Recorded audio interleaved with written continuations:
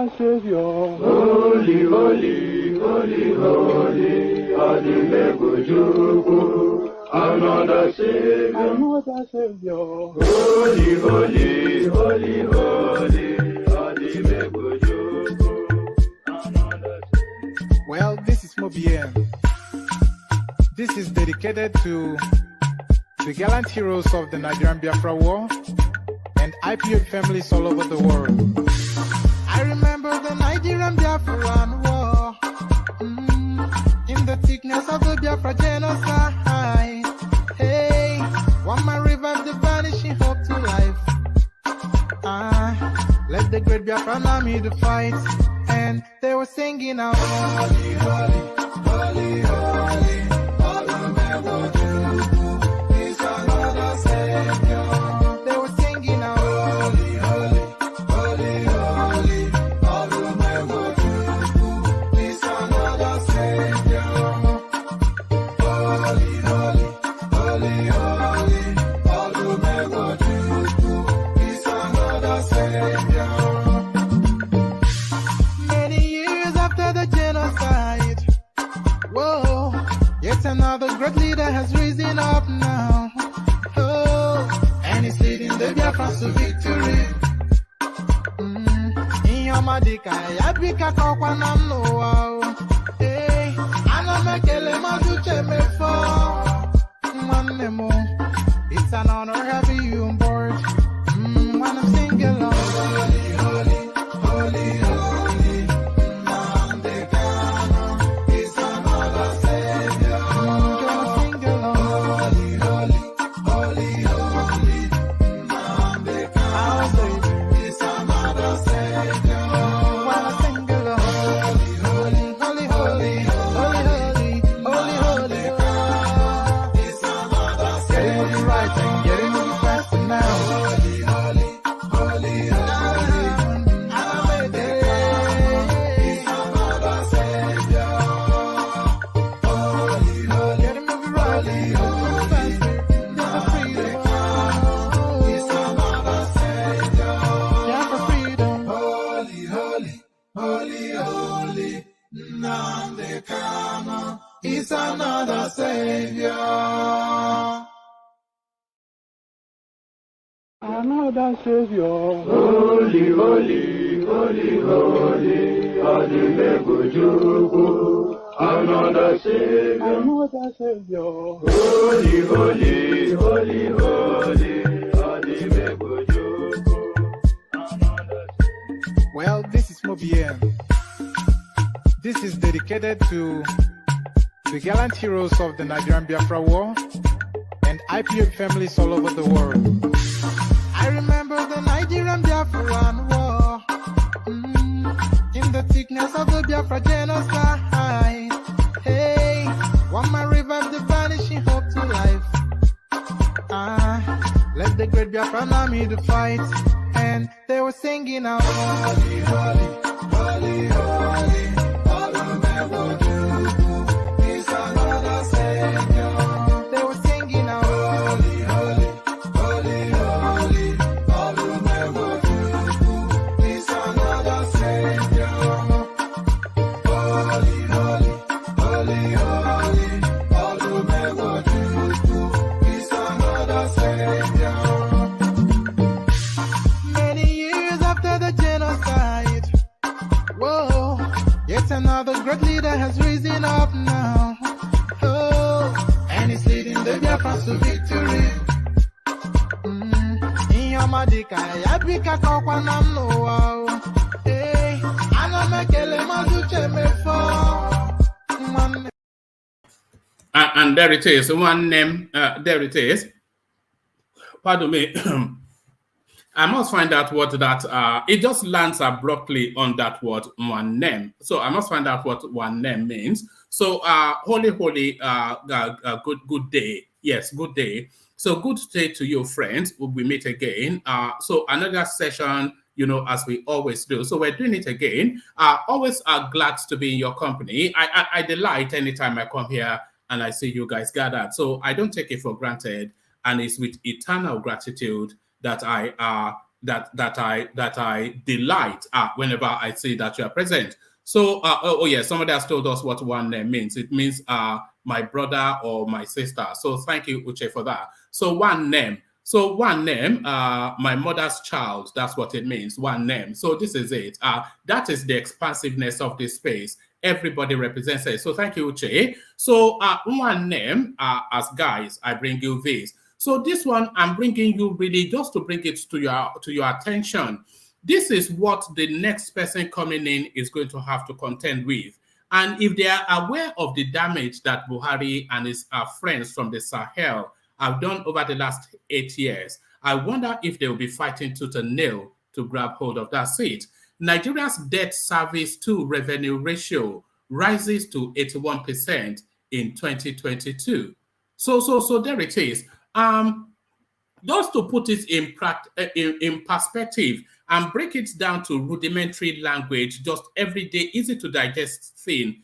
Let's say, for instance, your earning is 100 naira. You earn 100 naira for whatever period of time, and then your expenses out of that 100 million naira, not even your expenses, so your borrowings that you have to service and repay. So that's not your expenses. Your borrowings that you have to service and repay is 80 naira. Do you see? So that then leaves you 20 naira to meet then your expenses that are outside of that borrowing. So the monies that the Nigerian state is using to service debt is 81% of its GDP. So there it is. It is just reasons to cry. If you don't shed a tear over that, then I wonder if you are made of stone. Nigeria's debt service to revenue ratio rises to 81% in 2022. So there it is. And they are fighting tooth and nail to be president of the country. Buhari to attend APC presidential rally, campaign for Tinubu in Ogun, Imo, 8 other states. So this now answers that space. A lot of people saying that the body language of the Buhari person is not indicative of support for the Tinubu campaign. But there he is then about to present himself as one of the vehicles to drive Tinubu to the presidency. So Buhari is going to mount the campaign stumps, is what we are being told. And he's not going to make a cameo appearance at some big event. No, he has booked himself for 10 different rallies. So that's sufficient enough of a support for a sitting president wanting to hand power over to a member of his party. So there it is right there. So hopefully that answers that question. So that's a full-chested support. So then, because if you think about it, Buhari's family, Aisha Buhari, she has been campaigning as heavily as she can. Zara Buhari and the other one, and even the mother, they were at the front row at the rally in Katsina, and Buhari was at the rally in Jos. So I'm not sure how much more you expect him to give to indicate that he's willing to campaign for his, would we call him a surrogate or his party member? Buhari to attend APC presidential rally, campaign for Tinubu in Ogun, Imo, 8 other states. So there it is right there. Hopefully that answers that question, but knowing the Nigerian landscape as you do, it probably doesn't close that question off. Peter Obi silent on rising attacks, killings in the southeast in order not to offend ESN supporters. So this is a peace movement that is making this lamentation. So almost certainly some NGO organization are called peace movement. But really the substance of what they are saying is really what I'm inviting a conversation around. The criticism of the ESN thing, the unknown gunmen and all of that space, and even Simon Ekpa, the criticism of that space has not been it's not been full frontal or not even talking about throaty. It's not been full frontal from the OB space and from the OB person. So the silence is deafening on this big event, this big issue that afflicts his own homestead. You know, he is somewhat silent and muted on that space. And the people now are attributing and coming up with reasons for this deafening silence. Peter Obi silent on rising attacks, killings in the southeast in order not to offend ESN supporters. It is a peace movement positing this position, but let's see how they back that up. But a lot of people not far from that thought. A lot of people are not far from that thought. So to this then, NMPC debunks claim of exporting 17.87 barrels of oil without documentation. So it's just the thing, though. What surprises me with that headline is not that I'm alarmed that NMPC is exporting barrels of oil without documentation. They've been doing that since time immemorial. It's just the small amount, because I suspect it's hundreds of millions of barrels that these people are actually exporting. But I will see how that is explained away. So we'll see how that is explained away. This next headline, it strikes me somewhat as a curiosity, but not as a surprise. Nigeria, one of most stock-obsessed countries in the world. So we're talking about the stock markets, the forex, the crypto space, all of that. The most activity, because all of these things, they are digitalized spaces. So it is very easy to track where the activities are coming out of the most. And what the global space is telling us is that the activities in stock trading, crypto trading, and all of that, given all of the infrastructural deficit that afflicts us, what is coming out of Nigeria is especially impressive. Nigeria, one of most stock-obsessed countries worldwide. So this is a report. So I'm curious to find out why. Hopefully, you are curious to find out too. A big loss for Peter Obi as Soludo rates another presidential candidate above ex-Anambra governor. So there is Soludo doubling down on a position that he adopted with that essay. So there it is, a somewhat of a slowish news cycle, but nevertheless sufficient enough to wrap a conversation around. So sufficient enough to wrap a conversation around. So lean back, kick back, take it easy, relax into it. The usual protocol, I just made a cameo appearance, by the way. If I was a little bit late, I made a cameo appearance on another platform. As soon as their session is over, I'll tell you all about it. So lean back, kick back, take it easy, relax into it. The usual protocol, click on the like button as you're coming in. Click on subscribe if you haven't already. If you want to come join me on the screen, click on the hyperlink that says StreamYard. Let me represent it so it's immediate to hand. So click on the hyperlink that says StreamYard if you want to come join me on the screen. So click on here if you want to come join me on the screen. And as ever, that invitation to buy your host cups of coffee. And by the way, you always notice that I emphasize on the word cups, not cup. So don't go there and just do the barest minimum. If you're doing it at all, do it well in the manner that Ayo often does and has done again today. So thank you, Ayo. So if you want to buy your host cups of coffee, click on that hyperlink, go to that space and go wild. So those are the talking points. And then hopefully a panel turns up, and then we'll then invite the panel to also add what they have identified in the news cycle that they'd like to talk about. So it's going to be a free-flowing sort of a session. That is my anticipation. So fasten your seatbelt, buckle in, surrender yourself, and let's go for the ride. But before we go for that ride, let's take another little micro musical intermission. And then when we come back, we dive straight into the throes of it. But first, the K Guides. Water, only water, only water, where they see ma. Water,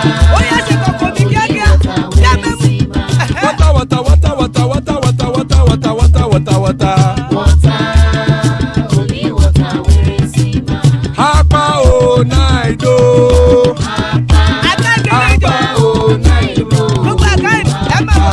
Hapa you don't come o.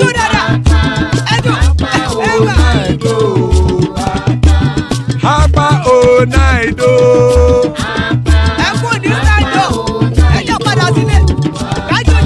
Oro kẹ̀kẹ́ ẹlẹ́mù yé o. Ilé ṣọ́dí àkẹ́kẹ́ ẹlẹ́mù rẹ o.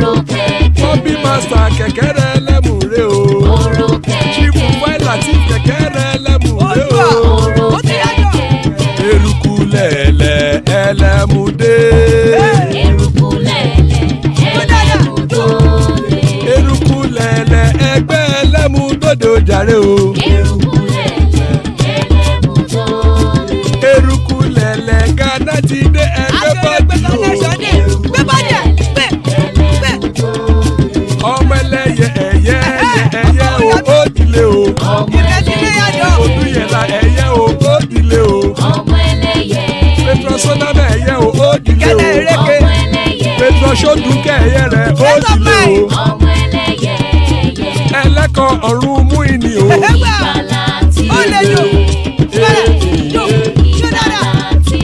Àkùkọ ọ̀run méjìkọ.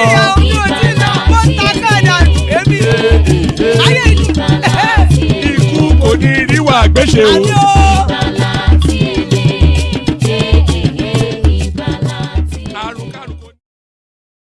And there it is right there. If you don't know the meaning of that prayer that song was presenting, then this must be your first time on this platform. What was being said, that was in Yoruba language, as I'm sure you know. What was being said is that may death have nothing to do with us. So I cannot think of a prayer more important than that. Can you? So so amen to that on behalf of myself and you, my friends. So Iku Koniriwagweshe, as guys, I bring you this. Nigeria's debt service to revenue ratio rises to 81% in 2022. So they've stolen everything, essentially, is what they're telling us here.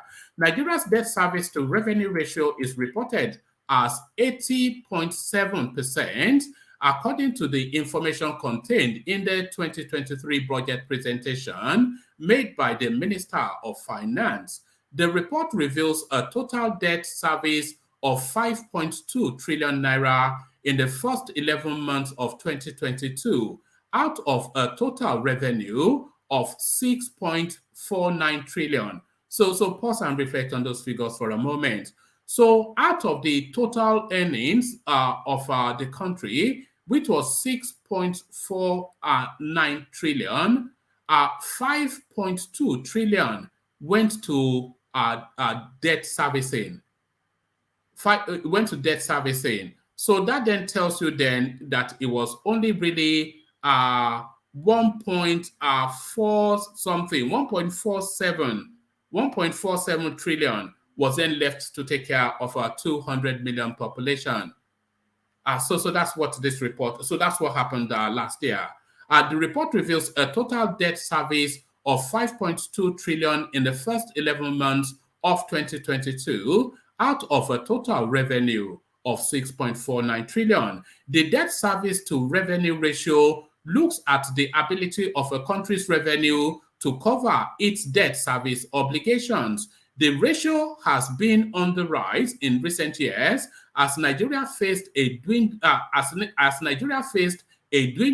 in its government revenues, whilst government expenditure have increased. So that's what they call the perfect storm. So staying with the analogy that I used to trail the headline, you are earning that 100 naira still, and they are already using 80 naira out of that 100 naira to service debt. So that's dead money. So that's money that is not productive towards you. That's just to keep the debt collectors away from your door. So you're left with 20 naira left. But even with that 20 naira, you are spending 50 naira, which is to say that you are spending more than you have in order to incur even more debt on top of the 80% of your income that is already going towards debt servicing. So Buhari economics, thank you.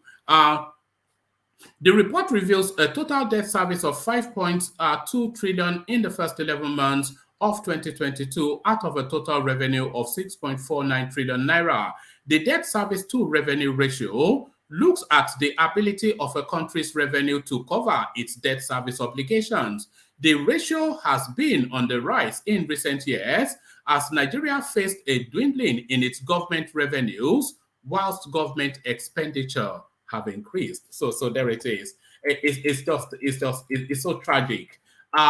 Revenue challenges. Between 2016 and 2022, the Nigerian government failed to meet its revenue targets due to falling oil prices and rampant oil theft that has decimated the federal revenue. So they've given us bullet points here just to highlight the key points. So number one, for example, In 2021, the government targeted revenue of 8.1 trillion, but was only able to generate 6.1 trillion. So falling short.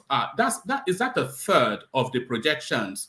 So I wonder if that projection was embedded into their budgetary calculations as well. So this is just, it's almost unbelievable what you hear sometimes. For example, in 2021, the government targeted revenue of 8.1 trillion, but was only able to generate 6.1 trillion, leaving a revenue shortfall of 2 trillion. However, its total debt service incurred for that year was 4.2 trillion.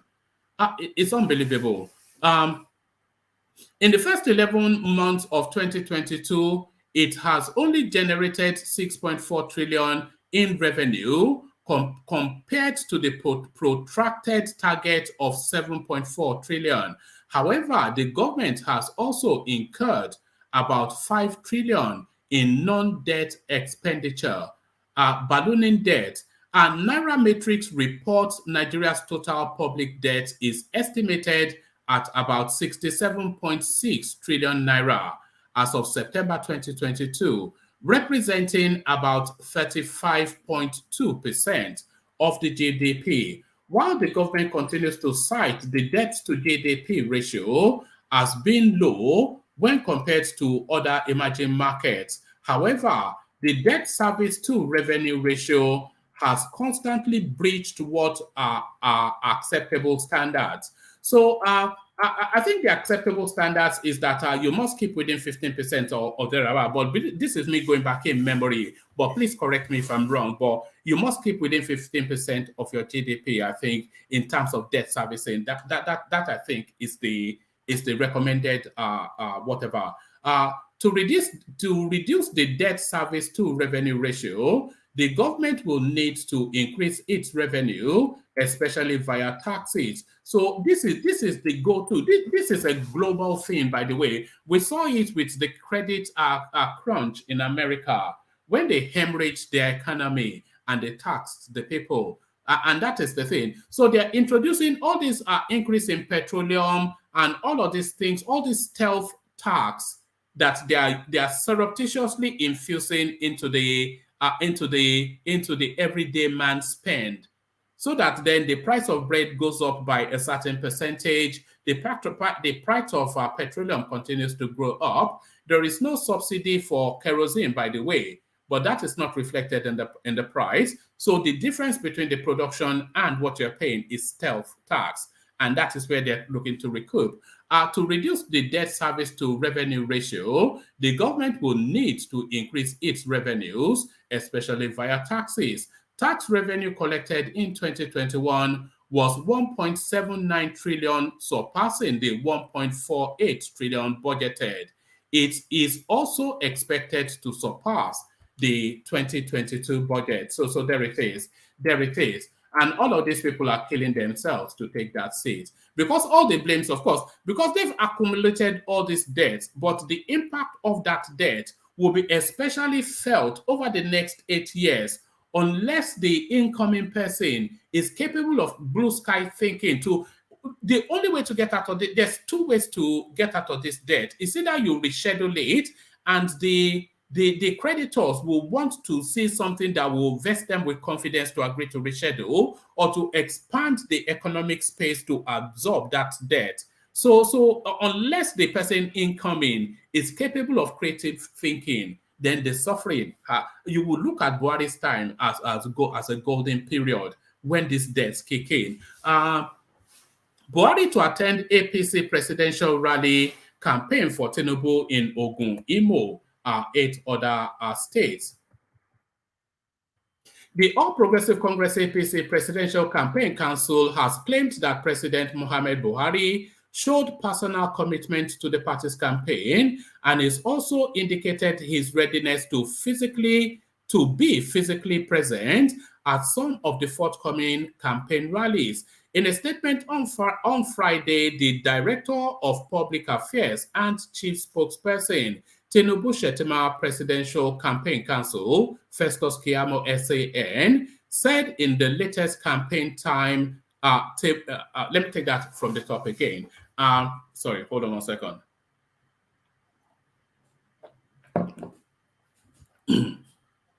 The All Progressive Congress APC Presidential Campaign Council has claimed that President Muhammad Buhari showed personal commitment to the party's campaign and also indicated his readiness to physically be present at some of the forthcoming campaign rallies. In a statement on Friday, the Director of Public Affairs and Chief Spokesperson at Tinubu Shettima Presidential Campaign Council Festus Keyamo SAN said in the latest campaign timetable released on Thursday, the president was billed to join the campaign trail in at least 10 states. Keyamo, who is a Minister of State for Labor and Employment, said Buhari was committed to delivering the APC presidential candidate Bola Tinubu in the election. Part of the statement reads, recall that Mr. President, out of his very busy schedule, had earlier attended the flag off of the presidential campaign in Jos on the 15th of November 2022. This was also after graciously accepting to be the chairman of the Presidential Campaign Council of the ruling party. In the latest campaign timetable released yesterday, 5th of January 2023, the president is billed to join the campaign train in at least 10 states. The states are Adamawa State on the 9th of January, so that's in 3 days' time. So it only, and make sure you are all gathered here so that we can all acknowledge that moment or not, if it makes excuses or not. But it's as early as Monday, we should see Buhari on the Tinubu campaign trail or the campaign train. The states are Adamawa State on the 9th of January, Yobe State on the 10th of January, Sokoto on the 16th of January, Kwara on the 17th of January, Ogun on the 25th of January, Cross River State on the 30th of January, Nasarawa on the 4th of February, Katsina is on home state on the 6th of February. Would it not be a thing if Buhari is not able to deliver Katsina for Tinubu? Imo on the 14th of February, and the grand finale in Lagos State on the 18th of February. The PCC expresses its profound gratitude to President Buhari, the leader of our great party, for his sterling and inspirational leadership at this time and for galvanizing our team members and supporters across the country. We urge our party faithfuls and supporters to turn out en masse, as usual, in the forthcoming campaign rallies. The 0 hour is near. So the 0 hour is near. So that is to say the time is upon us. The 0 hour is near. Our spirit must be high. We must not relent in this our collective march to our victory that is divinely ordained. So there it is. Buhari penciled down for 10 states. Buhari is penciled down for 10 states. But you might not have the expectation that Buhari will make the appearance in those 10 states because there'll be excuses at some point. But certainly you want to see that he makes an appearance in the first one, which is to an indication of an intent. And you want to see that he makes an appearance on at least half of those 10 that he was booked, which is to an indication of support. So with Buhari flagging off the rally in Jos, booking himself for 10 rallies, surrendering his family to the Tinubu campaign trail, if you are still insisting that Buhari is not showing the body language that he supports Tinubu, then good luck to you. Good luck to you is all I have to say. Because what more can he do? You want him to be dancing to Whiskey and shouting Jagaban. So there it is, right there. So there it is, right there. Peter Obi silent on rising attacks, killings in the southeast. In order not to offend, let me take that again. I wonder why I'm reading it like that. Peter Obi silent on rising attacks, killings in the southeast, in order not to offend ESN supporters. An organization called Peace Movement are making this lamentation. A civic group, the National Peace Movement (NPM), says it has observed the silence of the presidential candidate of the Labour Party, Peter Obi, regarding the violence and killings in the southeast region, adding that such withdrawal spoke volumes about Obi's personality. The NPM noted that Peter Obi's blatant refusal to condemn the atrocious activities of the terrorists in the southeast region of the country was a subtle way not to offend the teeming supporters of the Indigenous People of Biafra IPOB and the Eastern Security Network ESN. So yes, you have to say yes to that, because whilst you might not, and I am certainly not suggesting that Peter Obi owes any primal responsibility to the goings on in the southeast, the activities of the unknown gunmen and the ESN space and the IPOB, and all of that recklessness and wild behavior going on there. He holds no personal responsibility, but he owes rather a responsibility.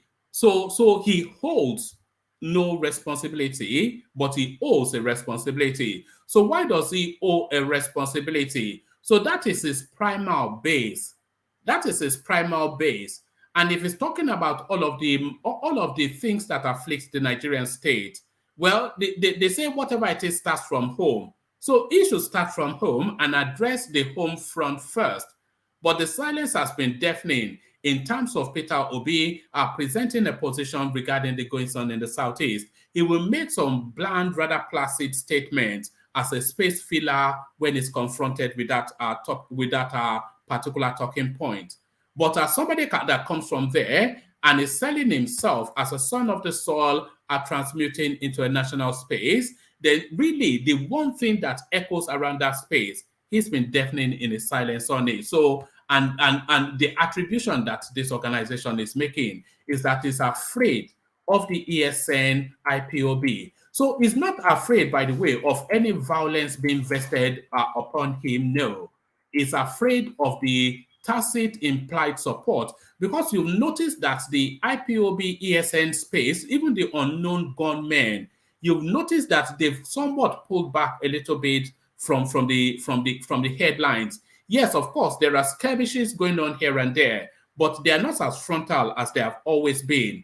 And a lot of people understand that to see, a lot of people rather understand that to be that's somewhat of a tacit aid towards the Obi campaign. So it's somewhat of a tacit aid towards the Obi campaign for them to sheathe their swords and down their weapons as Obi attempts at the presidency. So that's somewhat of a tacit aid, according to some people. And Obi's payback, of course, is to be silent on their activities. This is what is being implied by this national peace movement. Let me take it from the top again, and I'll push it all the way through.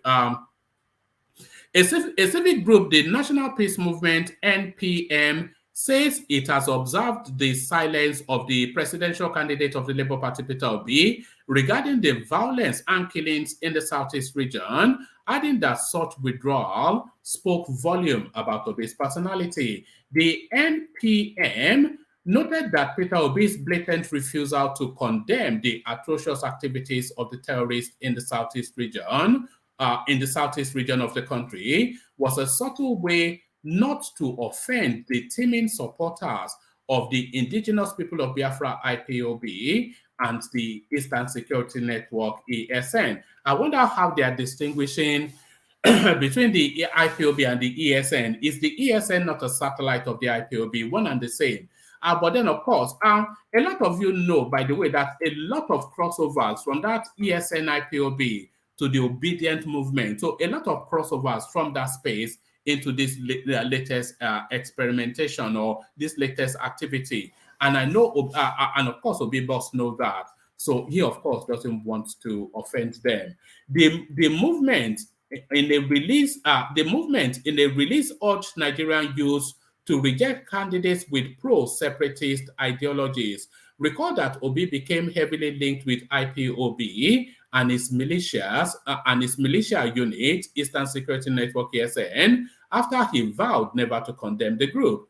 The NPM, in a statement issued in Lagos on Thursday by its national coordinator, Reverend Aremo Johnson, called on Nigerian youths not to fall for Obi's antics following his failure to weigh in on the worsening attacks on the electorate and electoral infrastructures in the Southeast. So there it is. Our movement is worried that Obi has avoided condemning IPOB and ESN's alleged crimes. Obi's silence over this unfolding development, therefore, suggests that his anticipated pathway to the presidency does not include emergence through a popular vote, which makes him a dangerous anti-democratic force. So I'm not quite sure if this piece doesn't have a Yoruba accent. Because if you look at the name of the person that arrowheads that space, Reverend, is it Aromi Johnson? Maybe, I don't know. But nevertheless, so there it is. It goes on and on, but okay, let me give you the fullness of it because it's not that long of an essay. Our movement is worried that Obi has avoided condemning IPOB and ESN's alleged crimes. Obi's silence over this unfolding development, therefore, suggests that his anticipated pathway to the presidency does not include emergence from a popular vote, which makes him a dangerous anti-democratic force. Furthermore, Obi's campaign has done nothing to distance his candidacy from the online rant of pro-IPOB/ESN accounts. Social media accounts that had run propaganda online are the ones now campaigning for Peter. And thank you for whoever wrote this, because I've highlighted this endlessly on this page, that in all of the Facebook spaces that I knew were Nnamdi Kanu spaces when we were doing Nnamdi Kanu storylines, they've changed the logo of those spaces to Obedient, and they've changed the avatar to an Obidati image. So I mean, but there it is. Furthermore, Obi's campaign has done nothing to distance his candidacy from the online rants of pro-IPOB/ESN accounts. Social media accounts that had run propaganda online are the ones now campaigning for Peter Obi, a clear indication that the relationship between the Labour Party candidates and the separatists is systemic rather than random. So there it is. We note that in addition to staying mute in the face of the threats posed to the general election by his kinsmen, the Labour Party presidential candidate has taken his support for the separatists further by structuring his campaign activities in the Southeast region to align with the damaging sit-at-home blockade enforced by unknown gunmen. So, what that is suggesting is that Peter Obi is scheduling his activities in the his electioneering, that Peter Obi is scheduling his electioneering around the sit-at-home mandates of the ESN, Simon Nipa space, and all of that. So that's what that is suggesting. A confirmation of this is evident in how Peter Obi's campaign avoided scheduling any engagement on Mondays, the day that the terrorists enforced the sit-at-home. I think that's too tenuous to take as a categorical. Consequently, we now know that Obi has placed his ambition above the unity, safety, and corporate integrity of Nigeria, above the blood of, and then it goes on a tirade. So there it is right there. But is there some veracity to that? Is the question. Is there some veracity to that? So is there some veracity to that? So you come join us on the screens. Come share thoughts about that. Okay, where's the next one? There are certain stories that I wanted to present, but I changed my mind. This is a story submitted by one of the subscribers. I'll only give you the headline, but I won't read you the body of it. It's nothing to do with politics, but I'll give you the headline. This was submitted by one of the subscribers. And I do invite you, by the way, if you want us to discuss anything, I always put my Instagram link up. So just DM me on Instagram and DM me on Instagram, and I'll have a look at what you want us to discuss. So this is what somebody DM'd me on Instagram. Thunder don't strike harm. Babalawo dies whilst making love to pastor's wife. So the headline alone tells you, really, I don't have to read it out for you to know where that is going already. Thunder don't strike harm. Babalawo dies whilst making love to pastor's wife. I was going to jettison it, but let me bring it to you anyway, since I've given you the headline. Hopefully it's a short read, and I think it may well be. So let me give you this, just a break from the politics of it, just for your titillation, for your amusement. An Imagine report has confirmed that a herbalist slumped to death whilst allegedly making love to a pastor's wife in a hotel in Ikere, a small community in Ekiti State. Correspondents reported that the incident transpired on Monday, January the 2nd, when the pastor's wife and the herbalist met.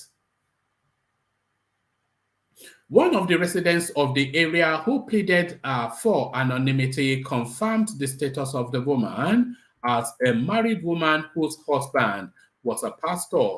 The man died in the hotel room whilst having sex with the woman. The woman raised the alarm after realizing the man had collapsed. The manager of the hotel and some residents rushed to the scene and immediately took the man to a nearby hospital where he was confirmed dead. I want to believe the woman was spiritually laced with a native thunderbolt. So a native thunderbolt, I mean, you don't even have to be Yoruba to know what that means, of course. Reacting to the whole incident, the police spokesperson in Ekiti Command, Sunday Abutu, said the incident is currently under investigation. He revealed the death of the deceased herbalist was confirmed by the Ekiti State Police Command on Monday, January the 2nd. The police spokesperson said, "We can confirm the death of the man in one of the hotels at Ikere, Ekiti on Monday. His corpse has been retrieved and deposited in a morgue. We are interrogating the woman in question as we embark on investigations to unravel the cause of the man's death." So the cause of the man's death, the popular belief will be is some form of magnum, but it's almost certainly some medical debilitation. So there it is. That just for your titillation, that's for your amusement. Nigeria, one of most stock-obsessed countries in the world. So this one strikes me. So let's see what they have to offer. Nigeria is one of the nations most interested in stocks and trading in 2022, according to a new report by CMC Markets, a UK-based financial services company. So this is an international report. Nigeria was ranked the 10th most stock-obsessed nation worldwide in the report seen by correspondents on Monday. The report used Google Trends to identify the nations with most stock interest based on Google searches for terms related to stocks and trading. According to the study, Singapore is the nation with the highest level of interest in stocks and trading. Singapore topped the list for its population having the highest search level on the term stocks, buy stocks, and interest rate globally, with a total search score of 555 out of a possible 700. The study also found that after Americans and Indians, Singaporeans are the third most likely people worldwide to search for stock market. So Nigeria ranks then top 10 country that shows the keenest interest in the stock market. So what does that strike you? Is the ingenuity. You know, the only thing, I won't say the only thing, no, but the greatest thing that the Nigerian person has going for him or her is the brain. You know, they have a functioning brain and they have a global outlook. And the way, at the moment Nigeria breaks through these shackles that has bound us for so long, we will dominate the world. And the world knows that we will dominate them. And look at that. From all of the disadvantages that Nigeria has, they are still the top 10 nations that showing interest in stock trading, which by extension will tell you then that are trading stocks. So look at all the hurdles that they have to surmount for that to happen. The poor internet service, the lack of infrastructure, the government trying to weigh upon them, calling them Yahoo people and all of that. So still with all of the debilitation that holds them down, they are still the top 10 most stock interested persons in the world. So there it is right there. Niger know they carry there. Niger know they carry last, as they say. Big loss for Peter Obi as Soludo rates another presidential candidate above ex-Anambra governor. So who is that person and why has he done that?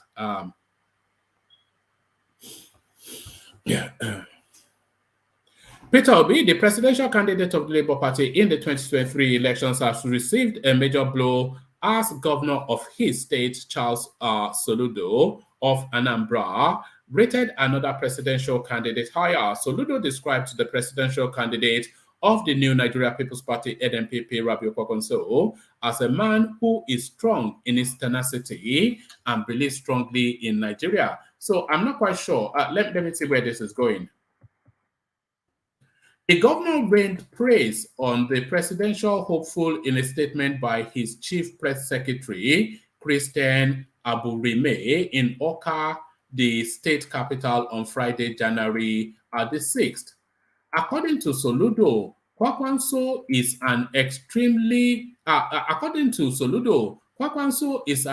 exemplary figure in Nigeria's public, and the country needs leaders that believe in it.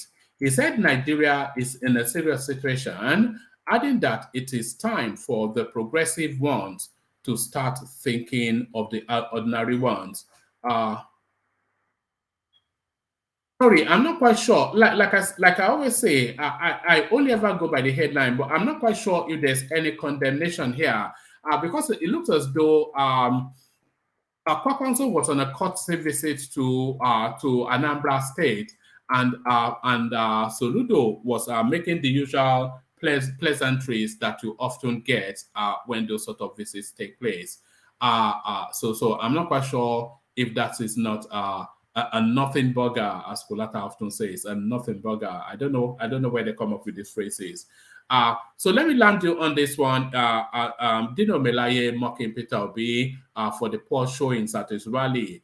Shoe get size. Dino Melaye attacks Peter Obi after Labour Party's poor campaign outing in Ekiti. So I'm not quite sure that Peter Obi should be mocked for a poor outing in Ekiti. I'm not sure how or why he would have had anything but a poor outing in Ekiti. The people of Ekiti, they don't resonate with his space. So I'm not quite sure.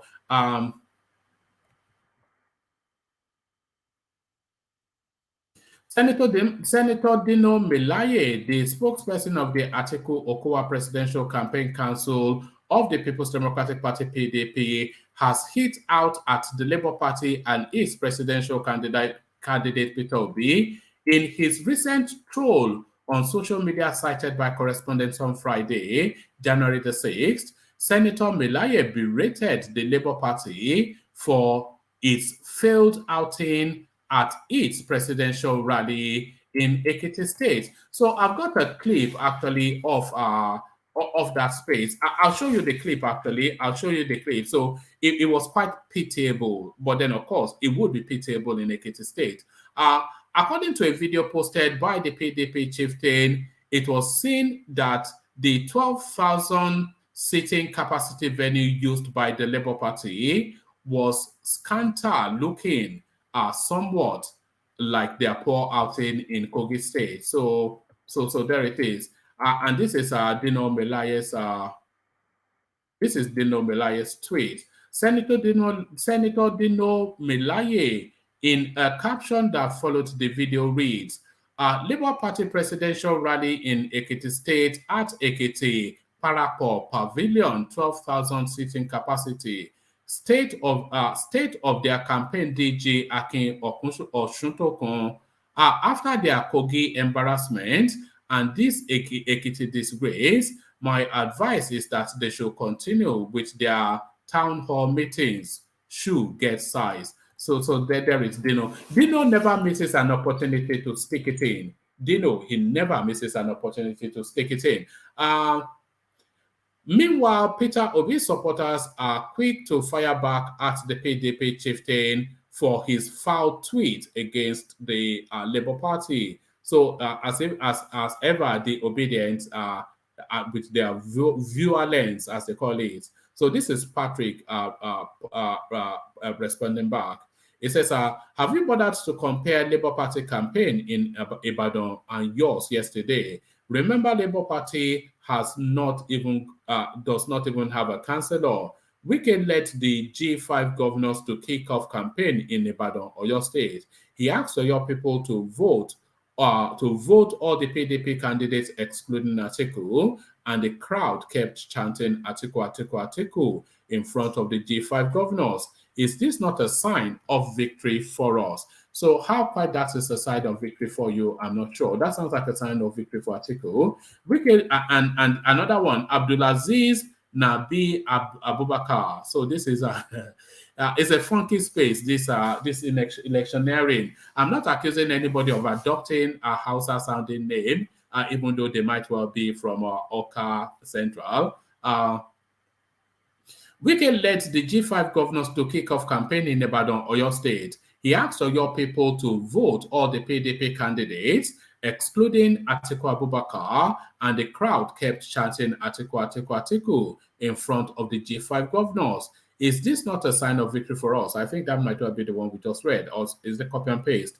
Another one, stop the lies. He didn't mention Atiku's name or presidency. Yes, he talked about them voting for all candidates from the governorship down the line. He further said Seyi Makinde will get back to them on the other one. Then a pocket of people started shouting Atiku, Atiku. And by the way, I'm sure there is nobody that is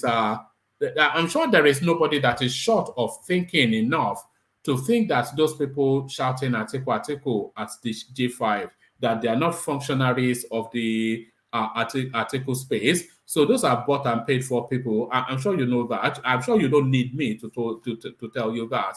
But here they are, the panelists. Avante passe supreme. Avante pa sempre. Avante pa sempre. So if you come in with the Latin name, you better be able to deliver to the quality of that name. So good to meet you. Akim, of course, we already know the progressive. The man of the hour, Ajan Lekoko, our man from down under, Thomas, and the man of elegance, man of prestige. So good to have you, gentlemen. Good to have you.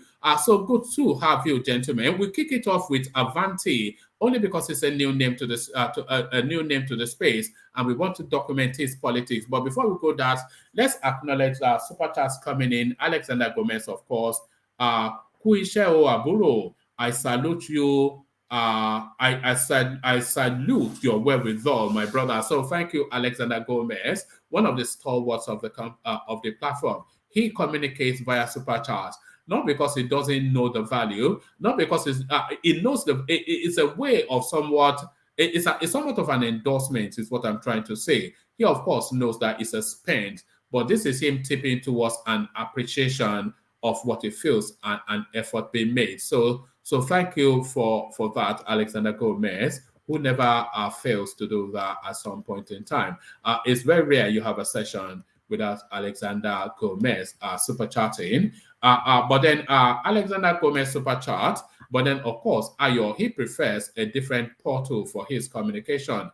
Ayo prefers to communicate via the buy the coffee thing, and just as soon as the session starts, he does it like clockwork. I joked yesterday that he may well have a standing order for that space, but it looks as though he may well do. So Ayo does as he always does, buys the platform cups of coffee. So thank you to Alexander Gomez and Ayo. So I want to see the comment section illuminating in multicolor as the super chats stream in. But as the super chats stream in, let's welcome Avanti. So Avanti, are you there? Hello, one man. Good evening. Good evening, everybody. Good evening. Good to meet you. Firstly, how do you pronounce this Latin phrase that well, we have on our screen, and what does it mean? Avanti, avanti per sempre. Right. Avanti per sempre. What does it mean? It means forward ever. Oh, forward ever. Okay, brilliant. Yes. So forward ever, but it looks as though Nigeria might well be in regression. So the Nigeria's debt service to revenue ratio rises to 81% in 2022. Does that alarm, if though not surprise you? What do you make of that? And who pays for this? One man, honestly, like Nigerians will say, Nigeria wahala don't tire me. Everything is alarming in that country. Honestly. But I think there's still an argument that we are still under borrowed. So, well, someone can still argue from the other side that Nigeria is still under borrowed. So we can still keep borrowing. I mean, compared to some other African countries. So we can still keep borrowing. But however, I think this is not just the only alarming thing in Nigeria. Everything in that country is alarming, honestly. Everything in that country is alarming. Do you think we've seen the impact of these borrowings? Is there anything commensurate with this level of borrowing in terms of infrastructure or development? Yeah, to be fair to this government, yes, some things, no matter how small, at least, yeah, some infrastructures are in place. You know, the second Niger bridge, the rail lines here and there, you know, and then some things that are being commissioned, you know. Yeah, there are some things there to show for it. I just want to be fair to this government. At least on infrastructure, at least I give them, let's say, 35%. All right. Well, that's fair enough. Actually, that's fair enough. I'm not going to argue with that because nobody can say they've not done things in terms of infrastructure. So yeah, that's a fair comment. Yeah, because yesterday I was even listening to Hope Uzodinma, and he was talking about the roads they did in Imo. In fact, it was surprising because I never believed that anything good would come out of that man. But I was surprised yesterday when he was mentioning some critical roads in Imo State, the one heading to Okigwe, the one heading to Olo, and the one heading to Umuahia. You know, these are important road in the south, especially in the heart of Imo. You know, despite all the challenges, security challenges there, he was able to pull that out. I was surprised when I heard that. Yeah, I think, yeah, to an extent, even though I'm not a fan of APC, but, you know, we just have to be fair sometimes in our judgments. Hold on. Can I intervene? You just mentioned a road leading to Umuahia. I did pass that road from Owerri to Umuahia. So what are you saying about that? Like, is it impeccable or what? What are you saying? I just passed that road when I was in Nigeria. He said they are working on it. I think that was what he said yesterday. If you had listened to his interview on Channels TV with Shehu Kimbaloye. Okay, he made mention because of it's it. nothing. Yes. It's nothing to be beholding. When I passed it, it was a lot of pothole and a lot of road block. Particularly the one leading from Owerri to Umuahia. So I can testify. Well, I'm going by what he said. 2 or 3 weeks ago. Well, I'm going by what he said. You know, he wasn't campaigning. He was just making a statement of fact because he was being asked. You know, he wasn't campaigning. He was just making a statement of fact. So I think there are some veracity to what he was saying. Even though I have not personally said there's some veracity, I need to give you the veracity. I need to give you the facts on that area. Okay. Well, I'm just quoting him anyway. Okay. All right. Was that road being constructed by the federal space or Hope Uzodinma? Are you talking to me?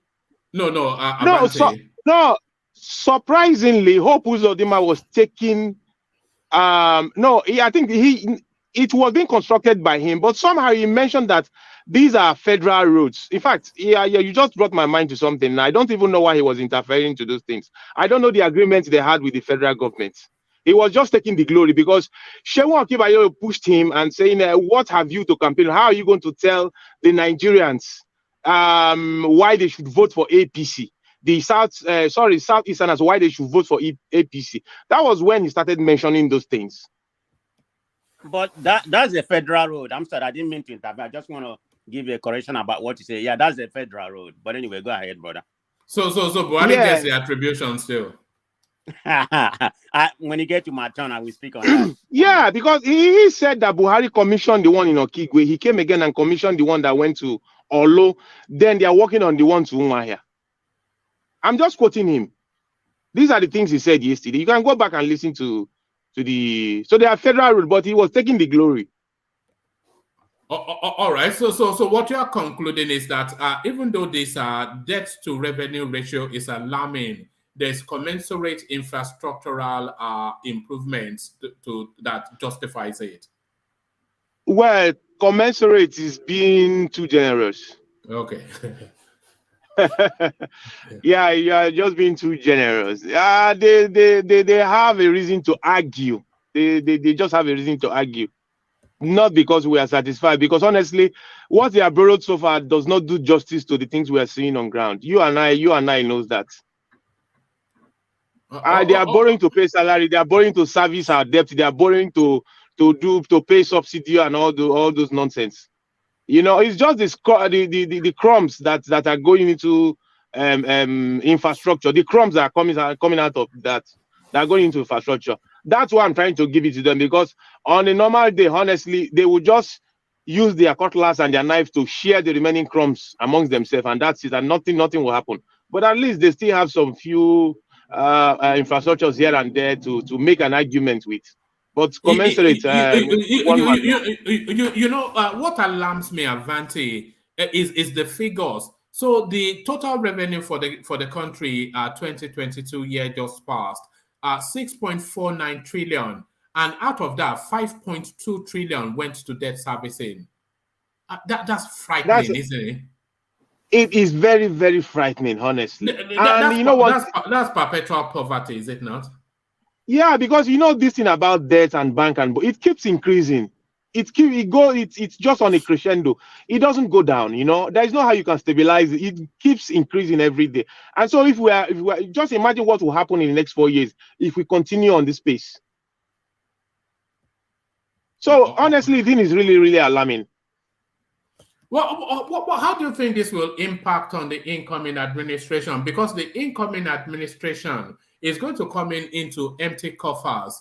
And then, because even Buhari at the last summit that they held, Africa-America summit, he was already speaking the language of debt forgiveness. And I'm not quite sure the Chinese are looking to forgive anybody for anything. But how do you think this level of debt to GDP ratio will impact on the incoming?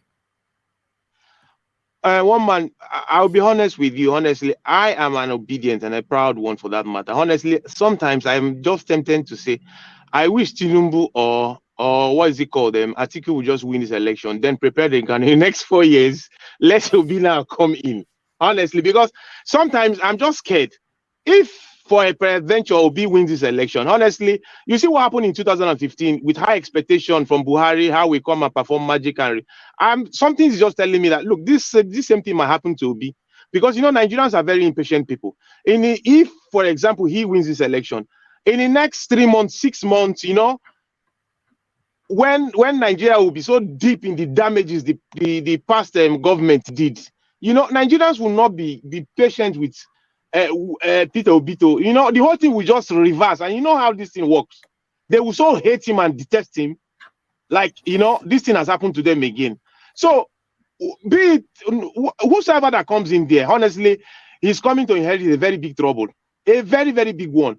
Be it Tinubu, or be it what is it called, the guy from the north, Atiku. Anybody that comes in there, honestly, in fact, sometimes I wonder why they are even eager to go in there. No, yes, one man, can I come in, please? Yeah, come in, Akin. Yeah, good evening to everybody on the platform. I think there are a lot of things that we're not looking into for this year. Whoever comes into office in Nigeria, yeah, there are going to be a lot of debt on ground, but what we are forgetting to put into consideration is the Dangote refinery that is going to come up this year, and then you have a lot of investment in agricultural processing industries like rice mill and others across the country. So there've been a lot of work that has been going on over the years. I think a lot of them are coming up this year. So whoever go into that office this year has to be the right person, because the issue, or you see, all of them are saying they're going to take away subsidies. It naturally, that thing is going to go on its own. It doesn't need any government implementation, because as soon as the Dangote refinery start working this year, there will be no need for subsidies anymore. And then you see Lagos State just commissioned what they said is the largest rice mill in Africa. So a lot of things are going to come up, and there are a lot of modular refineries that have already been completed across the countries as well. So whoever comes in, as long as that person can manage the resources properly, I think the country is almost heading towards the right direction. Hello? Yeah. Oh no, The well, Port Harcourt refinery will be coming up as well. Yeah, there are lots of them. There are lots of this year, Port Harcourt refineries that refinery coming up this year. already been completed. So they just need to kick up. That's it. So the doomsday prophecies, I don't really see it that way. And by the way, when those refineries, when they finally come into full operation, it will reverse that fuel subsidy thing, which I think is 45% the estimate of the country's revenue. It will reverse that back into the public purse. All those, on top of that, you look at the rice mill as well, especially the one that the Lagos State governor. If you take the amount of production from that plant, add others into it, so our importation will actually drop as well. So I don't really think it will be that bad for whoever is coming in. And it will strengthen our currency, because we won't be using our hard currency to import fuel from outside the country. At least it will help with to increase to give more value to our currency as well. Yes, because of course the strength of your currency is although it's a demand and supply thing, but then it is also linked to your national reserves, which Buhari has depleted quite substantially in this. But what excites me though, or the one space that gives me hope for the future, is that the debt to revenue ratio. Even though it's 81%, even though it's 81%, but the actual debt burden to the GDP ratio is 35%. So somebody that has a wider economic understanding than myself can explain that space maybe slightly better. But certainly from that, it suggests that we're still within the parameter, although the benchmark, according to the standards set by the Nigerian state itself, is that the country must not surpass in terms of instead of debt to GDP, we must not surpass the 35%. And I think I think a law has been broken in terms of that space. But anybody in the comment section or wherever, if you have a greater understanding of that, then come and expand on our knowledge. Yeah, round off your thoughts on that space, Avanti. Are you based in Italy, by the way? Yes, I am.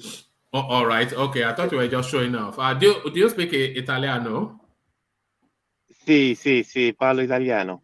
Vale Italiano. Sorry about Vialli. He was one of my favorite players. Are you in a state of national mourning, Luca Vialli? Gianluca Vialli. Yes. Gianluca Vialli. No, actually, today is a public holiday here. Is it making the news? Is it making the news there? Because everyone is talking about it here in the UK. Yeah, but the public holiday too is so important that it doesn't really allow this thing to go to crisscross over people's here and there. People are not moving around, so you don't get people discussing issues like this on the social joints and So you just have to be inside your house to hear what's happening, because everybody's indoor. All right, just a little bit on this, and then we go back to conversations. What's life like for the Nigerian in Italy? is there a bar that they won't let you surpass? Do you have a glass ceiling? What's life like for an Italian? I've been to Napoli once, but I only went there for a few, no more than 5 days. So, but what's life like for a Nigerian in Italy? I would say Italy. It's they are how will I put it? Italians are peculiar. They are funny people. They're this kind of people who want to eat their cake and have it. Like they want to have a little bit of the European feel, and they also want to have a little bit of the African feel at the same time. Like the southern part of Italy, I stay in Rome, where we stay. They don't like this strict, that kind of strict laws you need to abide by in the typical European countries, like places like Germany, Swiss, UK. Italians don't like those kind of robotic lifestyle. They like this a little bit of flexibility, like Africans, where they break the laws and then they create some lacunas in their system where they can easily do their things and get away with it. They are like that. They do it deliberately. But if you go up north, things like Brescia, Milano, and all those areas, it's a little bit different. But here they just like some freedom. That's it. Then Nigerians here, yeah, it's just the racism, but the kind of racism we experience here is a little bit different from the one you guys. I think yours is a little bit advanced. Ours is still raw. Yes. Yeah, it's still raw. They just let you understand that, look, I'm doing this to you because you are black, and yeah. In places like UK, yes, I understand what you mean. In places like UK, it's more subtle, but at least with the Italians, you know where you stand. I suppose that's a better. You don't want racism at all, but at least if somebody is being racist, let them be clear and frontal, and then you know what you're contending with. But go on. Yeah, they accept you. They tend to laugh with you, play with you. The moment you accept that, yes, you are black and you're inferior, okay, now you're a friend. No, how can you possibly accept that? That's not factually true. No, but that's how the society works here. I know what I'm telling you. If they don't tell you for word, like, okay, you have to accept this. No, by the body language and the behavior, once you accept, okay, yeah, I'm a black and this is who I am, then we are like, okay, for example, now if somebody comes and say, okay, these clothes, I'm not using them again, have them, they are for you, and you accept those clothes, oh, you're a good friend. But the day you tell him, no, I don't need those clothes, I can buy my clothes, or I even have some, do you want them? Then you are now enemies. I don't know if you understand what I'm trying to say. No, I do. But do you get the girls? Do you get the Italian girls? Do Nigerian boys get Italian girls? Yes, but it's not as common as Austria and Germany. Here they're not so crazy about black guy, but they still have this. Once you go black forever. They have it here. They have that syndrome here. It's here. But they are not. They are girls. They have this complex problem. I just told you about racism. They have this complex problem, and they have the family clique here. Like once you go with black, you become a talking topic of discussion for other family member. Like, look at that, he has so descended so low to go out with a black person and stuff like that. Like a pariah. Yeah, they have become a pariah. Yeah, and so some of them, even though they like to go out with blacks, just because of that stigma, they will like recoil and all the rest of it. But yeah, there are snippets of Nigerians here who are married to whites, and then Senegalese, and yeah, there are some who have been able to break that ceiling. But it's not like place like Germany, England, and all those areas. No. Your color. Your skin color and your background is very much in the discussion when you want to get married or when you want to go after a work. It becomes a discussion. It has to be discussed. What level of job can you get? Is there a bar to the level of employment you can get? Can you be a medical doctor or a lawyer, for instance, in Italy? Oh my God. A lawyer, it's difficult. Even here, you don't even find blacks driving a taxi here. You don't find blacks driving their what's it called? Autobus in English. That's the BRT. They call it autobus here. The BRT, the public transport. Public buses, yeah. The train, you don't find blacks doing those jobs. Those jobs are not for black people. You know, you can even their police, their soldier, their you don't see black people. You can see like 1 in 1,000, 2 in 1,000. You can see something like that. Yeah, but it's not. Italia is still, when it comes to black people, they still don't accept. Look at their national team now. You see what they did to Balotelli. Yes, I was going to ask. Can you be black and Italian? No. Yes, you can be officially, but in their minds, no. The moment you tell them that you were born here, I'm a citizen, for example. If I give a policeman my ID card, he sees it that this is an Italian like himself, and then he'll go further to ask you, like the Queen of England scenario, what origin? Yeah. They do it, and they do it casually. They don't even, for them, you are not even supposed to pick offense. That is to tell you the level. I don't know if I'm trying to. I don't know if I'm explaining to you very well. No. I think we all have a clear understanding. It doesn't make headline here. Like, they ask you for what, or even if you were born here, they don't see it as a big deal. No, they don't see it as a big deal. You can't be black and be an Italian. It doesn't exist. You must have to tell them your origin. One man, can I ask him a question? Yeah, of course. Yeah, Karen. Okay. Yeah. Hi.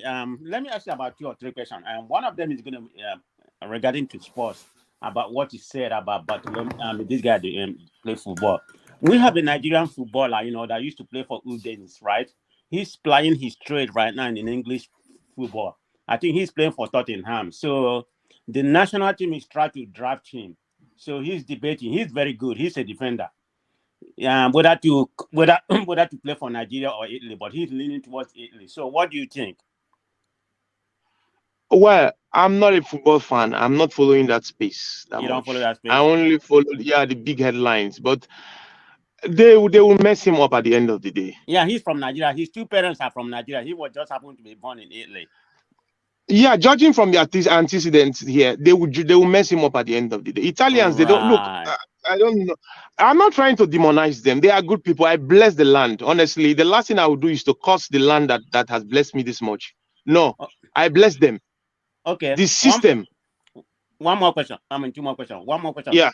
About Florence. I heard they are trying to implement a different means of transportation in Florence. Those waters. They say they want to make it like a cruise. They're not going to have like all those boats you use for taxi, flying around. Going from different angles. Is there any truth to that? No, I can't confirm that. Huh? No. Yeah, but I can't confirm that. Oh, okay. That's what I have. One more. The last question I'm going to ask you about the break time. You know how you're closed during the day and don't come back until almost at night. They say they try to change it to maybe like British or London system, whereby you take an hour break or 2. No, they can't do that. They can't. That cannot change. Culture, that's right? just their culture. No, that cannot change. And the thing is killing them and it's killing us. Oh, okay. They go to break, and some even go around 12 p.m. and then they come back 4 p.m. to close 6 p.m. Are you talking about the siesta culture? They have all the siestas. Yes. Yeah. Yes. It's a Latin. They do it in Spain as well. I think it's a Latin thing. No, don't even go there, please. Don't touch that. They can't change it. Okay. That's why they are not productive. That's why they are not productive. When they are half asleep, they are not productive. I have a question. One man. Italians are productive. They are very, very productive. They are not. Would you describe them as hardworking? I've never heard anybody describe Italians as hardworking or the Spaniards. One man. What is hardworking? They are creative. I would say they are creative. They are creative because they build cars, because they build nice cars. No, not because they have this thing in their DNA. Italians are creative. I'll give that to them. I've been speaking negative of them, but this one they are very, very creative. They are creative people. One man, very good car that don't last. That the reliability is probably the worst in the world. Yeah. The one thing. What are you talking about?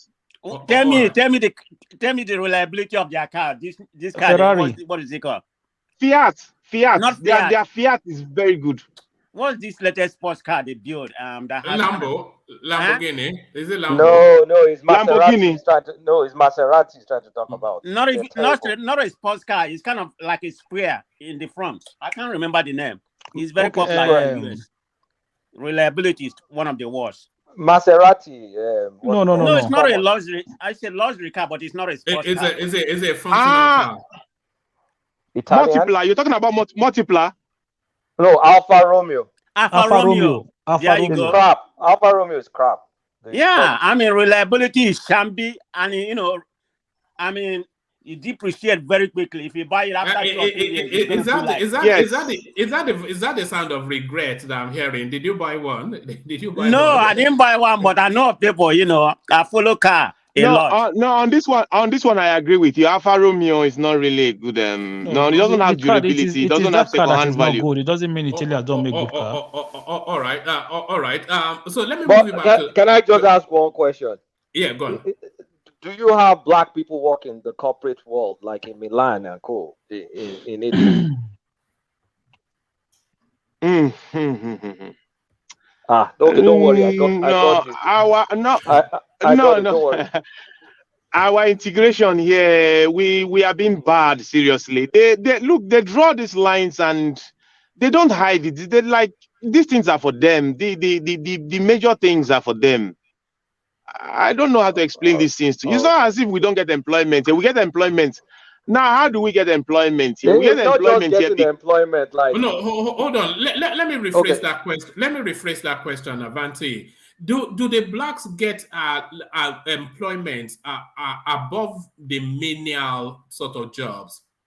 Do they get non-manual labor? Do they get non-manual labor jobs? And by manual labor, I'm talking about factory hands, security guards. Do they even get shop assistants like salespersons? Do they get jobs above the manual labor, menial sort of jobs? They do, but it's not really something you can come out and say, yes, you have Nigerians working here. You just see snippet of it here and there. And then sometimes when we see this, we say, okay, I think a black man is doing this thing here. Okay, that's it. Yeah, my wife is a nurse, for example, and she works in a hospital here. Yeah, they do. But she works as a nurse. Okay, yeah, she works as a nurse. What about a suit and tie job, black guy, suit and tie? Like a banker. Yes. Or an IT executive, a director. It's rare. It's rare. Rare. When I say rare, I think you're asking the wrong question. It's rare here. The kind of jobs we get here are just those normal menial jobs, and we get those jobs here simply because you know how it is here in the Western world.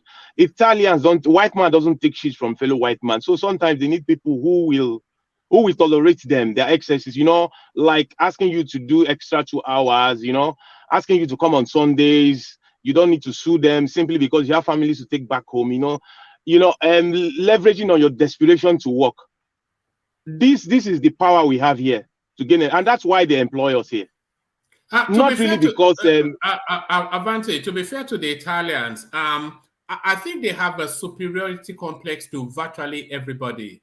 Not just blacks, but they think they are better than every single person out there, just because of their history, Yeah. Yes, especially the Romans. They say it. There's a place. There's how sometimes when you try to argue, they tell you, "Look, I'm a Roman." I don't know if you know what that means. Look, I'm a Roman. They keep on. I think they're having a hangover of their past glory. Yes. All right, thank you. Let me move you on unless anybody else has a question for Avanti. I'll move you on from that space. But the one thing I will concede to the Italians, they are stylish. When it comes to cutting a suit, nobody cuts a suit better than an Italian. So now you believe you believe they are creative, eh? No, but in terms of and I love their cars as well. My favorite car is actually it's not my favorite car, but one of my top 3 favorite cars is a Ferrari.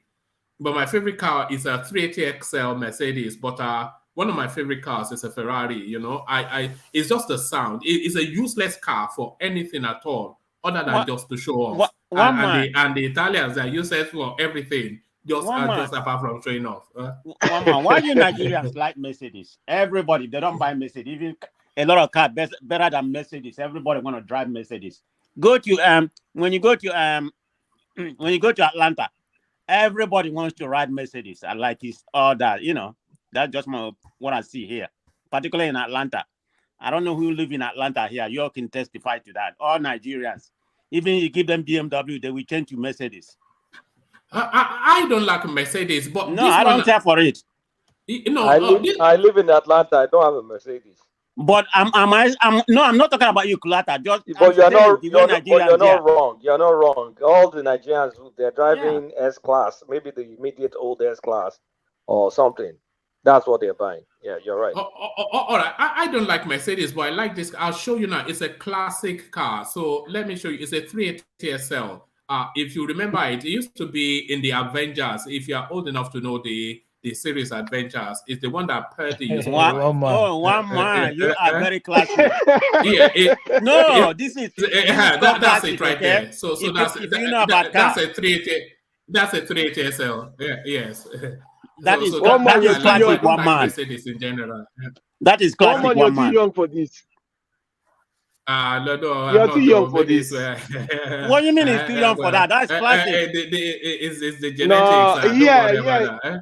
Yeah, you see men from their 70, 65, 70. I don't think money men. Yes. Men. They drive those cars. I know one man here as well. He owns one of that. That car is still. I can only aspire to it, but it's a good summer car. If you want to drive with the hood down, I don't think there's a better car to drive in a sunny climate with good roads with the hood down than a 380 SL Mercedes. It's just so.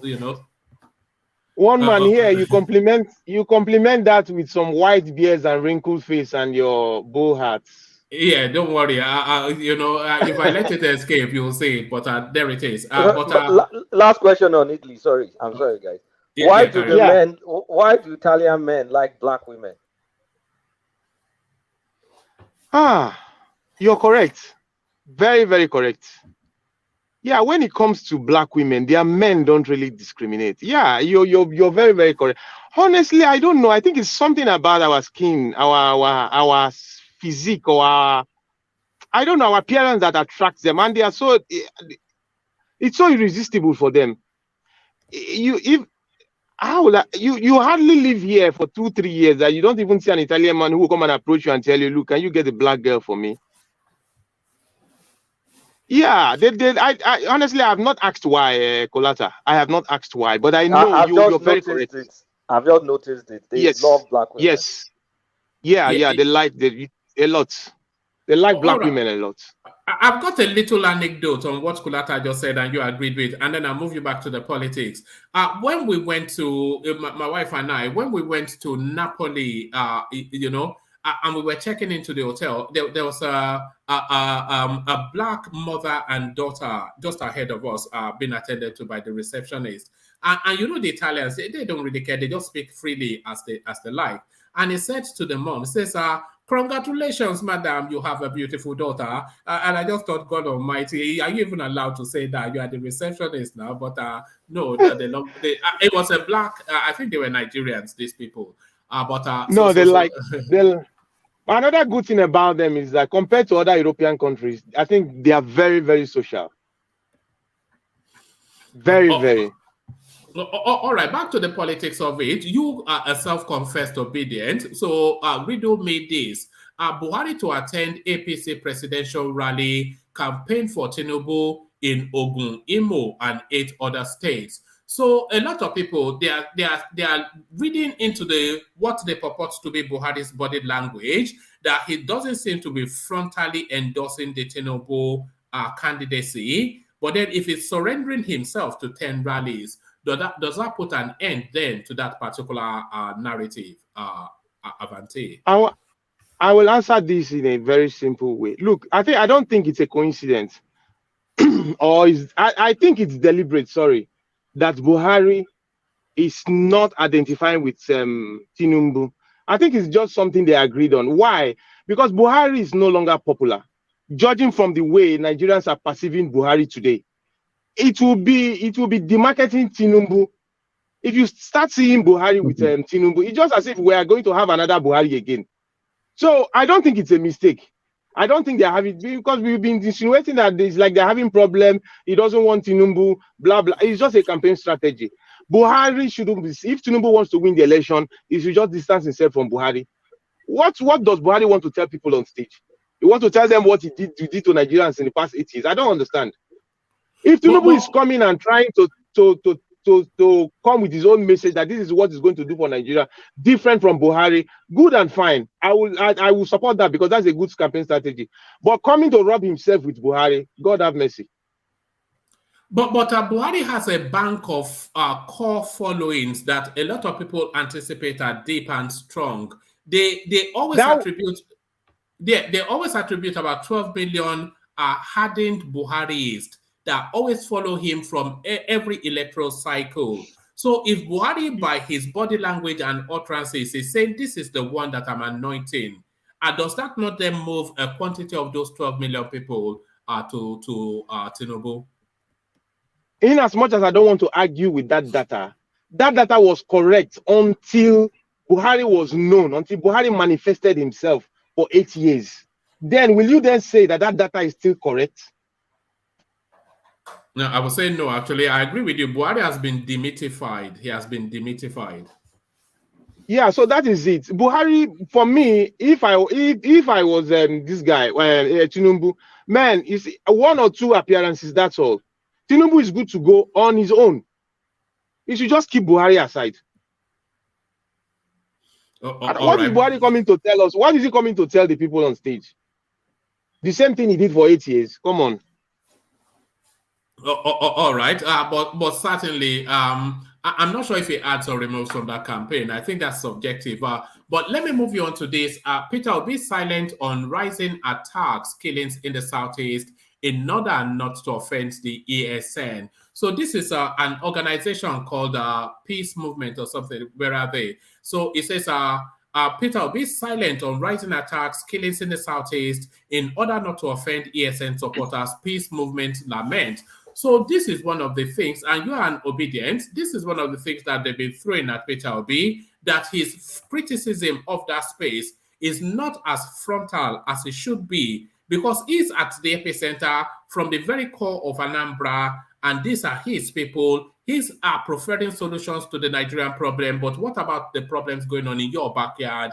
But radio silence, what you hear from him. But what this article is suggesting is that Peter Obi is silent on that space because he knows deep down that the core base, the epicenter, the heartbeat of his campaign, of his ambitions, is essentially support from that ESN IPOB space. So what are you then making of that then, what's been put forward by this article?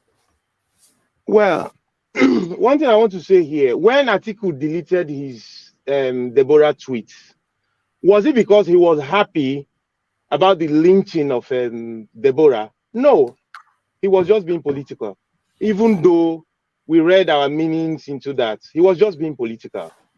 Now, I want to state categorically here, P2P does not support secessional movements. It doesn't support agitation for Biafra. We all know that. But the question here is, why has he been silent? Of course, he has to be very, very political. This is his base. And we have a lot of sympathizers of Biafra and all these other this and there. There is no how you expect him to come out frontally and challenge his base. Who does that in politics? Nobody does that. But oftentimes, he has come out to say, distance himself from Biafra and all the rest of them. Then, the people telling him that why is he not, because he's not holding rallies on Monday, it then means somehow he's agreeing with the seat at home. Let them come and hold rally. Those people saying that thing, let them come and hold rally in the East. Or let Atiku, let him go and hold rally in Sambisa Forest. You know, sometimes we just say things as if we don't even know the implication. Peter Obi might come there and do his rally and get away. But will everybody that attend that rally, will they go home safely? That's the question. So these things are political. It is not because he's supporting them or he's endorsing them. Peter Obi has proved time over time that He is a pan-Nigerian, and I don't think we can argue over this. All these things people are throwing at him is just to like put you in a T-junction where if you go left, there is a shark to swallow you. If you go right, there is a crocodile to swallow you. And they're asking you, why are you not moving? You are just standing there. You're supposed to move. These are the kind of questions they are throwing to him. In my own opinion, all these things are then how is he going to start confronting IPOB and or when he's not yet in power? He's not yet in power. He doesn't have any power to even confront these people. He has done what he's supposed to do, distance himself from these people, and he doesn't support the agitation. What else do they want from him? To risk people's life in order to prove to other Nigerians that, yes, he doesn't support people by holding rallies on Monday and defying the Monday sit at home and all those things, risking people's life just to prove to other people. Of course, you know the result of that thing, what that will cause for him. The same people will come out and say, doesn't he know that they will kill people, people will die? Why did he? Sorry, Avanti, do you think the media space, do you think the media space has pushed Peter Obi hard enough on the ESN, IPOB, Nnamdi Kanu narrative? Do you think they pushed him enough for him to take a categorical position, or do you think they soft pedal and let him get away with that space? Well, what happened? What I felt, what I'm feeling that happened there was that Peter Obi ahead of time was smart enough to detach himself from that space. Even before coming into limelight, he has constantly detached himself from that space. So I think if it was somebody like Abaribe, then they will have reason to push him hard. They don't really have evidence to push him. If not, they will push him hard. He has constantly detached himself. I think that's the reason why they have pushed him as much as they can. Anything further than this would just be like, like this, like holding Emiloko that he's sick, he's peeing on his body. He's there's a way you overflog issue and then you begin to sound like a broken record. If they go further than this, they'll begin to sound like a broken record. All right. I'm not sure they could sound like a broken record if they've not even... I can only really recall once or twice when they've just asked him a question about it, if he gave them a stock pan answer and they just left it there. I don't think they've pushed him at all on that space. No, you didn't get what I was trying to say. He didn't give them the facts for them to do that. That's what I'm trying to tell you. No. I did get that, but by reasons of ethnicity, where he comes from, and by reasons of what he aspires to be, I thought they could have pushed him hard for a position that, look, your people are doing this. How do you stand? And you have to be equivocal and not be placid and hide behind some vapid comments. It's not. I thought they let him get away with that space. I thought. One man, I just started an example. Can I interject? Like, okay. Yeah, come in, Ajalekoko. Yeah, I don't think they let him get away. I don't think that they didn't push him on that. Some of these town hall meeting that he had on Arise or Channel, I think they asked him a similar question. And he said that he would negotiate with all the militant group, including MPOB across the country, to know what they need, to know what is the problem, and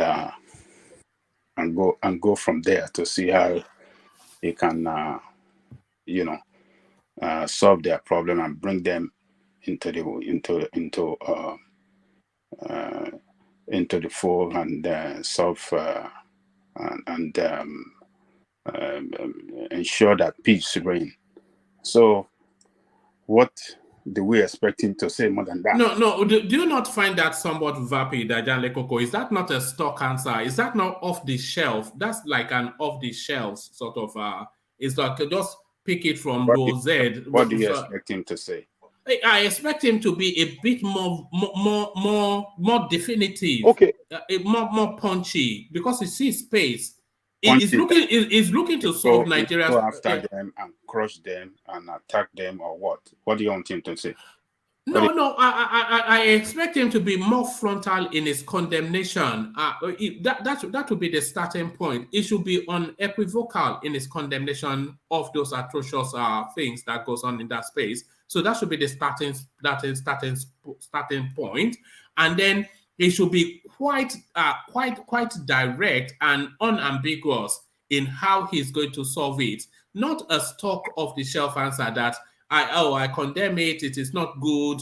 I will negotiate with them. The law. They asked him about Nnamdi Kanu. He says the law will take its course. So those are just hideaway answers. They didn't push him enough. They did not push him enough. I think it's a politician. He has to be very careful the way he answers the question. It can't be a strict question like a military officer that I will go after them, I will eliminate them or stuff like that. That will destroy his support base. My administration will have zero tolerance for this. These are acts of criminality. The people behind this are terrorists. Anybody that is looking to secede from Nigeria will feel the brunt of my administration. Every time I go home, I cannot abide the level of savagery and debauchery that goes on in that space. And as soon as I take the reins of office, I shall prioritize the ending of that excessive, really hard-hitting categorical statements, not off-the-shelf, stock answers. A former military, a person with a military mentality, we say it the way you just said it. But a civilian, a person that wants to govern people in a democratic setting like us, have to be very careful, have to watch. It should not use the language of zero tolerance towards terrorism. Are you saying it should not use the language of zero tolerance towards terrorism? So you want him to go to agree with Buhari administration and call them terrorists? Are they not? And called other agitators terrorists as well? Not other agitators. So the agitation is a political activism, but the militia arm of it are terroristic acts, because that ESN wraps into unknown gunmen and all of that space. They've completely savaged the Southeast, and the language for that space should be zero tolerance. So, you are not in this position. People outside or people like us can talk like this, but they, as politicians, that is aspiring to be number one citizen, that is looking for vote, that is trying to fight the power that be in Nigeria, he has to be very careful in the use of language and what he says. So, and particularly, East is the power base of his campaign. If he cannot get the East, he cannot get anywhere in Nigeria. If he cannot win in the East, if he cannot win that sentiment, if the people of the East turn against him, that is but that's the criticism, isn't it? Radio silence for political expediency. It's been silent in the condemnation to trade off the endorsement of the ESN space. Anyway, the way what he said is that he will engage with them as the first step to see how they can change their tactics, how they can, abandon this agitation, and then see Nigeria as a nation for all of us. So, what about the atrocities? What about the atrocities that they have committed? It's on this administration. This administration is doing justice on that already. Already, the head of the agitator is in prison, or can I say is in detention now. So, he cannot say more than he has done. I mean, so are you satisfied with how he has positioned himself in that space? Look, let me tell you, we have to be considerable sometimes, even though that we we want to hear certain things from them. We want them to come out with a statement that will be specific and strong. But at the same time, we have to show understanding that these people are politicians. They are looking for people's vote, and they've seen the sentiment on the ground. And how would they marry everything together in such a way that they will not rock the boat and they will not destroy their political ambition? So we have to consider that as well. So that is the way. So is willing to trade off terrorism for political expediency? I don't think so. But that's what you just said. No. It's not. That is not what it's trying to do. It's just trying to see how it can manage his statement very well in order not to offend his political base. If now you said it earlier. One man, a lot of IPOB are transmuted into its hold on, Thomas. Hold on, Thomas. Yeah, go on. Let Ajale Kokola on the point. Yeah. You said it that a lot of IPOB have transmuted into his support base. So you want him to do away with them and then destroy his political ambition? He cannot do it.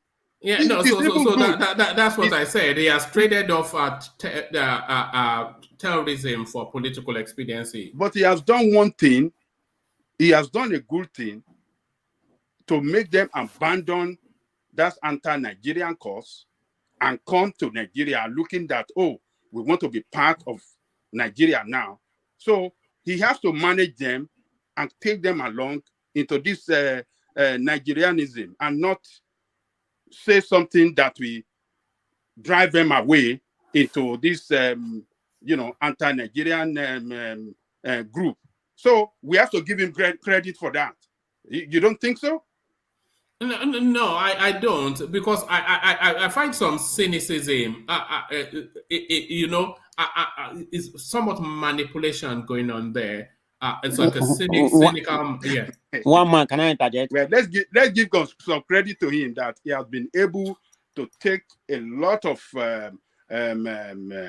IPOB, if not members, but sympathizers from the East. He has been able to take them away from being IPOB now to Nigerian state that we want to be part of Nigeria. We have to give him credit. Yeah, but no. Does he get the credit though? Because they have sheathed, not surrendered their weapons. So they've just put the weapons back in the holster. They've not handed it over. One man, can I interject? Yeah. Sorry. Let Thomas come in first. Yeah. Those one are nothing can change those one. Those ones that are carrying arms. He cannot change them. Not just physical arms, so metaphoric arms as well. When I'm saying they have sheathed their weapons, so they still have those core beliefs, but they are putting it in abeyance to see this Peter Obi cameo, how it plays out, because they don't want to. If Peter Obi gets the presidency, then they get what they want anyway. But if it doesn't, that's not to say then they are now back in the Nigerian fold and they will act out as Nigerians to get their will. No. So they have put whatever they are doing in abeyance in order to see this Peter Obi cameo play out. And that's cynical and manipulative. Well, to me, I think so far so good. He has been able to manage them very well. And he is that has brought some level. You don't think he's using Majori Mbabe Magbabe? Is he using Mbabe? Oh, look, Mbabe Magbabe for her. He has managed them well, and that has brought some level of peace in the East now. I mean, the way the East used to be, how do I say it? The way it used to be on fire, I think. Yeah, volatile. Yes, everything has dialed down, everything has calmed down a little bit. So we have to give him that credit that he's been able to change their mindset to support him and look forward to, you know, a Nigerian, a good Nigerian that can work for everybody. So he has to be very careful. I think we don't have to be too hard on this guy that, he is not too confrontational against IPOB. He cannot do that. Is that not the expected language of the Nigerian state? Are Nigerians not expectant of him to be a bit more frontal on this? That is why you never see peace in Nigeria. When you don't negotiate with people, you don't dialogue with people, you don't try to do things in a more one man. Gotta let me interject, please. One man. I want to give you support. No. Hold on. Let Thomas have his interjection. Then we hear from Man of Prestige, and then Saki Father, and then you Akim, and then Avanti rounds up that space, and then we go on with the conversation. But Ajale Koko, land your point. Okay, so Nigerian state is where it is today, with all this problem of agitation everywhere, because Nigerian state doesn't dialogue with voices of dissent. You don't negotiate with terrorists now. Is that not the global standard that you don't negotiate with terrorists? No. Your citizen cannot be terrorists. Boko Haram are not terrorists. Are Boko Haram not terrorists? No. We look, those one, yes, we can. But let me tell you, something drove those people into that position where they are today. If Nigerian state have been able to, intervene, quick intervention, dialogue with them before they turn to be what they are today. It's avarice for power, isn't it? That's what drives. It's not ideology. It's avarice for power. No. Look at the situation of Boko Haram. Their leader was arrested. It was in police custody. It was safe. Nothing happened. Only for police to kill him in there, and that was what angered his follower and said, "Okay, we will fight. We will fight." And look at what it has cost the country today. The same thing in Nnamdi Kanu. They went after him. They almost killed him before he escaped. And that was what resulted into the creation of ESN, particularly when the terrorists are moving from, terrorist headmen are moving from the north, coming to our spaces here and killing our people in their farmland, and nothing is done by the government to prevent it or to stop it. So you see a lot of all these problems are created by Nigeria state in the first place. So because they don't dialogue, they don't negotiate, they don't listen to the people. They just want to go use military, go and crush, and no justice. And when people are killed, innocent people are killed, no justice will be done. You can't get justice for extrajudicial killing in Nigeria, and people that their people are killed. If you negotiate them to a soft landing, then what disincentivizes that pathway to the relevance? What did you say, one man? If you negotiate them, if you soft pedal them out of their, because you know when the Nigerian state negotiates with all these people, we saw it with the Niger Delta Avengers, it's usually money back. So it's a payoff oftentimes. So what disincentivizes that space as a pathway to relevance? Let me the Niger Delta Avengers that you just mentioned now, when the Yaradua group refused to go after use arms and military against those guys and went into negotiation with them, what did we get in return? We had peace in that area, and Nigerian revenue that were at the lowest ebb. You know that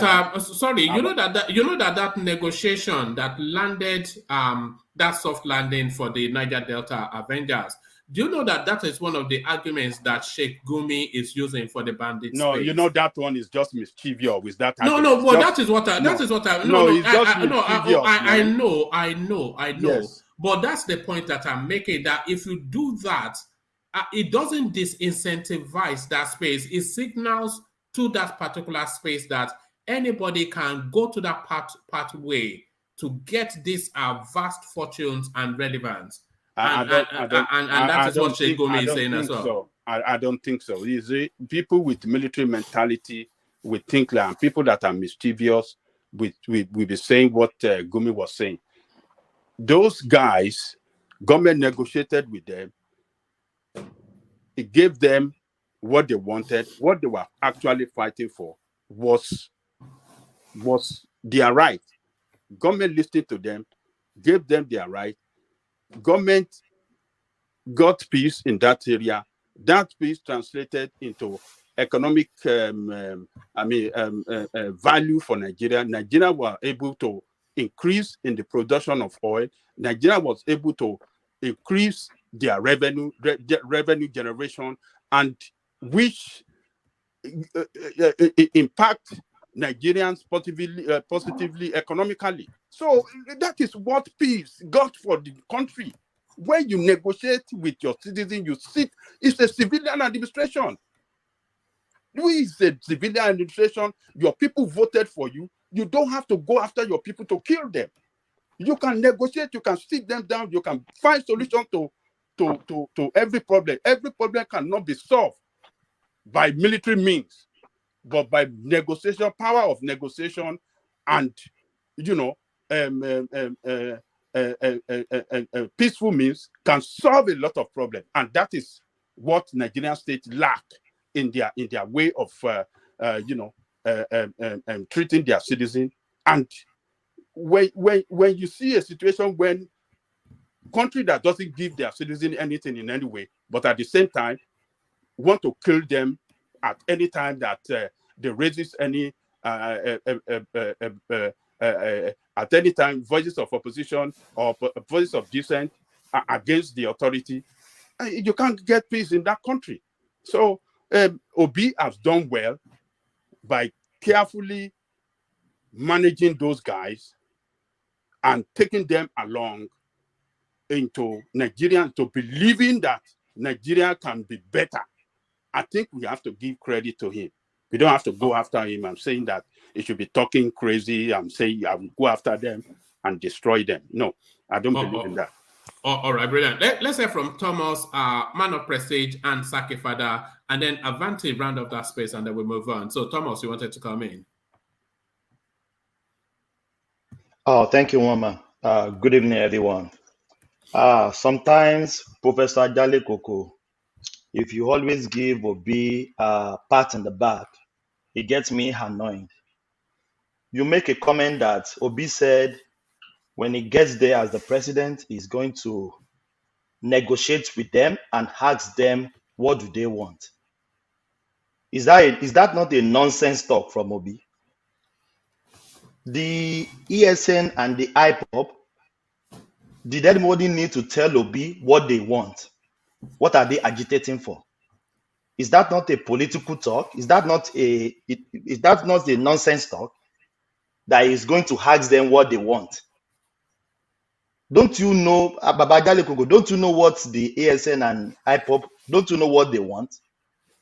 So sometimes if you are giving Obi pat bag, like if other people are saying the same thing, we will be crazy with them. But when Obi said his own, everybody will just go with it. Is that not a nonsense talk, in my opinion? So, Thomas, would it have been a better strategy for Obi to have described to us how he is going to go in and crush ESN and their non-government? That is it. But he can't do that because that is the core base of his campaign. So Obi is being politically smart. He's a politician. The guy is a politician. He's very smart. Is that not a nonsense talk that I will go there and negotiate to them and ask them what do they want? Did anybody need a true sayer to tell us what do they want? Is that not a smartness? Is that not a political smartness? So sometimes, Ajale Koko, when it's time to flog Obi, please let's flog him. That word is a nonsensical talk. That is just my opinion, Wama. Thank you. All right. ọ̀rẹ́ òbí wà lọ́wọ́ ẹ tó bá ọlọ́nà lọ́rẹ́. ọlọ́jà lẹ́gbàá ya ń kò bókò ń bẹ̀ ya ń kò bókò báwo náà ṣe ń sọ lọ́yọ̀ọ́ náà ṣé ó yọ ẹ̀tẹ̀ tó tèmi àtọmọ̀ sábọ́tà so man of prestige, I think you may well have a dissenting opinion now. Man of prestige, you wanted to come in. Man of prestige. All right. I think temporarily unavailable. Saki Father, did you want to come in? Yeah, can you hear me? Yeah, perfectly. Carry on. Yeah, Thomas, I think your submission, you're being quite, I'm sorry to use the word, don't get me wrong. I think there is somewhat of mischief in my view when I consider the opinion you just gave. And also, I think it's a matter of hypocrisy. And I think such opinion, you actually, I can see maybe you want to give such opinion so that it will affect his political relevance, especially in the Southeast. But then I have to also bring in logic.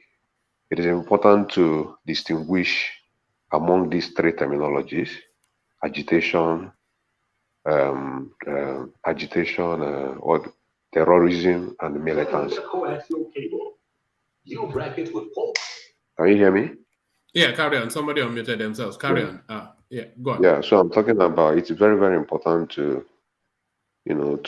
understand these three terminologies and treat them differently: agitation, militancy, and what do we call it again? And terrorism. So I think when you consider Boko Haram and banditry, I think these people are killing without any reason. So I wouldn't call what they are doing agitation. They are just killing citizens mercilessly without any reason, And I think the whole world has already treated such organizations as terrorists. Then if you come to what happened in the Niger Delta, it's more of militancy. Militancy in the sense that people organize themselves, to fight for a particular cause that is good. A region that is contributing to Nigerian economy, yet that very region is treated badly. Around 2013, I wrote so much about the development in Niger Delta. I was focused on studying things that has to do with development in Niger Delta, and I wrote so much extensively about that. So I will say much about that very space. Sorry, where do you publish? Where do you publish, by the way? Where can we read your stuff? No. It is not. It's like an unpublished monograph, so to say. What I'm trying to say in effect is that the Niger Delta region, if you look at that very space, you have to ask the question: the people who came up as militants, who were fighting in the Niger Delta, do they have any reason to fight? Do they have any just cause to fight? Yes, they do.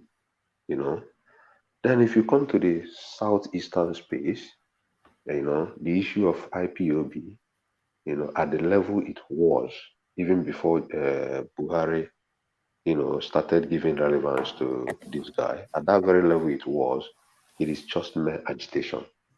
People were, agitating for a particular thing, telling you that, see, we are marginalized in Nigeria. We are part of Nigeria. Why are we being marginalized? Since we are being marginalized, let us leave the country called Nigeria and stay on our own. So I think we could describe that as more of agitation. So the question now comes in after we must have understood these terminologies. The question now comes in: is agitation, a crime? Is it a crime to agitate? Is it a crime to say, this is what makes me annoyed? Let me go this way. Peaceful. Is it a crime? I think all over the world, agitation is not a crime. It's not perceived as a crime. I'm not saying that there are no part of the Ipobians who hide under umbrella. Insurgency is a crime, though. Insurgency. No. You wouldn't Is call. insurgency a crime? No. Insurgency is a crime, but you wouldn't call Ipobians insurgents, you know. And again, we should also mind what we use. A revolt or an uprising, is that not what it is? A revolt or an uprising? No, let me finish. We should also mind what we use here on our platform. Let me give you this. All right. Okay, go on. Yeah. We should always mind what we use at this point on this platform so as to avoid committing prejudice against the court process. As at today, the question of whether IPOB is a legitimate organization or a proscribed organization, it is still in court. It is still in the appeal court. It is still in a court proceeding. Court has not passed verdict. So it is like here we are becoming a UDES in Causa Sua. We are becoming a judge on our own here. So we are becoming a judge on our own here. So it is still. Zagi Father, can you give the definition of insurgency? No. I was actually waiting for. I was waiting. Hold on. Let Pastor Saki land. No. What I'm trying to say, like issue of the Niger Delta when it was happening, we could also talk about maybe insurgency. People are taking up to rise against what the state is doing there. Do you understand? But the empirical question we should ask, what is the root cause of the militarization? What is the root cause? What actually happened? Do these people actually have a just reason to, to rise and begin to agitate? Yaradua came in and understood that, yes, these people actually had a reason,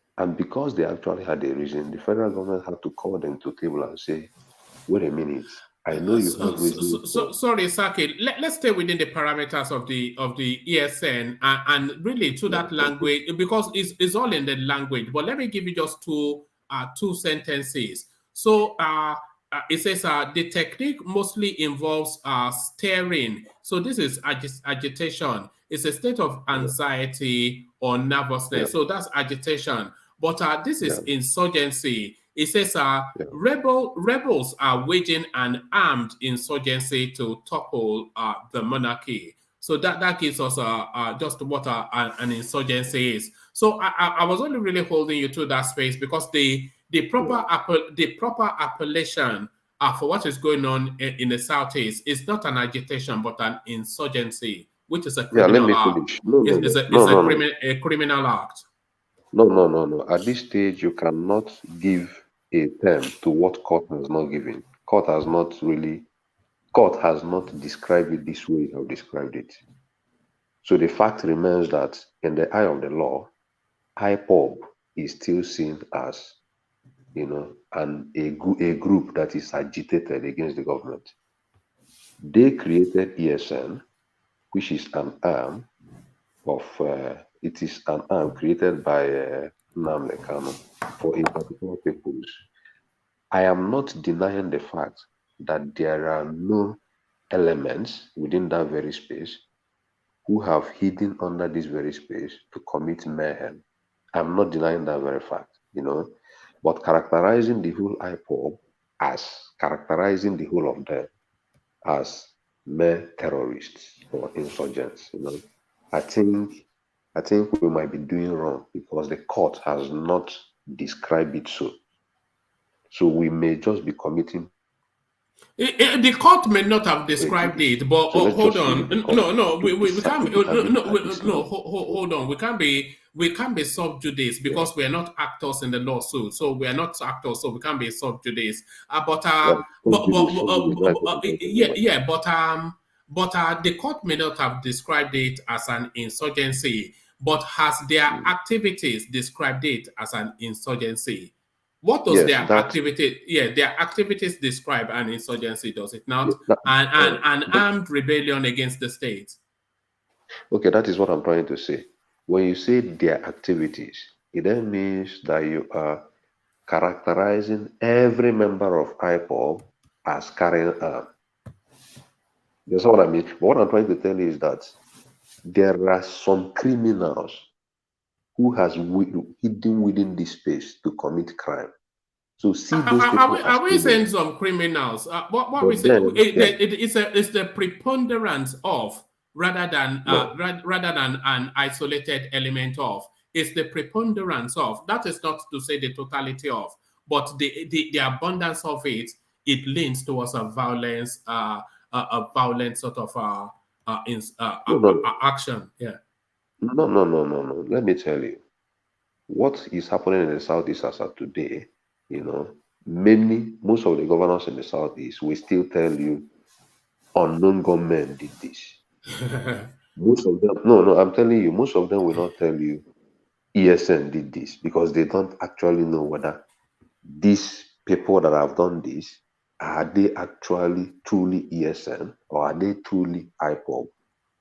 I am not saying that there are no criminals within that very space, but characterizing the whole group as terrorists, I think it might be subjudice. But let's leave it at this point. What I'm trying to say, in effect, is that the next question I want you to ask a lot of people that have been asking will be this same question. If they are not being mischievous, why is it that in the northern part we have Boko Haram terrorists and we have bandits? Yet Atiku is coming out. Nobody has publicly asked Atiku publicly, how are you going to deal with Boko Haram and how are you going to deal with bandits? Nobody has asked Atiku this very question. You go to the southwest, the Yoruba nation agitators, I call them agitators because they are peaceful. Most of them, Yoruba nation agitators have been agitating against the state, talking about how to separate. Yet no political pundit has asked Tinubu, how are you going to deal with the problem of Yoruba nation agitators? Why is it that it is only Obi that they are focusing on? Yeah, but the Yoruba nation agitation is not a heartfelt agitation. It's not something. It doesn't have the mass. No, hold on. It doesn't have the mass adaptation that they are. It doesn't have mass adaptation now. How many Yoruba people are interested in all that? Okay. Now, it doesn't matter whether there are 2 Yorubas or 3 Yorubas. The fact is that it is an organization that is trying to declare a state within a state. Yeah, but it's not impactful on the Nigerian state. The Yoruba nation narrative is not. It does not have an armed group. Yes, they are not going around shooting everybody. No. I am not talking about how many people Yoruba nation have killed in the southwest. Listen, one man. Let me intervene on that. Hold on. Saki has the floor. No, let's have order. Saki has the floor. One man. Everyone Nigerian is important to the Nigerian project. Everyone Nigerian is important to the Nigerian project. There is a book I read. That very book was written by an Indian author. A professor in India. The professor started by saying that if any one man is poor, anywhere, that this one man might pose threat to prosperity everywhere. So poverty anywhere is a threat to prosperity everywhere. So any one man in the Nigerian project is as important as 100 people in the Nigerian project. As long as we have somebody like Aseri Dokubo in Niger Delta, he's a one man, but that very one man's word can speak things that can affect the Nigerian state. So if he is an agitator, we should also treat him as an important element to be negotiated with. So you can't just say the Yoruba nation, they are just few people, they are not important. This is how IPOB started. When IPOB started, it started like one person talking. People never regarded this very one person. His words were not even resonating in the Southeast. But the federal government gave him more of relevance, to the extent that it started growing. growing, and at a time it really burgeoned to the level it is today. So what I'm trying to say in effect is that every region is hurting. Everywhere you go in Nigeria, there is a fractured, part that is hurting. So they need to be negotiated. But what I'm trying to say in effect is that if you are judging Obi in the light of IPOB, which Obi did not create, you should also judge the other people in the light of those agitators that they didn't create. Yeah, At but least ask them. the IPOB is at the epicenter of his Is heartland. IPOB more at the epicenter of the Nigerian economy than Boko Haram and banditry? At this Today, moment in time, yes. At this moment in time, yes. No. Today, you can't say that. You can't say that. Evidence-based research showed that the number of people that have died from banditry activities in the north.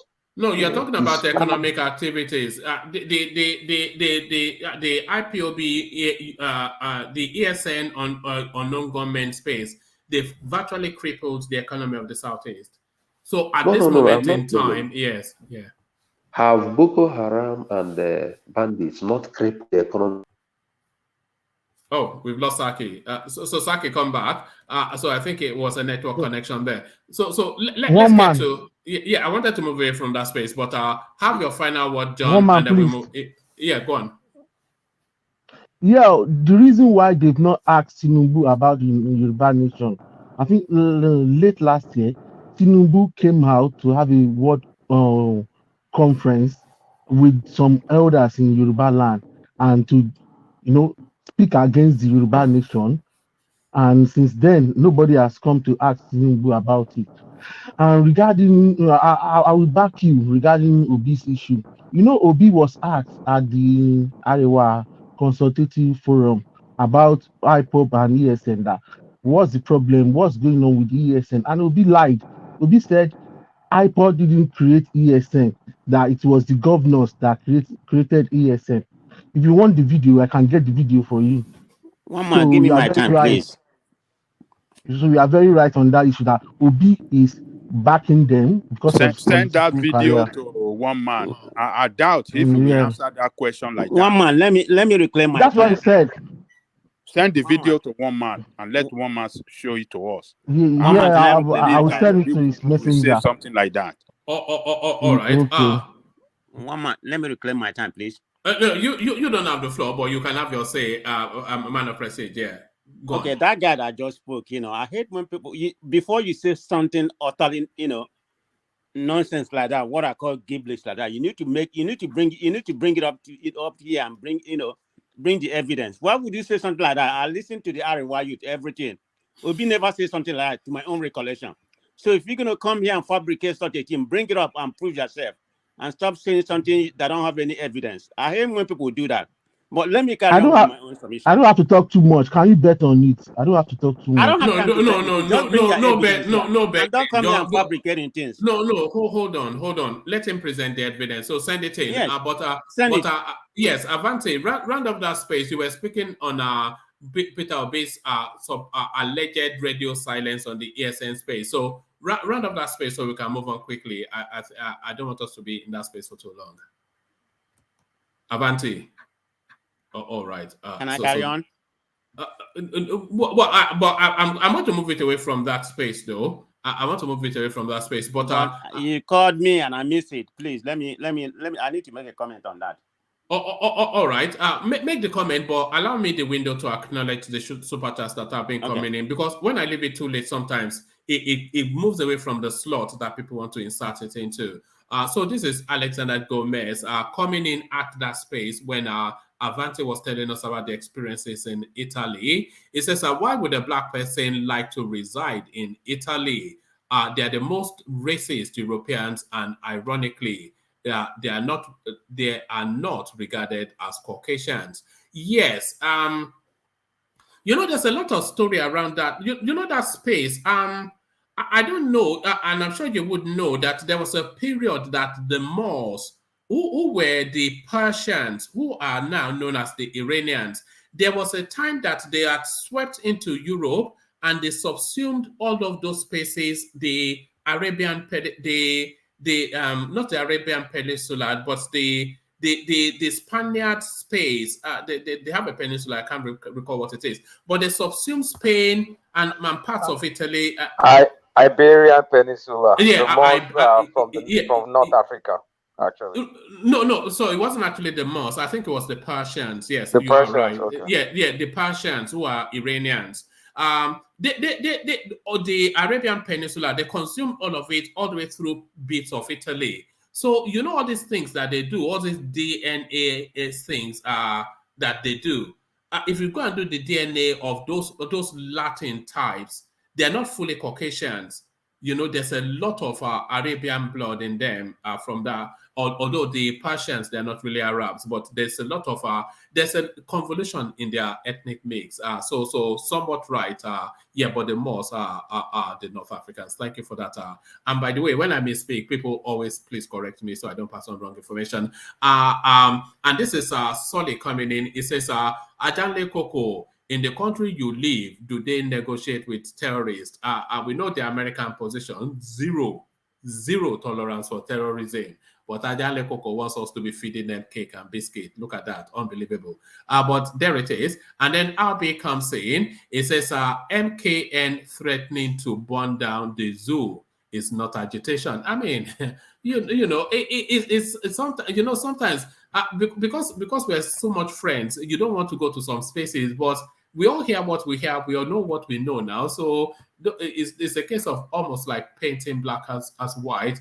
And just to wrap up that space, Thomas joins Ayo in the Buy the Coffee thing. So that wraps that up. Thank you, Thomas. And thank you to the super chatters. So as I invited, that seems to be happening. The comment section, some are starting to illuminate like a fairy ground. So that is what we want to see. So that's what we want to see. So let's come to you then, man of prestige. Well, can I finish my thoughts? Oh yeah, you're back with Osaki. Okay, back to you, Saki. Yeah, I'm not saying I'm in line with whatever Nnamdi Kanu has been saying in the past. You know, as far as I'm concerned, he stepped to a level that is dangerously unfair. You know, so I'm not in any way supporting his actions. I'm not IPOB, and I'm not saying that. But what I'm trying to say in effect is that, you know, when the whole thing started, it's still on the level of agitation, and even till today, there is no country that has publicly, there is no country that has defined them as terrorism. There is no country in the world that has said that they are terrorists. You know, Nigeria has designated. I see only Nigeria. Apart from Nigeria, there is no other country in the world. You know, and even the designation given by Nigeria is still in the court. Court has not decided. It is still in the appeal court as of today. So let's leave appeal court to determine whether it is or it is not. That's not my point. But as long as I'm concerned, a lot of elements in this space has hidden under the space to commit mayhem. That is the way I would just describe it. I'm not trying to support them in any way, but I'm just trying to analyze the way I see it objectively. You know, but what I'm trying to say in effect is that Ubi has answered the question, you know, he need to answer the way and manner he can handle that very space. You asked him a question, what are you going to do with IPOB? And he told you that if he has opportunity to serve this very state, that he's going to negotiate with every agitator in Nigeria. And he now went forward to say it is not even only IPOB, there are many agitations in Nigeria. I'm going to negotiate with everyone.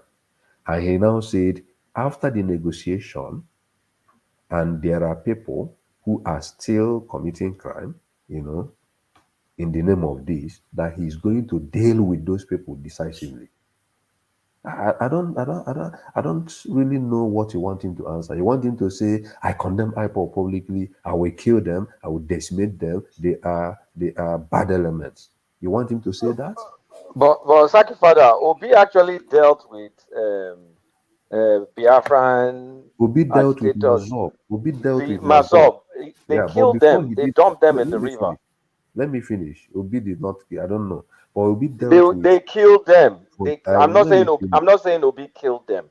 Let I me said finish. they killed them and dumped them in Let, the river. let me finish. During Obi's administration. During Obi's administration. Let me finish. When Obi came in power, because I remember that space, when he came in power as Anambra government, he invited these same elements because they have people that lead them.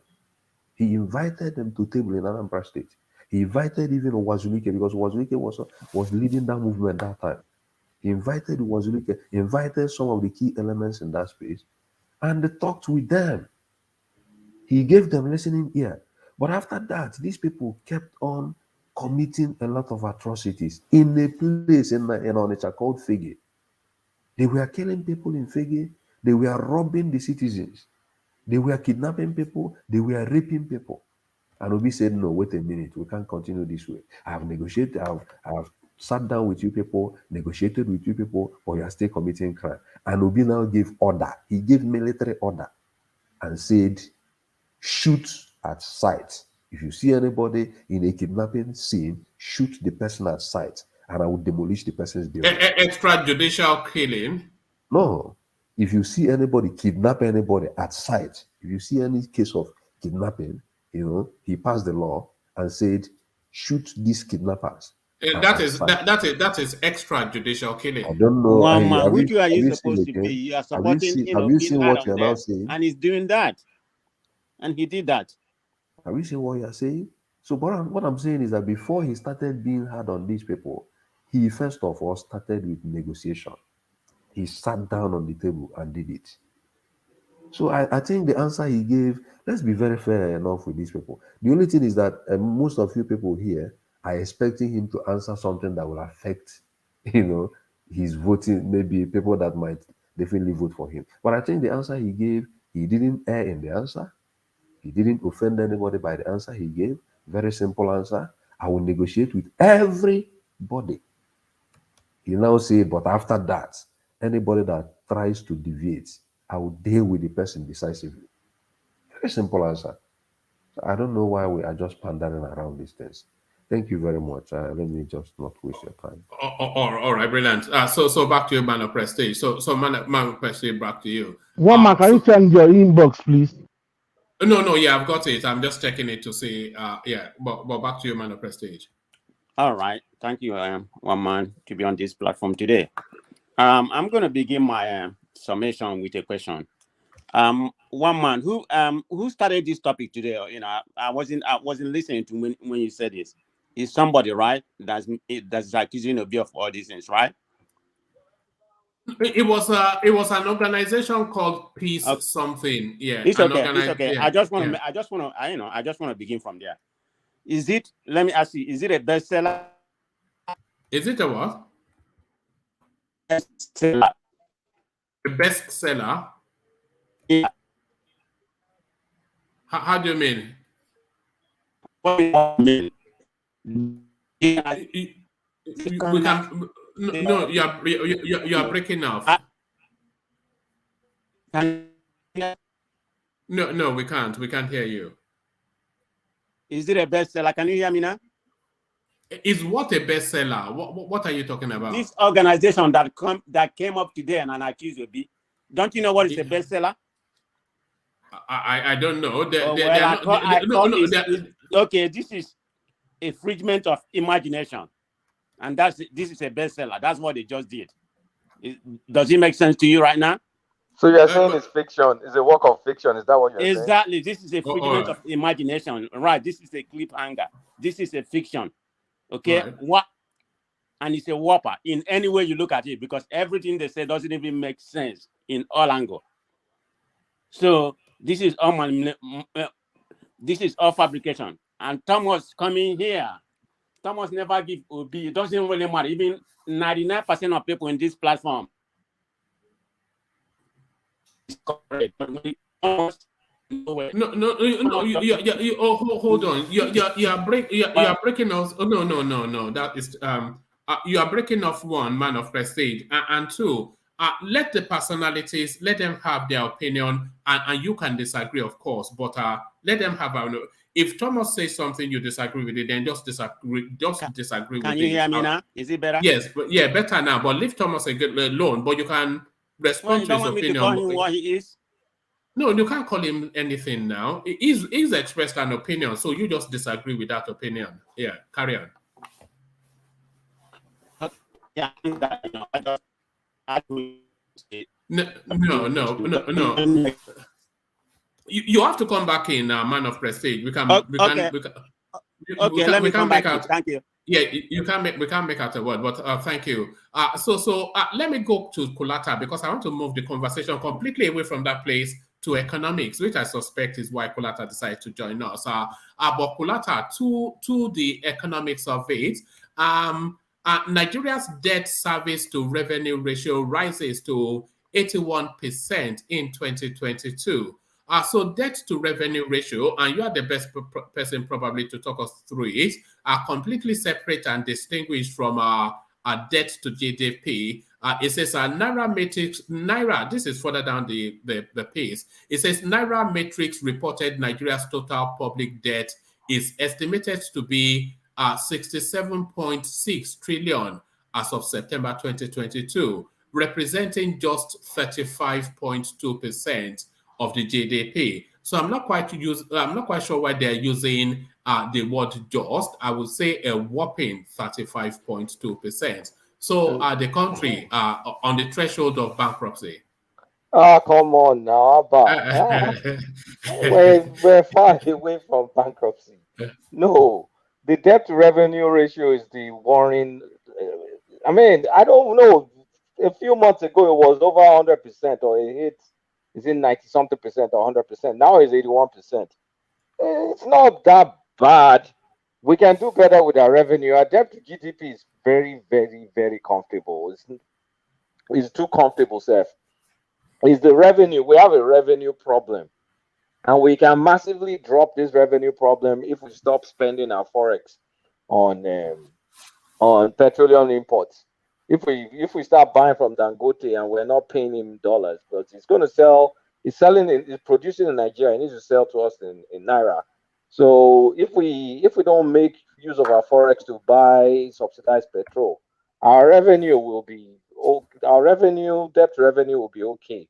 We're not Ghana now, and we're not all this other Egypt. Egypt's debt to GDP is like 80-something percent or 90, is one of the highest. Same thing with Ghana. We're still like 35%. We can borrow more money. I'm not going to start panicking until maybe we get to like 60%. That's when I'm going to be worried. So we have a lot more leeway. But before they start borrowing like drunken sailors, because our debt to GDP should have been 20-something percent. But is this ways and means that now needs to be securitized? That's what ramped up our our debt to GDP to 35%. Buhari and the CBN governor, they've been printing money like drunken sailors. Otherwise, we're fine. I mean, we're really fine. We need someone that can help us generate revenues, whether it's Tinubu that can do it or Peter Obi, someone that can generate revenues. We're comfortable. We're in a comfortable situation. It's not that bad. Don't let anybody fool you. There's no serious financial person that's going to see these numbers and say, we're bankrupt or it's all over. No, debt to revenue is 81%, and we're using our revenue for useless stuff. So if we cut out the subsidy, then we have more way to pay our debt, and then we can renegotiate those loans and so on and so forth. And again, everybody starts thinking like we owe China. No, China, our loan to China is like $4 billion or something. Is this Euro bond or something? That's our biggest one. So it's not that bad. All right. You say it's not that bad. The report reveals that a total debt service of 5.6 trillion in the first. Actually, that's not the paragraph I wanted to give you. Actually, let me give you the totality of it. It's just a few paragraphs. It says Nigeria's debt service to revenue ratio is reported to be at 80.7%, according to the information contained in the 2023 budget presentation. The report reveals a total debt service of 5.2 trillion in the first 11 months of 2022, out of a total revenue of 6.49 trillion. So is that not the panacea for perpetual poverty? Perpetual poverty. No, see. No, not the panacea, but the recipe. Is that not the recipe for the recipe? If we don't do something about, if the trajectory is bad, but we can fix that trajectory. Like anybody that has the guts to remove oil subsidy has fixed a chunk of our revenue problems, a large chunk. If you have the guts to remove oil subsidy, you fix a large chunk of our revenue problems. What we need is guts. So if you remove subsidy and you cut down some of our recurring expenditures, we will have more money. Then we've not even talked about, like, assuming we have power and assuming the economy starts functioning well. All this stuff will just disappear back into everybody's, behind everybody's memory. You won't be thinking about it. It's just under Buhari, there's been a boatload of borrowing under Buhari, a boatload.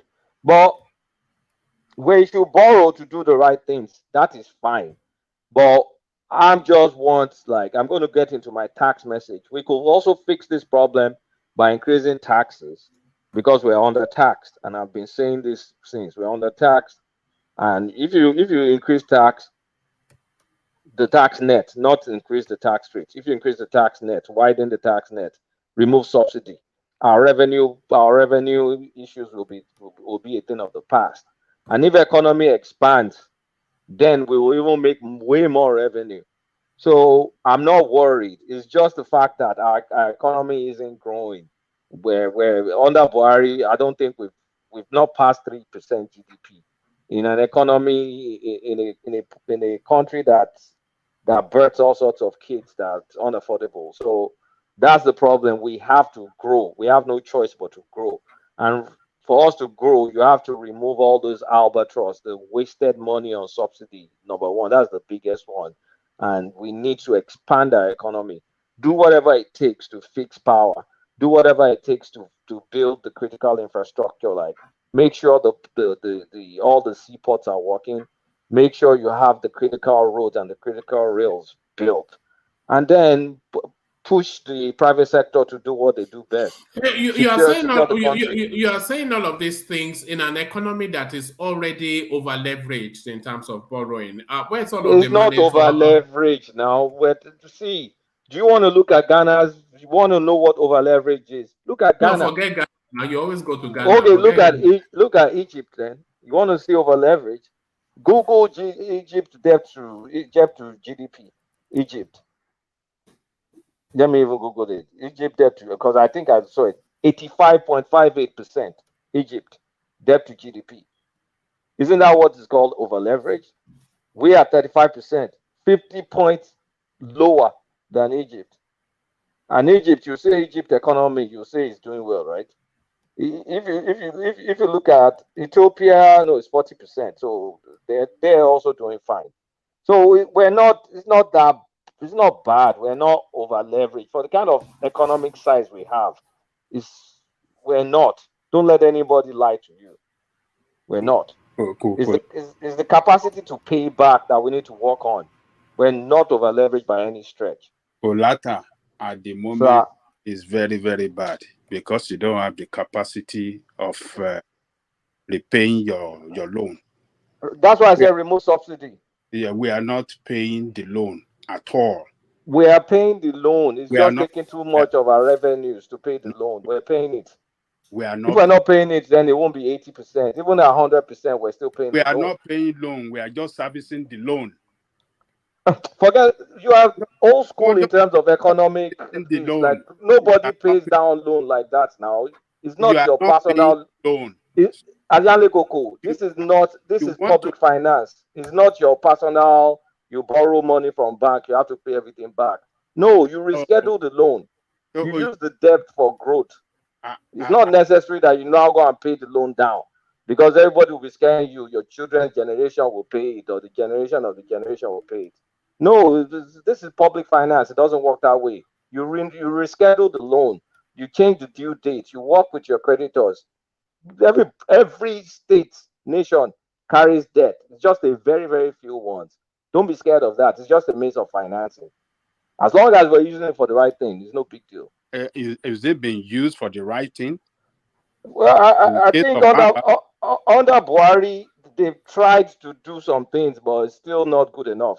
Yeah, that is what we are saying, that at the moment it is very bad, because we are not even paying the loan. We are just servicing the loan, and we don't have the capacity. We paid, if you check this article, we paid 500 million of the principal of the euro bond. Hold on, Kulata. If you are using 80% of your revenue to service the loan, that's a problem. That's where our problem is. The revenue. That's where our problem is. Yeah. That's why I said. But you're so casual in that. It's a big problem. It's not alarming, guys. Not raise alarm. We are not. It is not alarming. It is alarming because it is not. Companies are closing down, and you see the corporate tax being increased now to. That's not the reason why companies are closing down. Inflation is the reason companies are closing down. Forex is the reason companies are closing down. No, that's not why. The problem is alarming. That is why it is so bad. It's not because of our debt that companies are closing down. There may be way more other reasons why companies may be closing down. It's because all together, what we are one at a time, carry on. Our microeconomic is a lot of that to do with some macro, like our forex policies, and then some microeconomic issues. That's why companies may be closing down. We're not over. I mean, we just looked at Egypt. We just looked at other countries. We have a revenue problem. That's what we have. We don't have a debt problem. And that is the problem we are talking about. And then the next thing is to remove subsidy. If you remove subsidy today, what are you giving back? What are you giving back to place? That's besides the point. You can figure out what you give back, but to fix our revenue problem, remove the subsidy now. And then that will fix our revenue problem. When you remove the subsidy down, what is the economic effect on the country and the people of the country, particularly they will get to a new normal. They'll get to a new normal. What are you saying? That we push. I'm saying what I'm saying. Now, other countries don't subsidize petrol. How are they surviving? We go into poverty. A lot of companies will close down as well. Companies actually will actually have more. One at a time. Is wrong. You always have this half empty narrative and blow it out of proportion. It's not like that. If you remove subsidy, we'll have forex to utilize for way more rational things and better things than subsidizing corruption. Which will attract actually more companies, because it will make our foreign exchange it may actually lower our foreign exchange, because the demand for foreign exchange will go down. A lot of what the biggest chunk of what we use our forex for is to import petrol. What same country does that when you produce crude oil? So cut down that subsidy, and I'm sure we'll be able to cut it off. But once Dangote ramps up, there is no way you can cut it off if you don't have your refinery working. That's why I said once Dangote ramps up, they should cut it off. It's a luxury that we can't afford anymore. There is a private-owned business. It can sell its oil to anybody. It can do whatever. We have 20% of his business, by the way, and it's mandated to sell us at the very minimum 20%. At the very minimum. Oh, okay, fine. He can do that. But what we are saying, something must give back, and not just take it out and just say, oh, because you want to. Once they take it out, there'll be money available to do other things that they can give back to the country. We subsidize power, we subsidize forex, we subsidize petrol. I mean, what kind of company we should be subsidizing? Which power do they subsidize? You power? don't know that they subsidize the power. Which power? What's it called? Power These people. What's the name of these people that distribute power? Government subsidizes what they charge. They're supposed to be charging way higher than what they're charging now. You don't know that. After they make bad deal and they are subsidizing for themselves. That's under Jonathan now. That one don't pass. So, but at the moment, let us agree. The way you are describing it, as if there is no problem. This is not alarming. It takes courage to remove subsidy, and revenue issue is fixed. We're not over borrowed. We're not. We have the economic capacity. What we need is someone smart enough to generate revenues for us. And that person is definitely not Buhari. As at now, your borrowing against revenue is ridiculous. But we can fix the revenue problem, and let's fix the revenue problem. Until when that is done. But at the moment that with the current situation we find ourselves, we are not doing good. We are in a big mess, and we're not in a situation. Even the budget. Look at the budget of the year. It's a budget that's funded by. It's a budget that is funded by deficit spending. So what? Push us into serious economic. Is a budget that's spent by deficit spending. How many countries in the world don't have deficit spending? I mean, you have to get used to public finance and stop looking at it as like your own finance. What do you? All right. Let Fatai come into the conversation. Fatai, you wanted to come in. Yeah. I was just it gets heavy, doesn't it? It gets heavy. Always have empty narrative all the time. Let's not panic ourselves to death. We're not done. I was laughing when Kulata said Babajali Koko is old economics or something like that. It's not old economics now, seriously. Old style economics. Kulata is just he just want to kill all Nigerians. I don't want to kill Nigeria. I'm saying the truth. Already Nigeria businesses in Nigeria are paying more taxes than any business you want to talk about. We have one of the lowest tax collection in the corporate world. tax already is 35%. You have not How many added the people value are paying? added tax. How many people are paying? You have not added the withholding tax. You are not. I mean, what are you talking about? Fatai talk. I can't think of me. If I argue, consider argument. Do you want to tax Nigerians to death? It's not just tax. Remove subsidy. Benin Republic, they buy petrol, the normal rate. Are they dead? Go to Ivory Coast, they buy fuel at high price. Are they dead? They don't have oil in the first place. We have oil. Why can't we enjoy our resources? So the oil is now a curse on us. It's now a curse. You don't want to fix the curse? Yeah, can I join in? Can I join the conversation? Go ahead, please. Go ahead, Fatai. Yeah, Babajali Koko. I was wondering if Babajali Koko was one of the investors in the borrowing, like, because actually, these national debt issues, all these indices, borrowing to revenue, borrowing to GDP. These are indices for investors. They are not for you borrowers to use. So whether it is 1 million%, it is an indicator for the borrower if they are going to borrow you. You understand? If you have, the investor will always. This is a perennial question. Nobody will ever solve it. If you are able to pay, if the investors say that you have what it takes to pay, your borrowing can even go on 1 million to 1 million% to, I don't know, whatever is your GDP or revenue, whatever you call it. So, but in a sense, it doesn't really matter what is the ratio to revenue or what is the ratio to GDP. You know, I mean, America debt is like crazy, but if you have capacity to pay, you will always borrow. Even if you don't want to borrow, people will, because you always issue bonds or whatever they call it, and people will always buy into you. So you will always have debt. Everybody, I mean, this is a movie from the people that brought us a periodic table as a polling. I mean, if the media cannot even question a periodic table as polling, and they want to interpret international investment.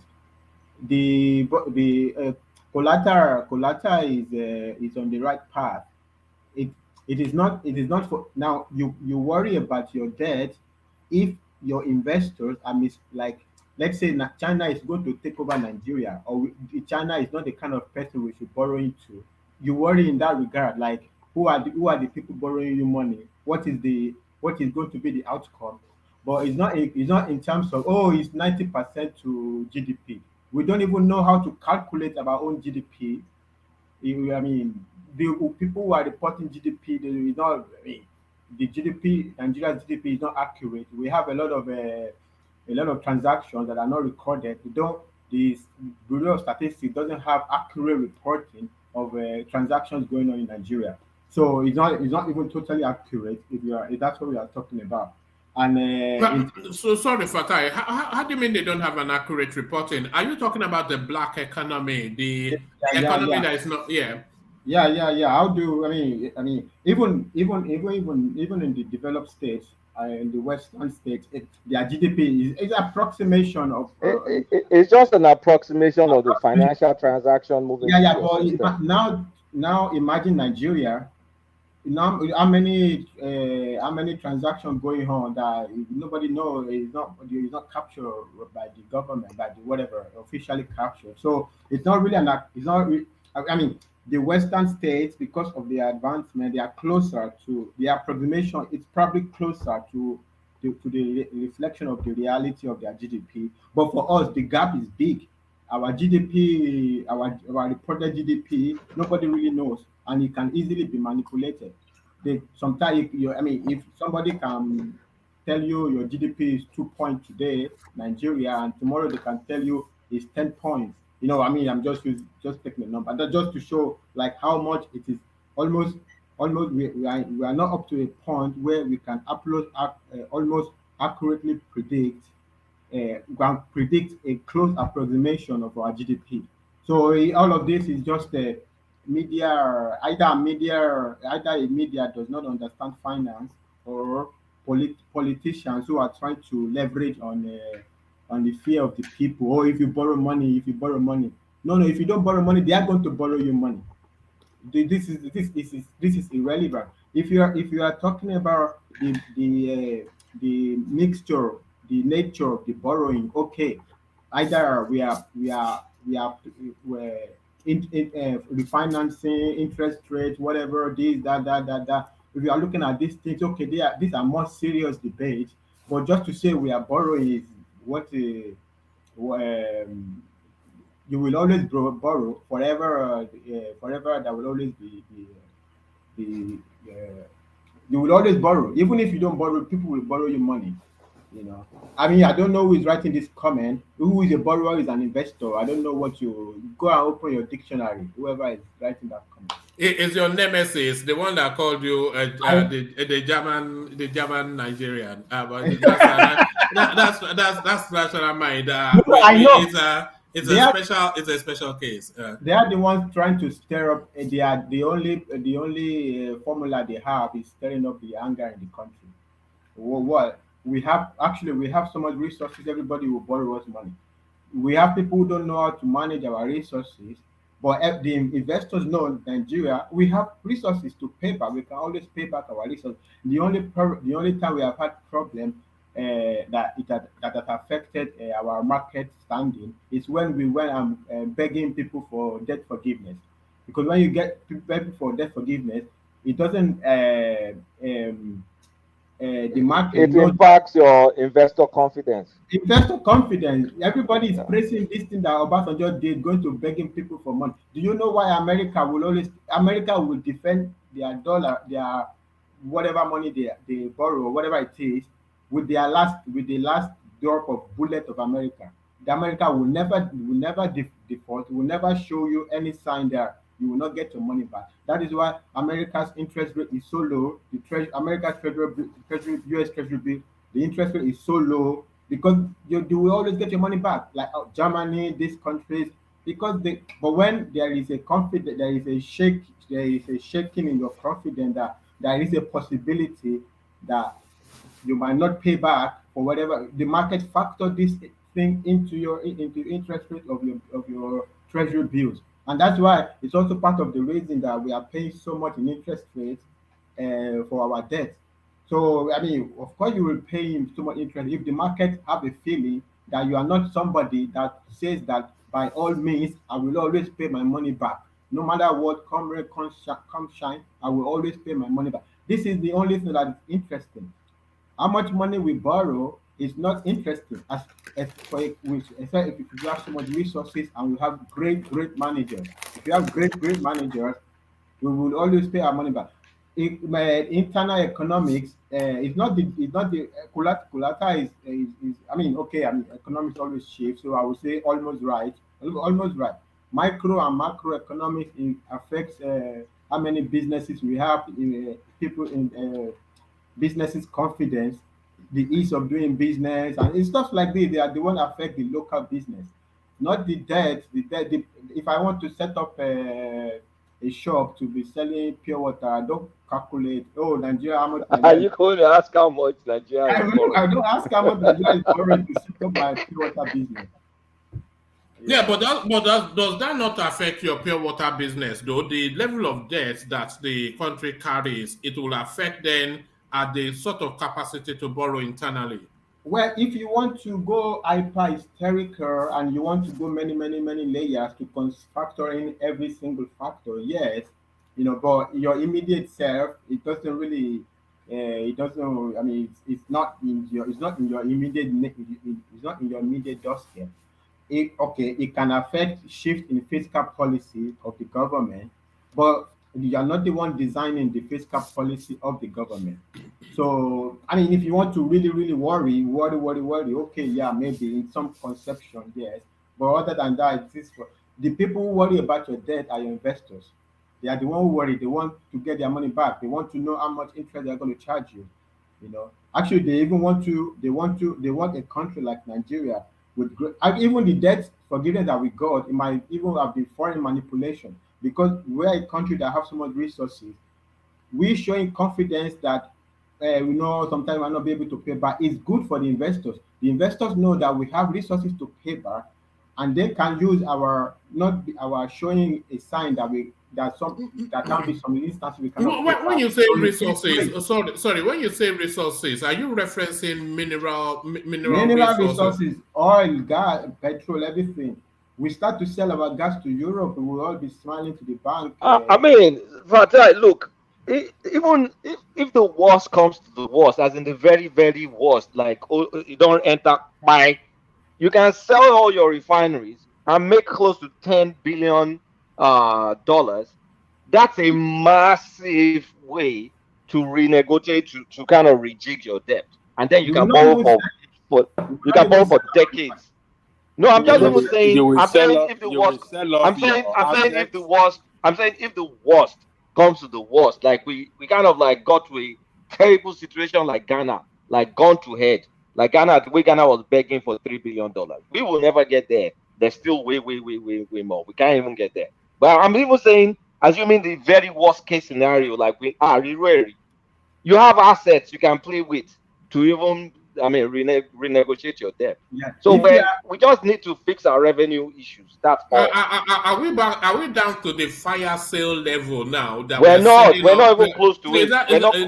That's what you are suggesting now? No, I'm saying if the worst comes to the worst, we're not. We're nowhere near that. We're nowhere near that at all. But I'm saying, no, We assuming are, tsunami happens and we get to that level, which we will never get to based on what's going on, you still have no, things to rely on, I other think tools to rely on. I think what Kulata is probably saying, let's say for whatever reason we borrow the wrong people money and they want to take over Nigeria. And we say, okay, don't take over, just take over the refinery. But under Just no take condition, refinery. They will take it. I will don't take our, negotiate our debt. and how does that how does that sound to you? Take refinery, they will take over your asset, So no, what? I'm trying to Sell get people sell assets your all the time. country asset, and we are you not selling still under no condition we will sell and you our still refinery. I'm trying to We're bail gonna. Kulata out. to explain where the worst case. No, there's no bailing out. I'm even saying the worst of. I'm painting the very worst, ugly scenario. That's what I'm that is never going to happen, by the way. But I'm even saying the worst of the worst scenario. Atiku that doesn't know what he's talking about is want to sell our assets.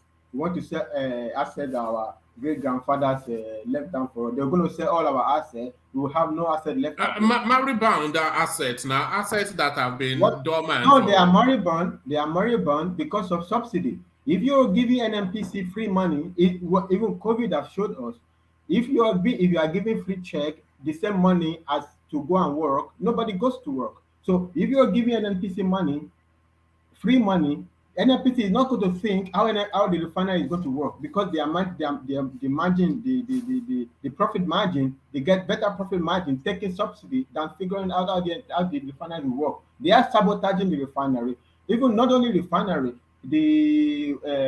when they bring in the petrol, where they store it, I don't remember again where they put it. Like I don't know whether it's some tank down. Even that don't work. Nothing works. NMPC has become a bureau de change. All they do is take our money, pay the people who are bringing us refined crude oil. They don't have storage. They don't have refinery. They don't have nothing. What is the job of the NNPC? We're just giving them subsidy. By the way, Obasanjo brought the institutionalized the subsidy. Whoa, we don't need subsidy economy. The subsidy came in under the Abacha Babangida phase, didn't it? No. Subsidy first kind of like came in under Shagari, but Shagari was not even bold enough to let us know what is going on. It is Obasanjo that brought through price control. No, it started in the 70s. Yeah. No, I'm 100% sure about they call it price control mechanism. So they are subsidizing everything. They are subsidizing even the Nigerian Airway, your flight, Nigerian Airways. You are right, Kulata. They subsidize power, NEPA. They said everything. That's why everything collapsed because the people who are supposed to think how to, because they are all at the end of the day they are companies. They think their cost and their revenue and the differential make profit. This is what the managers there think. So if they don't have to worry about generating a good revenue to make profit, if they can just get the money, it's not like Nigerians are some different human beings that don't know how to make Nigeria Airways work or cannot run a refinery or cannot run public anything. But because once they introduce lack of incentivizing. They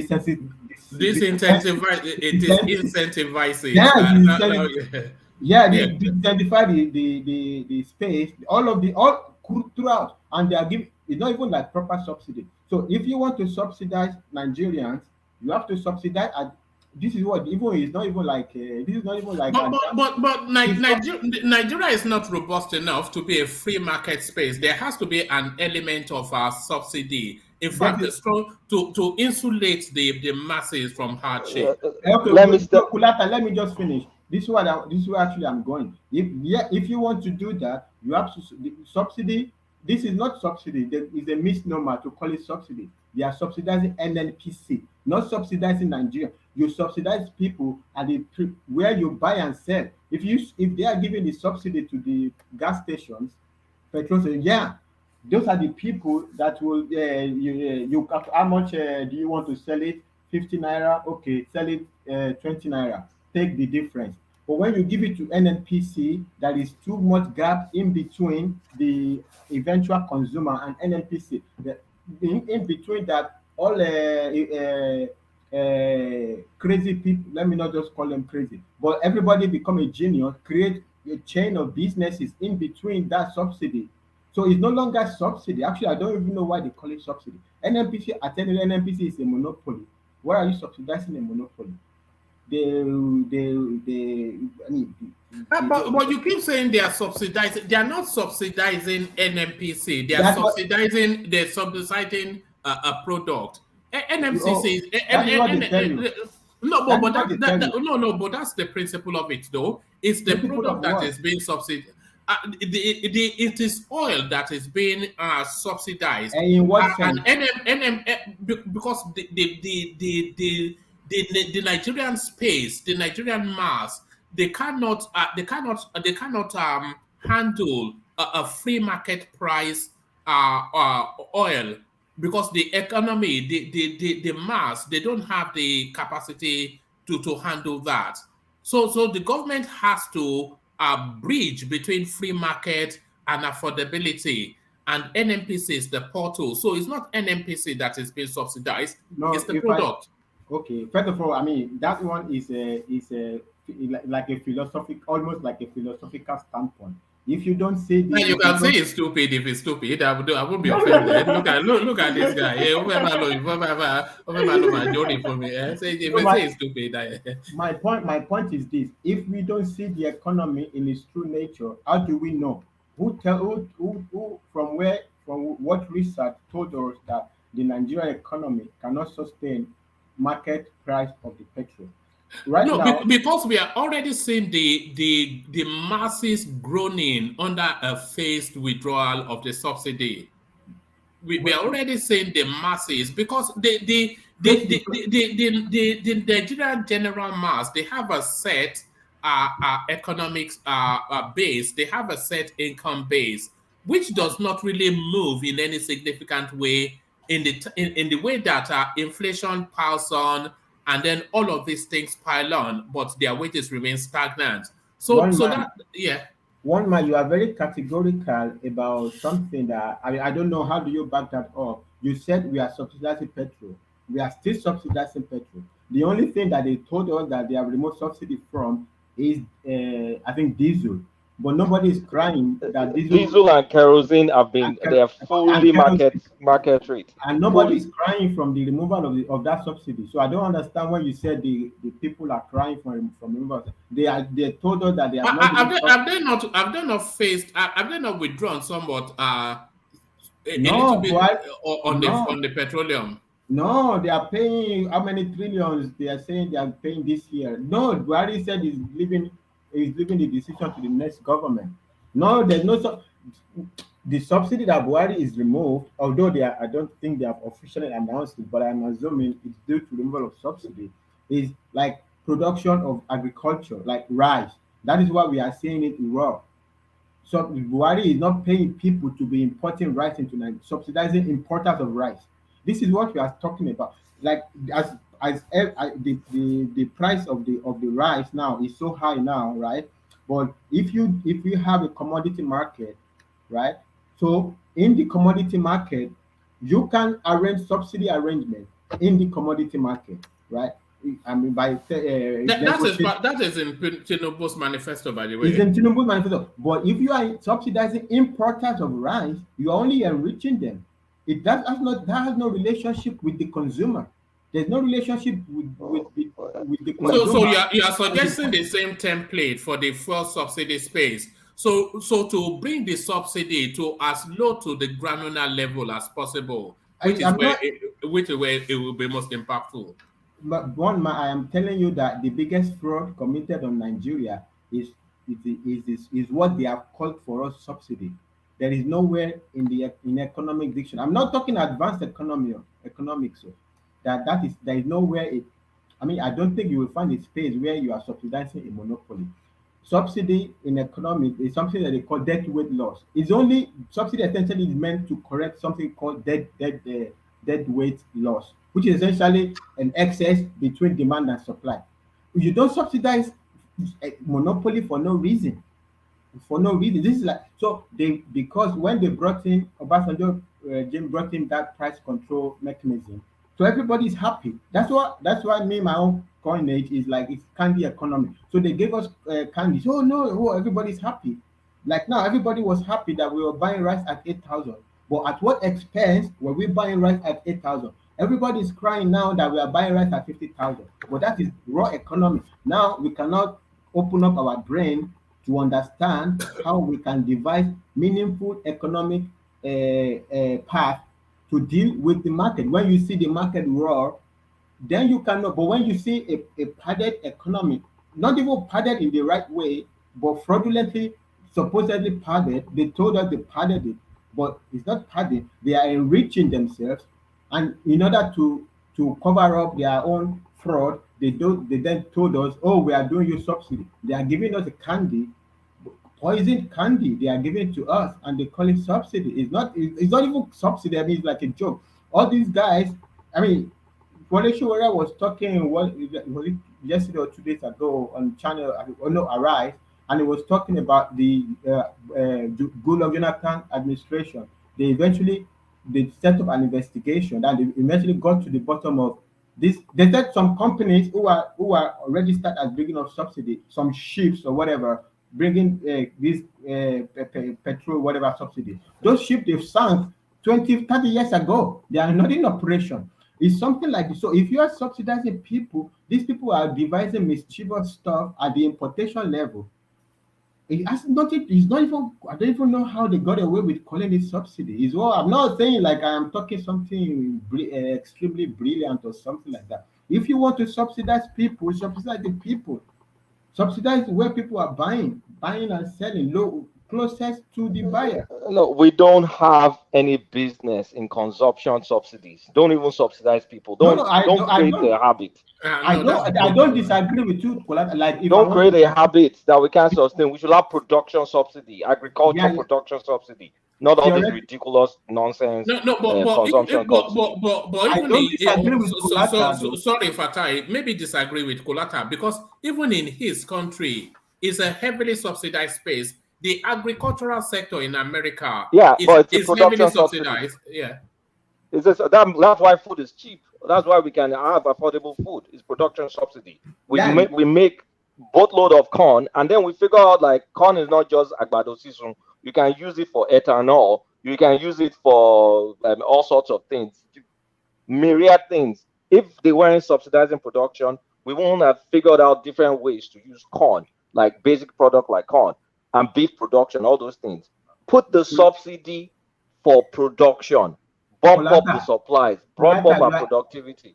Kolata, sorry, brother. You are even calling the right word, subsidizing production. They should tell us that they are subsidizing import. They should have subsidizing importation, not they are subsidizing fuel. They are subsidizing fuel for us.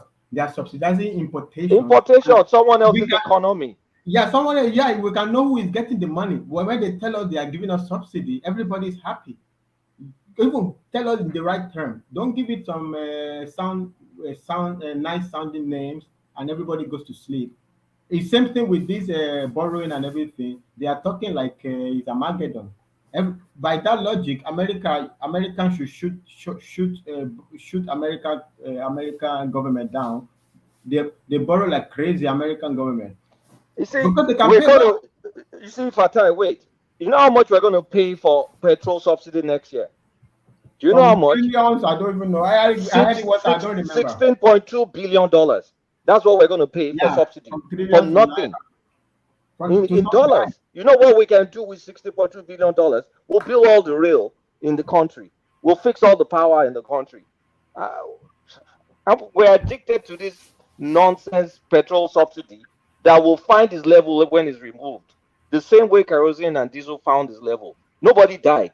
People in Cameroon are not dead. They're not paying subsidy. People in Cote d'Ivoire are not dead. They're not paying subsidy. We'll find our level.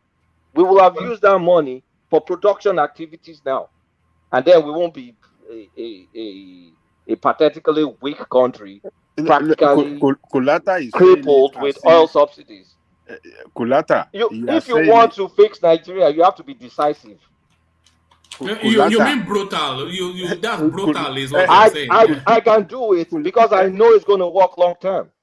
It's not going to be easy. You're going to destroy It's the politically economy. poison. It's political poison because people will start crying and all. But you have to. It's like injection. If you You are don't get going this to kill. You injection, want to your give Nigerians. malaria is not going to go. So You want to take give that them lethal injection injection. and That watch your is what you are malaria trying go to do. away. You want to Rather than give them postponing lethal injection. you can't be postponing the inevitable now. Actually, it's not. Actually, it's not actually that difficult. Actually, Okay, why is it not done by one the voice at a time? administration? Yeah. Why do you think the administration couldn't do it? You think they're stupid? No, You think because they don't know the implication of It's it politics now. economically? No, Politics. Babajale Koko, they politically. can't do it. No, they can't do it because the people who are benefiting are going to run them down. They are going to run them out of office, or they are going to destroy the country on their head. The people who are the big boys who No, are it's political. The economic implication and the political implication, they cannot handle it. Has nothing to do with economic implication. Has nothing, zero to do with economic implication. Is the rent seekers. Do you know? Hold on. Do you know how many businesses have closed down in Nigeria last year? How many industries rather? But what does it have to do with? Hold on. We're conflicting so many things together. Do you honestly know how many businesses like baking industry and other industries that closed down as a result of increase in the price of diesel? Supply basic. Hold on. Basic supply increase in the price of diesel that jumped from 250 to about 800 or 900 today. The airlines nearly closed down. What's the opportunity? Even television houses. Answer this question. Hold on. Let me finish this. Let me say this. I'll let it talk. Even the banks have to cut down their hours, their banking operation hours. They cut it to half. That's to tell you that Nigeria is in a big economic mess. If the bank, let me ask my question. Fatai, chill. But that has to do with electricity. Sorry, just Fatai, chill. What is the opportunity? Hold on, Fatai. Let's Akulata put a position. What is the opportunity cost in removing subsidy and all these things? See, when you remove the subsidy, the demand of forex immediately goes down. That means our exchange rate will be more will be more stable. It may actually drop because the greatest demand for dollars is to buy petrol. So if you cut that demand down, the exchange rate will go down. With the exchange goes down, goods will go cheaper. Transportation and coal may be expensive. You can look for local solutions to fix transport, but that exchange rate, it will drive it down because all that money we're demanding is just to buy petrol. That's the bulk of the exchange rates that we use. And then if the exchange rate goes down, all these things, we can attract more investment to actually fix power. And if you don't know, or if you didn't know, the reasons why we've not been able to fix our powers, a lot of people doing this importation of petrol, they're amongst the people against fixing Nigeria's power because it's going to disrupt this subsidy regime. There are many big men making billions, perhaps in dollars, because of this damn petrol subsidy thing. It's stifling too much in our economy. And you guys don't know, and it's annoying. No, but it's the impact on the people that's what really rank. It's somewhat brutal. One man, can I comment on the impact? When there's petrol scarcity, the money, the price of what the petrol we buy almost goes up to the free market price. Almost goes there. There is no impact on the people. There is no look. We are looking at it monolithically. Like if you do this is definitely what's going to happen. That is why it's called market. There are many forces. Sometimes when the price go up, there is more supply. Sometimes things happen. The big boys, as Kolata put it very nicely, perfectly. The big boys don't want the subsidy to go. It's the easiest way to make money. You don't have to do nothing. You import some rubbish, and then you become a millionaire instantly. So they will fight so hard, it will never be removed. We need somebody with a great will to remove all these subsidies. Let we see the economy in its raw form, and great brains will devise economic policy to take care of things. No subsidy. We don't. You can never understand the nature of the economy of the market with this subsidy regime. You don't know. You don't really know what is going on. But there is no country that is totally free. Not even the United States is surrounded its economy to market forces. What you're describing is a first in the world. No, I'm not saying surrendering to market forces. Well, even whether you surrender to market forces or not, you have to at least understand the actual worth of the actual value. of the things. If you don't understand the actual value of things, even if you say you don't want a free market, you want a socialized market, but you will be losing, you'll be at the losing end. You don't even know what even the subsidy you are paying, whether it's value for money. You don't know. You have to at least know what is the value of the stuff.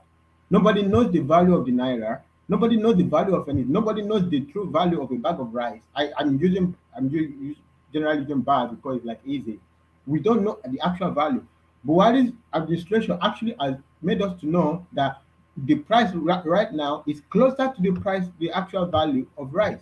Because if you how much you're buying rice in the internet in the I don't know in UK in America, you will think when you convert the money, you will almost be approximately close. So in other words, that's how much they are buying the rice. You know how much they are taking in subsidy. Think about so they are importing the rice from. If you think the price is expensive now, imagine how much it costs, how much they are giving to them, and how much we are paying to be importing them.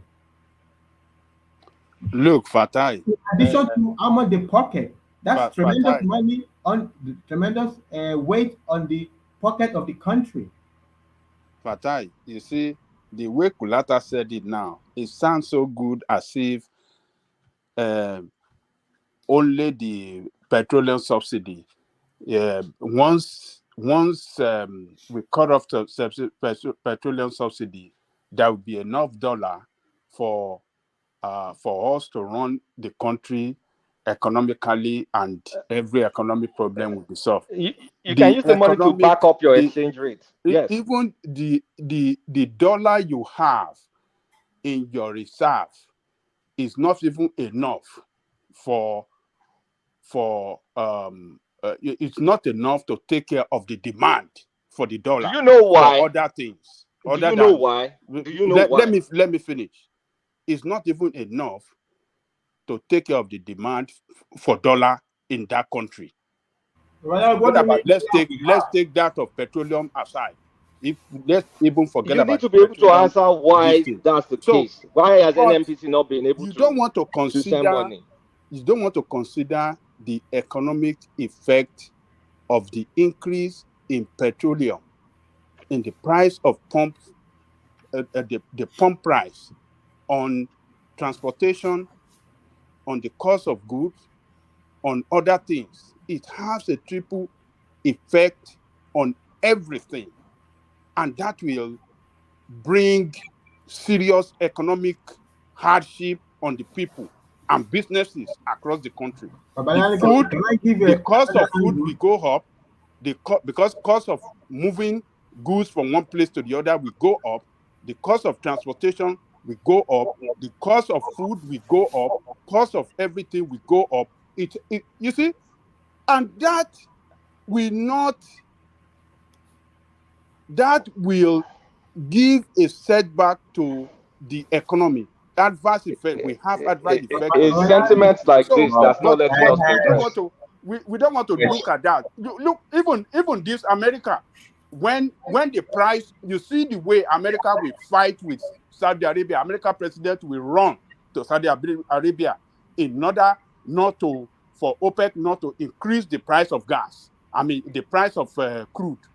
Why would America open up their reserve so that to cushion effect of high cost of petroleum at the pump price? I mean, why do you think they're doing that? Do you think they're stupid? If we remove subsidy, NNPC will have enough money to invest in storage. Hold on, everybody. Everybody, hold on. Sorry, gentlemen. I think Oriola came in specifically for this conversation. So let him come into the conversation. Oriola, you have a different perspective, do you? All right. Yeah, I do. Thank you. So I want to know this. So how much does the subsidy with our revenue that we have right now, how much does it affect it? Because I think we focus on the wrong thing. Like removing subsidy does not, I mean, a lot of people were saying, so a lot of analysts are saying that does Nigeria actually have anything called subsidy when it comes to gas? Let me answer your question. You said how much does it affect it? Okay, Yeah, let me give that's you a good one. example. Wait. No, That's one. because I can quickly answer, then we move on. All right, go The ahead. NNPC has not been able to remit any money for over a year because Right. subsidy eats up everything they sell. So that's how much All right, the subsidy affects wait. our revenue. Put a number on it. You can't just say that because that's the thing. There's no Because accountability. listen, Listen. because the Wait. subsidy. Let me There's no because the sub. accountability. You're Wait, telling me. You're just telling wait me. now. No, Wait, yeah, one wait. voice You're at a not time. putting. Because Put a number. wait, Oriola, hold on. If you ask just a hold question, on. Because everybody of hold the on. If you ask a question, let him answer. And then if you disagree, but if you talk at the same time, then but carry on, Kulata. if the subsidy is sucking up every single revenue coming from NNPC, and because of the subsidy, we don't even have a real subsidy. We have a corrupt subsidy because that's how rent seekers make more money. So our subsidy is overblown, and because we can't remove it, it will stay overblown, and NNPC will not be able to remit any money back into the economy. So right now we're running on taxes. We're not running on petrol anymore. That's how much it affects it. All right, so wait, because I agree with your analysis. But you're saying, oh, all the whatever we're making, everything goes into subsidy. I'm asking you, what's the value of whatever we're making? For That next makes year is $16.2 billion. How about that for next year? Where's the That's your answer, right? You asked for a figure and I gave it to what you. is behind that? I mean, to give me a place to see that number. That's So actually. take us to the wider. You can't don't What do are it you in talking brief. about? Yes, take us to the wider All right, point. but that's part of the basic. Like, so let's say I agree with you, which I don't, but let's say I agree with you. Whatever money that they're generating, they're making, they put it back into subsidy. So now, here's the thing. Let's say they remove that. Does that change our revenue? It doesn't change it. So how come we cannot? It does. It's a cost. How do you understand economics at all? It doesn't increase our revenue because all the money you make, you put it into some other thing. You use it for some other thing. So you don't What other expand thing? your What revenue. other thing? When you remove subsidy, what other thing? Tell You me. don't even have revenue. You've given it all to subsidy. What do you? I don't even don't think this guy understands what he's What is trying the to say. I implication don't of even your understand. question? Your question does not even. All right, gentlemen. Let Oriola bring us to, because I am so confused as well. So take us to where your disagreement is, so that then Kulata and Fatai or on the rest of everybody can then. What I'm saying is this. So I understand what he's saying, but even though the fact that I'm still trying to understand like the number that he's putting on it, I get that part. So Those are let's say government figures. Carry on. yeah, okay. The government figure, let's say, is okay. That's right. Okay, so you have to remember, whatever money that you're generating is part of your revenue. So let's say that's our revenue, regardless. Let's say 16 point whatever number you mentioned, is part of the revenue. Now, my question is, how come we can expand on that? Because basically, we are focusing on the money that we're generating from oil, while we basically just focus on that. While there's other things that we can also focus on. Okay. So what you are saying essentially is that why are we not growing the economy Okay, so let me and give you the diversifying? common sense answer. Because if you use all your money to pay subsidy, that's a cost to you. You don't have money left to invest in your economy to expand.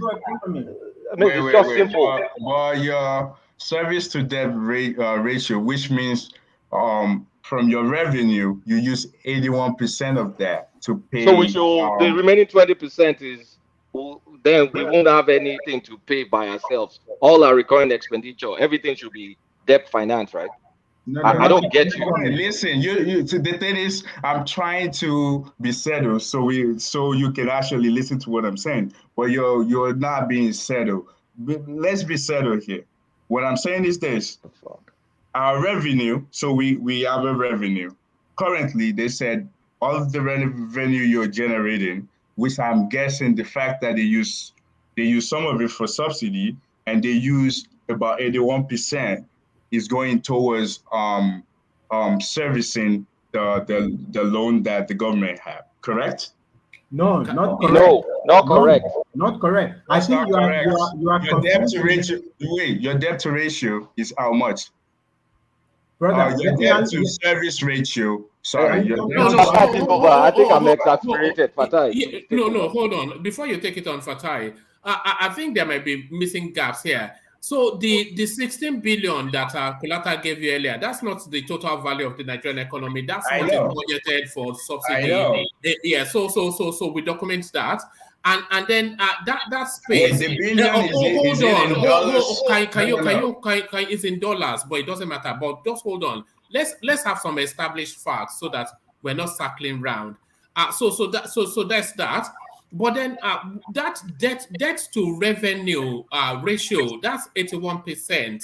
So that's from last year's cycle. So the amount of monies that the country was using to service debt was 81% of its revenue, which leaves approximately 20% for it to run all of the governance, unless of course it's dependent on additional borrowing. So that's another established fact. So another established fact is it's not to conflate debt to revenue ratio to debt to GDP ratio. So the GDP is the totality of the value of the economic space, but the revenue is how much was generated within a particular cycle. So to establish that as well. So having established facts, then the conversation carries on. Back to you, Oriola. One man. There is another thing to be established before we go on. I think everybody is confusing indices with reality. Debt to revenue. It does not mean we are actually paying the debt with the money our revenue. It's just an indices. How much you are making compared to the rate at which you are servicing your debt. It doesn't. Yeah, what are you talking about, man? What you're talking about does not make no sense, man. It doesn't make no sense. So hold on, Oriola, because Fatai it speaks from a place of knowing. So acknowledge that.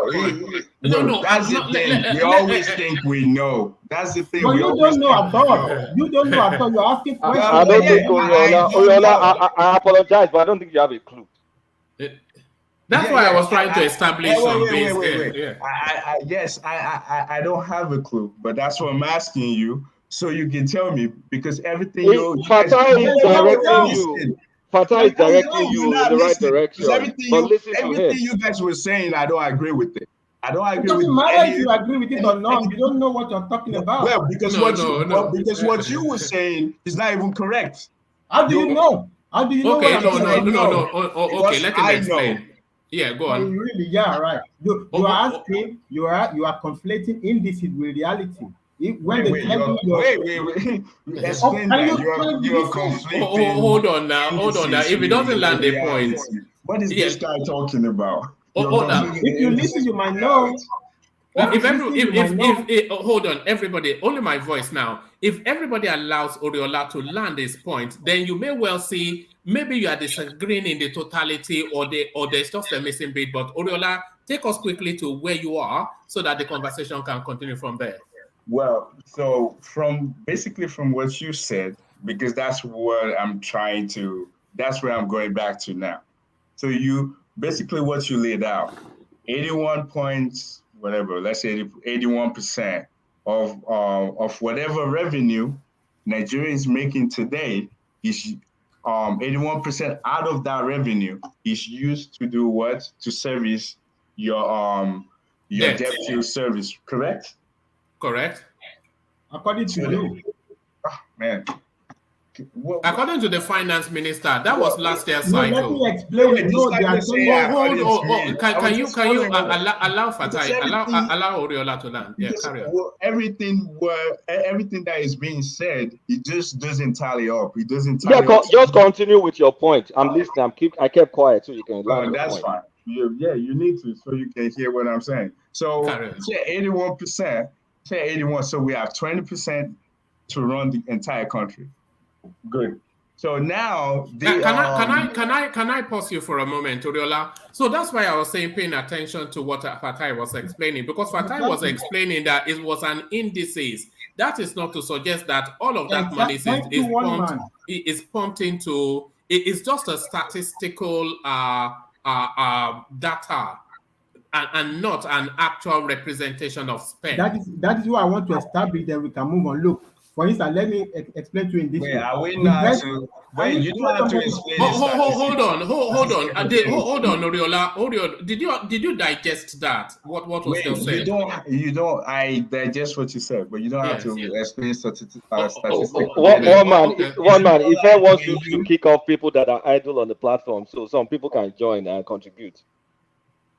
All right, who wants to come in? Can I come in, please? Ife? Oh, yeah. Ife, my bad, but all right.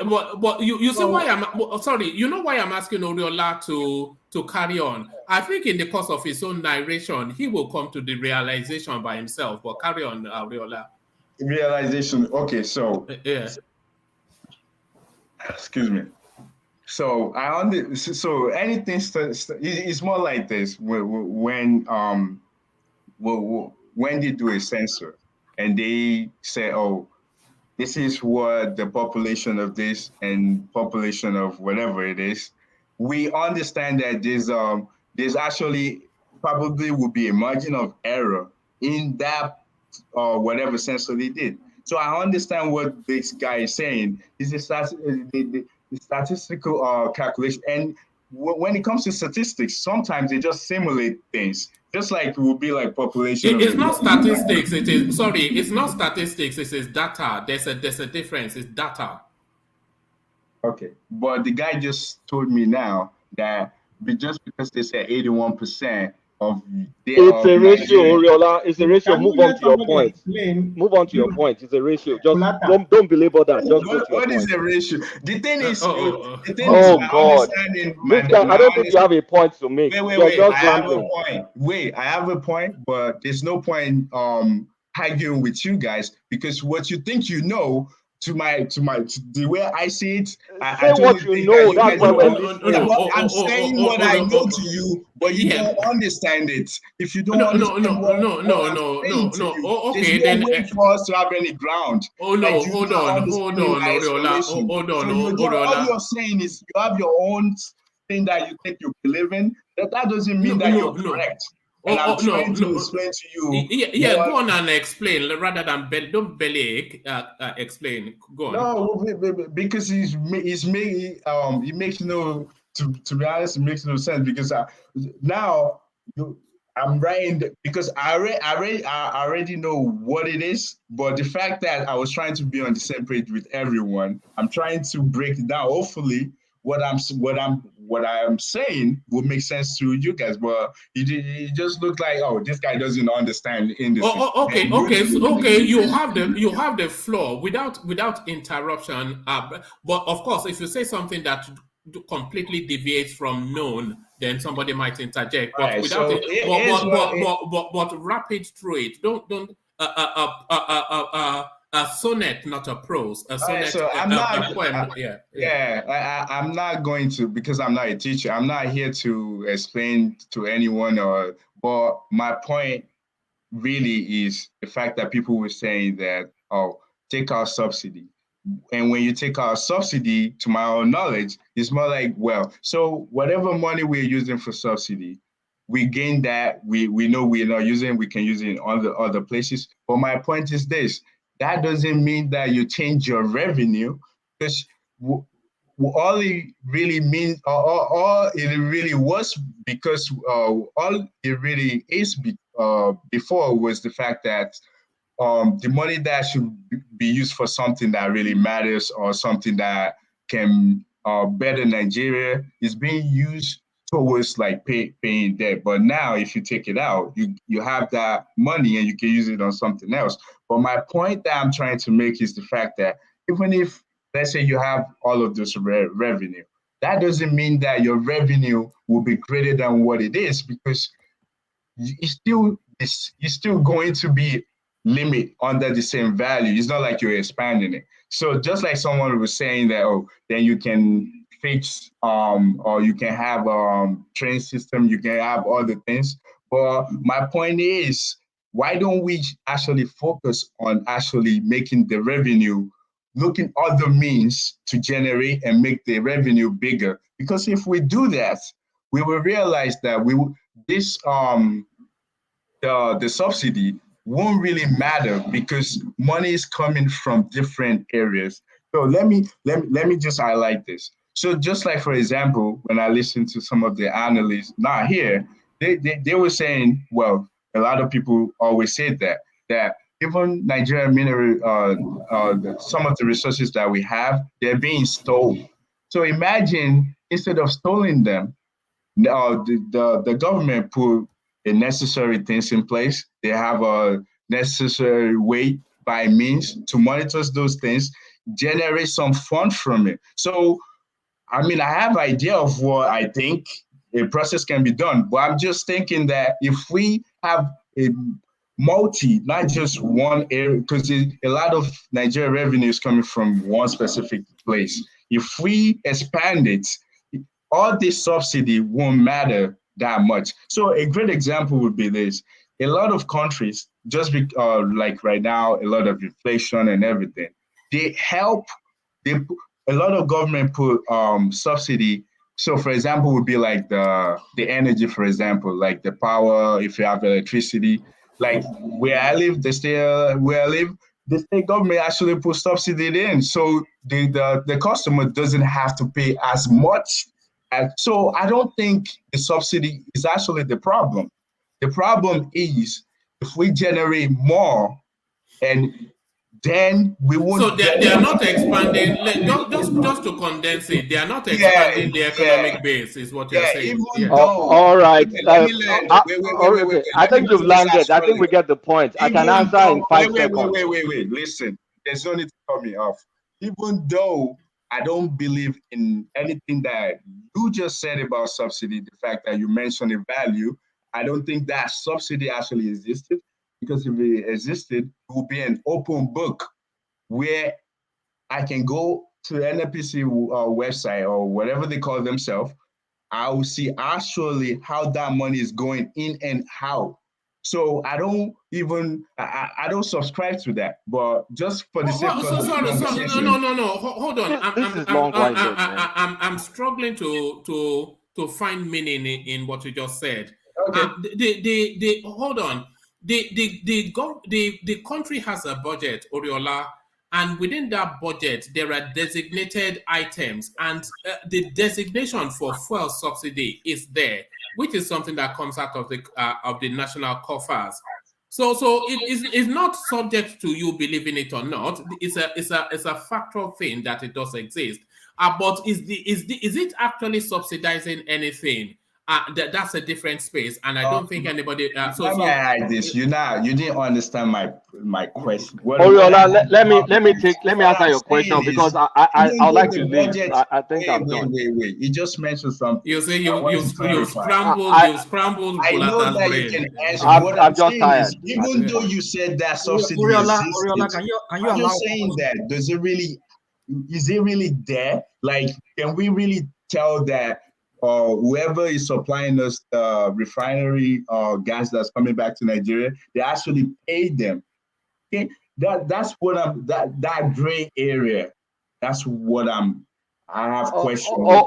Okay, please let me answer the long-winded thing. All right, subsidy is a cost, right? Agreed. So if you understand the concept of opportunity cost.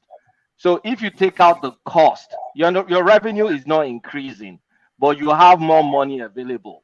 You can now channel that $16 billion into other areas of your economy that will generate and expand your revenue. Right now, you cannot do that because you are tying down that $16 billion to a cost.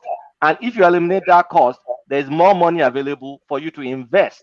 So right now, if we continue on the subsidy regime, we have very little money to expand our economy, and we have to borrow, and that's why we're borrowing. If we free up $16 billion immediately, we have more opportunity to invest in this, invest in that, invest in agriculture, invest in that, and still have some change left that we can maybe use to subsidize transportation. So where is that $16 billion coming from? I know it's Does your budget. does that In order does for you that to does have that your answer your budget. does that, Wait, hang it on? doesn't answer. Does that That's answer your question? It doesn't answer my question. That's why I have a Because follow-up. So you okay, what's your Answer your follow-up question. question? my follow-up is your 16 billion, whatever. That's the projection for next year. Well, yeah, that's the It's projection. coming You, from but Ministry you of have to Finance. understand that our budget is being financed by what? What's financing your budget? Oh, sorry, I what mean, are you talking about? what are you talking about? Where are you taking us to? I don't. You're Man, confusing more than. The Ministry wait, of the Finance thing is, projects how much. Hey, hang on. The we Ministry of have to Finance projects. comprehend. Hang on. You're not Can you hang comprehending on? what you're saying. The Ministry of Finance projects how much they're going to spend on each and every area, and all of us here know that the subsidy budget is corrupt. So we know the consumption of what we consume in Nigeria is way shorter than how much is being subsidized, and that's one of the reasons why you need to remove it again, to remove corruption. I understand what you're saying. No, you don't. So sorry. Hold on, Oriola. So sorry, Oriola. We are with apologies. I think there's a gap in understanding. I think there's a gap in understanding. The fuel subsidy is budgeted within the Nigerian budget, so it exists as an entity within that space. But that is entirely, if not exclusively, but largely corruption. A lot of it is just stolen monies from vested interest, rent seekers, as has already been explained by Kulata and Fatai. So it does exist, but it hemorrhages into corruption. So the attribution for next year's budget is 16 billion. That's how much is budgeted. So whether you believe it or not, it's coming out of the national coffers. But the argument is that if subsidy is removed as an item within the Nigerian budgetary cycle, that 16 billion, it can be repointed into the economy to grow in infrastructure and open up the economic potential of that country to expand its greater wealth. I understand everything you're saying. Yeah. So what is you're not? So here's the thing. I comprehend everything you're saying, but out of what you're saying, I'm asking questions. Which the thing is you're not comprehending what I'm saying. Okay. That's how I see it. So you're saying there's already a budget, and when you have a budget, that means there's something that finances that budget. That this is how much I will spend on this. This is how much I will spend on this. This is how much I have $20, and out of my $20, I budgeted. This will go to this. This will go with that. I'm asking you, what is financing your budget? Debt revenue and debt. From where? Can I explain? From where? Hold on. Let me stay with Oriola. Maybe revenue and debt, yes. So your revenue is financing your budget, correct? Yes. From where? Where's your revenue coming from? You tell me, where does Nigeria get its revenue from? That's exactly what I'm saying. If we can expand what our revenue is, we will have more money. The budget will be a lot more bigger. All right. Stay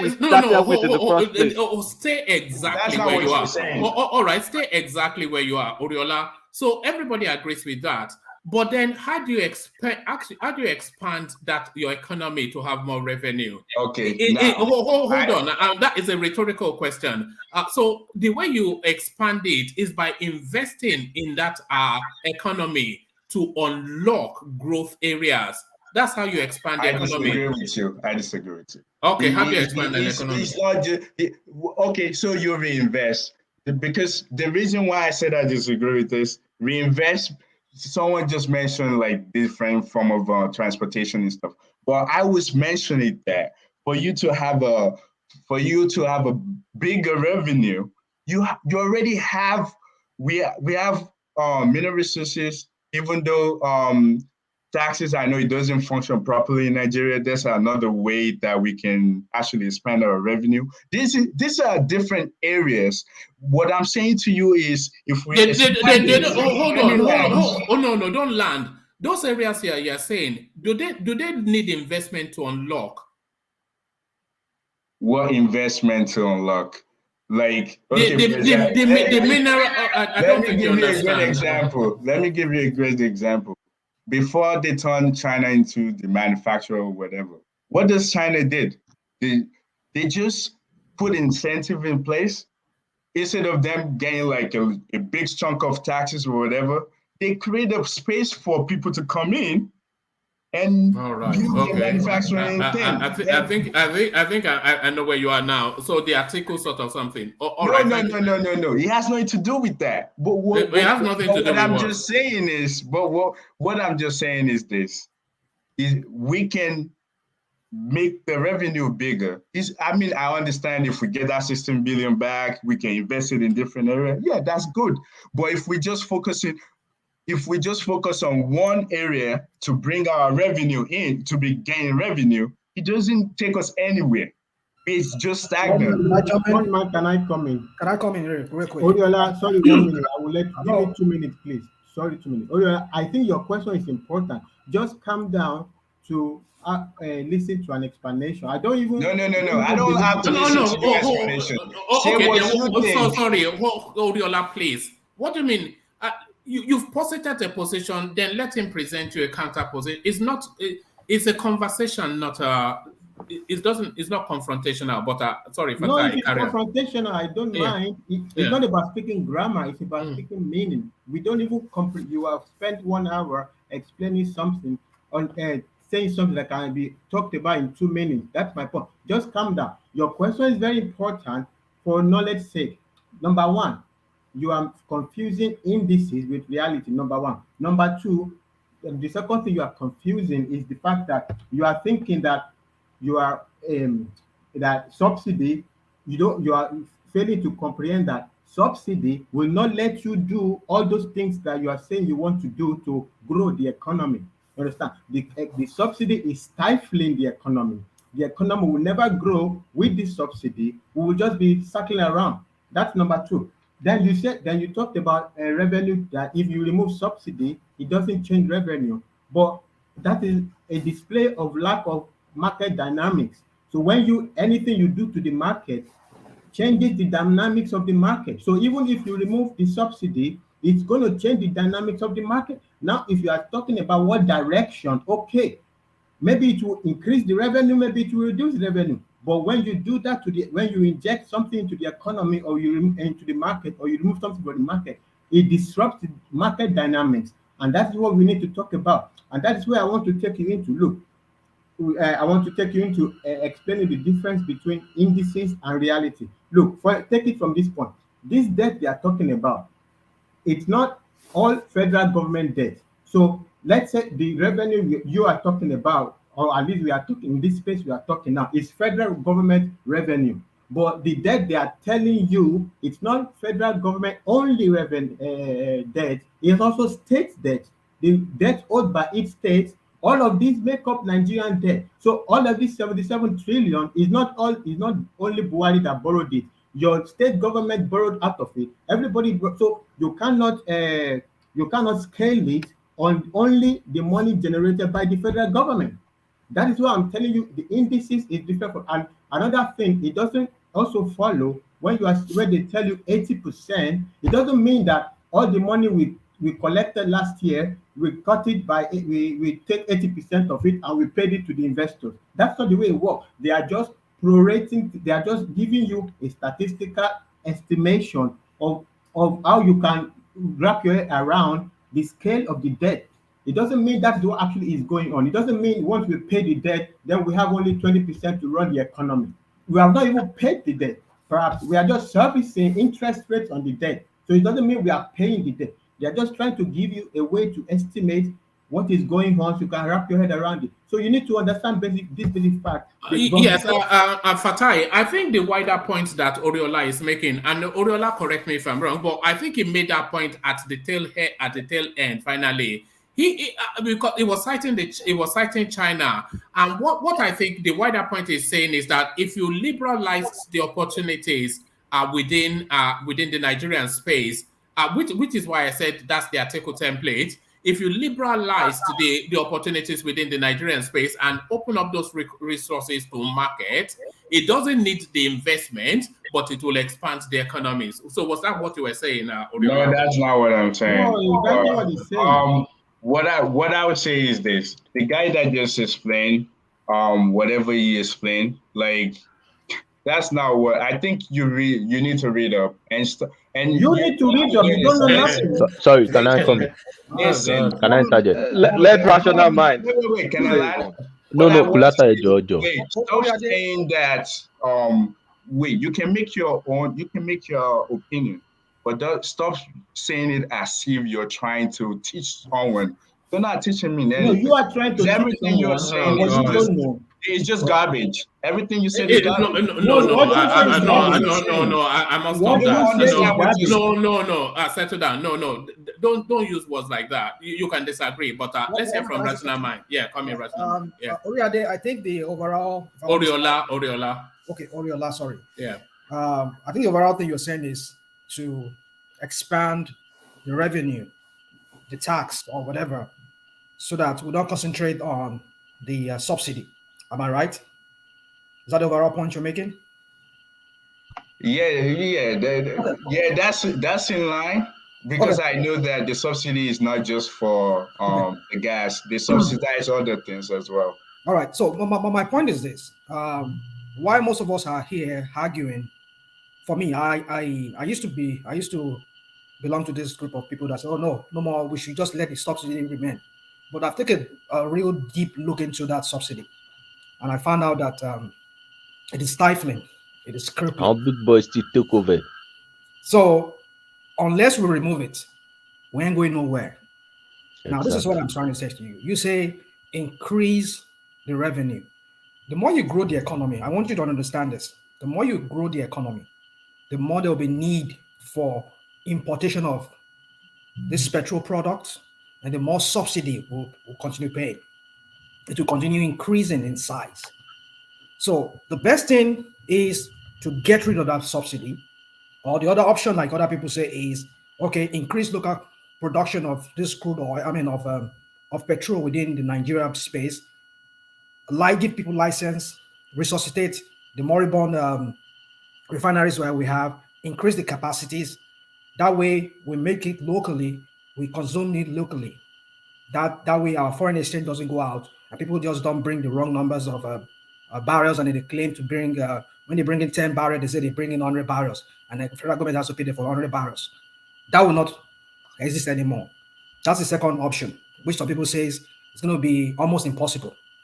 And the other option, which is just get rid of that, of the subsidy. Some people say, oh, that is even more, almost impossible. In fact, it's impossible.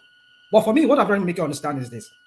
That revenue you're talking about, the more the increase, as long as the Nigerian economy continues to increase, and we don't take away that subsidy, we'll continue paying more.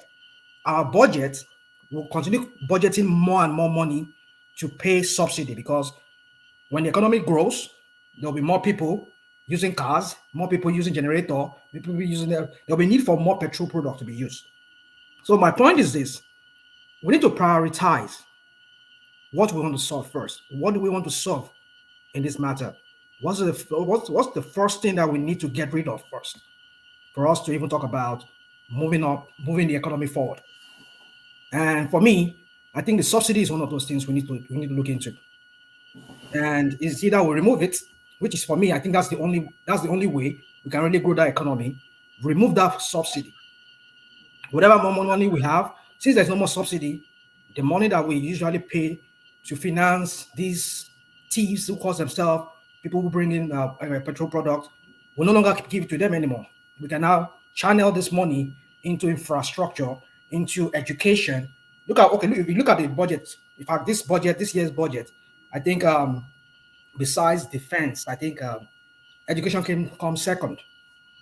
But then look at how much they voted for. I mean, in the country of about 200 million people, that amount of money, the 1 trillion naira they voted for education, is too small for our kind of country.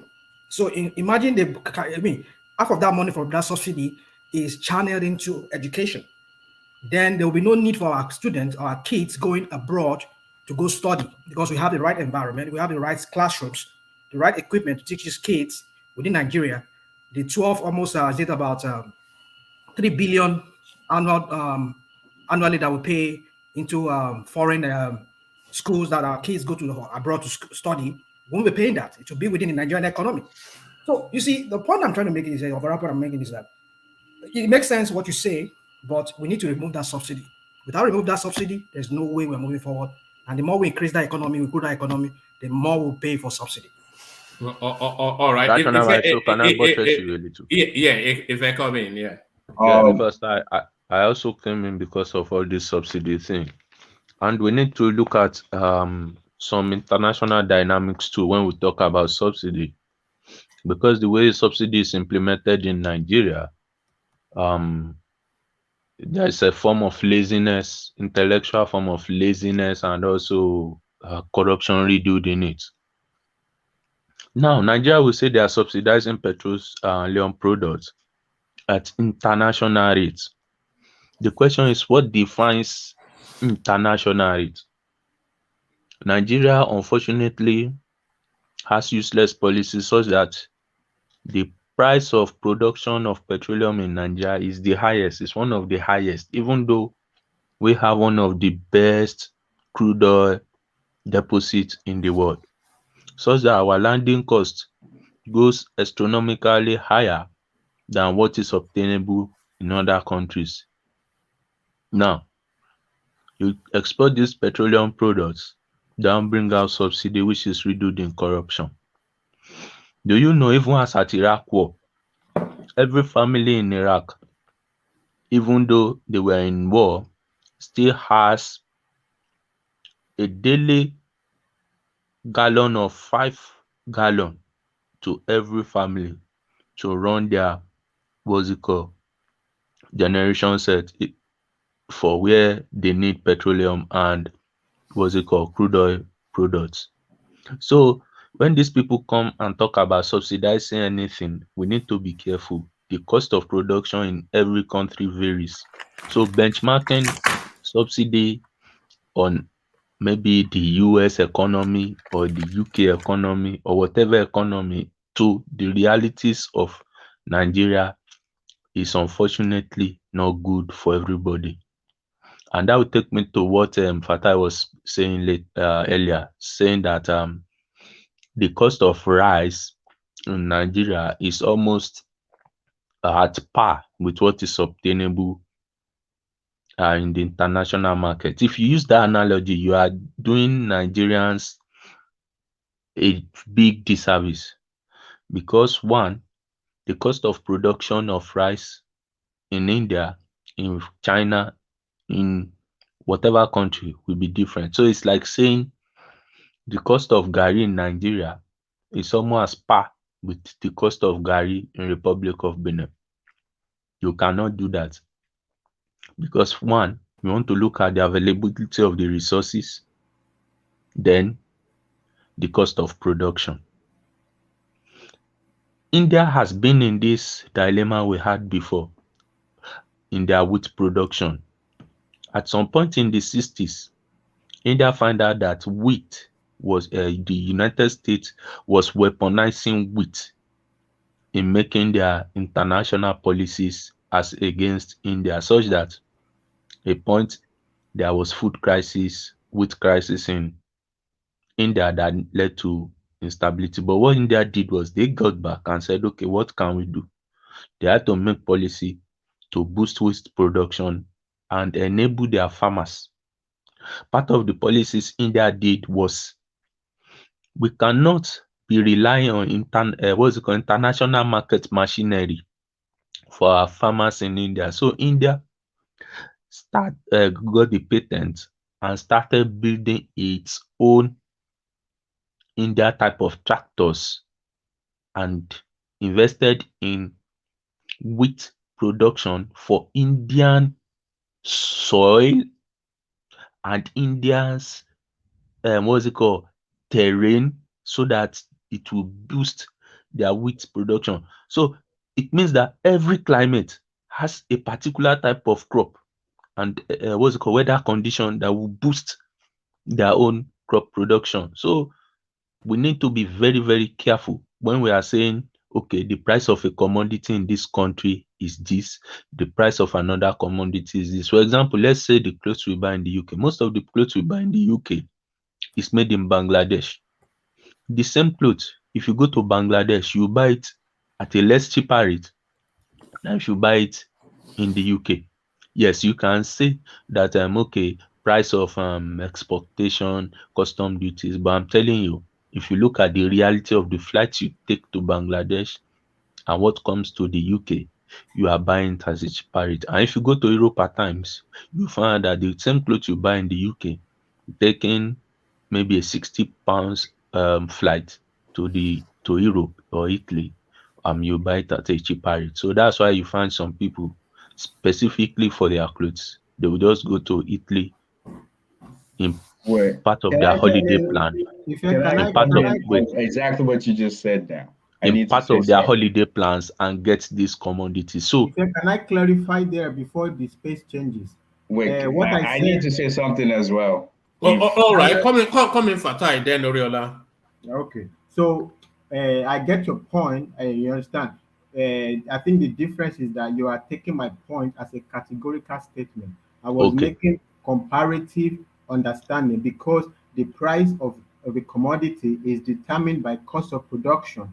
So the cost of producing rice, I mean, I perhaps even the machines or whatever that is even used to produce the rice now, maybe they are also imported. So I don't know the cost into the production, but I'm saying if you look at it from even the price in the international market, they are apparently they are approximately they are closer. So it might be that the cost of production, this is like the cost of production is apparently on the same level. Now, maybe if we now improve in Nigeria and we make our own machines, maybe this will now we don't maybe this will now reduce cost of production, which will then bring down the price. Is another story. All I'm saying is it makes comparative sense if you see the price of rice now, that the reason is because we are not important. Like I was making the point, if you see this approximation, you can just imagine how much we were paying in subsidy before. We thought we were buying rice for 8,000 naira and we are happy,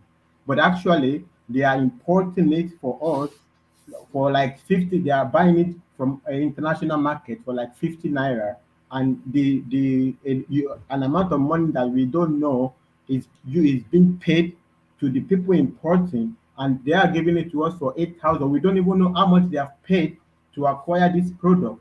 You understand? That's I'm just saying that if we see the economy Okay, in it's not as if you are making a categorical statement. no. I'm just trying to say, Okay. like, you can Yeah, look at because the let me international clarify that market. right.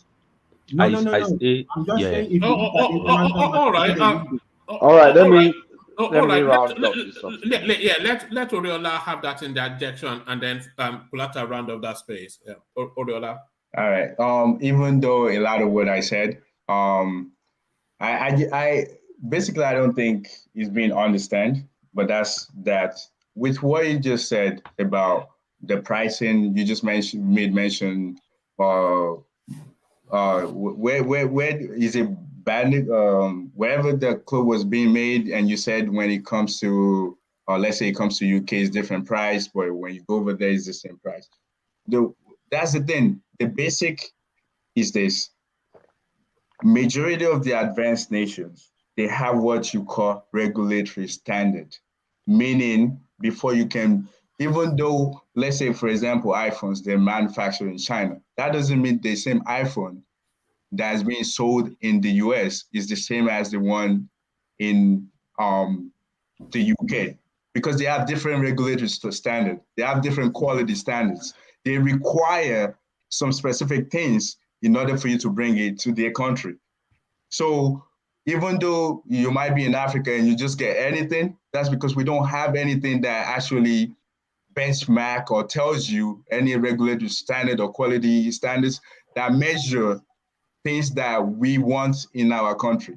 So things you just said about the clothes, I don't think it's factual, because before they can actually bring anything into these advanced countries, they have standards. So it might be more expensive. A good example, even the iPhone, the price here is not the same in China, even where they manufacture it. That doesn't mean that the quality or the regulated standard that they need to meet in order for them to be acceptable here. It just so now when I just feel like we say a lot of stuff without knowing the basic, and it kind of like conflicts a lot of things. Don't patronize the space, Oriola. Just speak to the point. Yeah, but what I'm saying is, people are educated, intelligent, and well traveled on this platform. So I don't think correct. there's I accept that, but carry on. But that was what the person just said. Now it was more like I go to a country. If I go to this place, I can get the same thing at cheaper price. But I'm just trying to say that it doesn't work that way. You can go on eBay and see Nike, whatever, coming from China. But when you look at the quality, it's not the same thing because every different countries, they required. Well, now we understand all of these things. No, you don't. Well, you might, but in what you said, no. I just correct myself. In what you just said, that didn't seem like that. That's what I was just trying to say. Okay, Eshigon, bros. All right, round it off, Kolata. I think we are more confused now than we were an hour ago. I don't even get where. I mean, it's that's getting the thing. It's getting too circuitous. Anyway, so here's the thing: the problem with subsidy is the what's it called? Opportunity cost is too high for our economy, because with what we pay in subsidy is one of the reasons we don't have functioning refineries. People don't know, because the incentive to go build a refinery, you will rather import petrol and round trip and make money than put money, take risk, invest, and build. It only takes the likes of Dangote, that is heavily subsidized in forex, to be able to build the refineries. The government in the NNPC has no incentive in fixing the refineries, because they're more incentivized to import petrol and get corrupt returns from subsidy. So subsidy is very destructive, even in the petrol industry, because it doesn't encourage any sort of productivity. It just encourages lazy rent seeking. And whenever there's arbitrage in the market, the corruption is going to expand, meaning even for the landed petrol they bring, after they've stolen whatever they've stolen before they even land it, you have more incentive to put it in on a truck and drive it to the border countries and double your profits. So it's all and all bad for the economy, because the money we were using to subsidize is something you should subsidize: education, subsidize ASU, get pipe-borne water, build what's it called, high-speed internet infrastructure throughout the country, invest in our trains, subsidize agriculture like every country does, so we can produce and export, subsidize a value addition to agriculture. That is what we should be subsidizing. That is where our money will be. And really, may I ask one thing? No. I don't want to hear much. I'm done with what you're saying. I'm running on that space. Hold on. After Folata finishes, we are moving on from that topic. Remove the subsidy, reduce the pressure. Sorry, hold on, Kolata. Don't choke Oloriola, because you're going to add confusion, because I've given you a good 40 minutes long, and you've not added anything that's moved the conversation forward. You've just indicated that we would not understand what you're saying, and we have paid all the attention to understand, but there's nothing that's come through. So you can chuckle, but really, I'm not sure where the joke is pointing. But Kolata, carry on. Okay. Yes. So we don't want to listen to you again. Yeah. No, settle down, Fatai. What is this guy talking about? Relax, man. Settle down. It's only on this platform that we can actually make solutioning of Nigerian issues entertaining. It doesn't happen on any other platform, by the way. Anyway, if you remove, we need to reduce the demand for forex, because we don't pay subsidy in naira. We have to convert it to dollars. So all that stuff that I've listed, it just shows me the opportunity cost of maintaining this subsidy regime is way too high. We can't afford it anymore. Let Dangote, I get the immediate increase in prices, I get that, But do whatever it takes for Dangote refinery to launch and be successful. Take away the subsidy. At least we'll be able to buy the product in naira. It's not going to be subsidized, but at least it will be better than the one we import in dollars, and that's subsidized. That is my submission. All right, brilliant. So that was a good 40 minutes of our lives that we will never get back ever. Well, but there it is. That's how it has gone. So now this is why. Can I quickly speak in electricity space, please? Agree to disagree. All right. Let's have a first interjection on electricity just to bring it down a bit, and then you can disagree. But your disagreement will be rhetorical. I don't want to open up another conversational space, and then I want to go to the Babalawo who slept with the pastor's wife, just to move away completely. But if I carry on, Well, today's topic is very interesting. Babalawo and pastor, that's tough, man. God, another dimension. So, you see, the Nigeria electricity grid was not designed for the type of transmission it is doing. Load.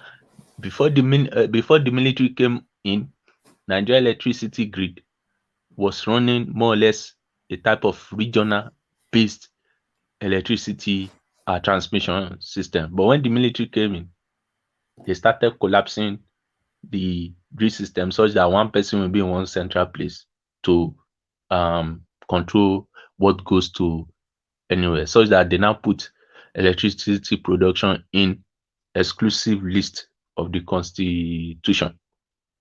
Now, technology has advanced such that even countries that are running a unitary type of grid are now running what we call distributed grid system.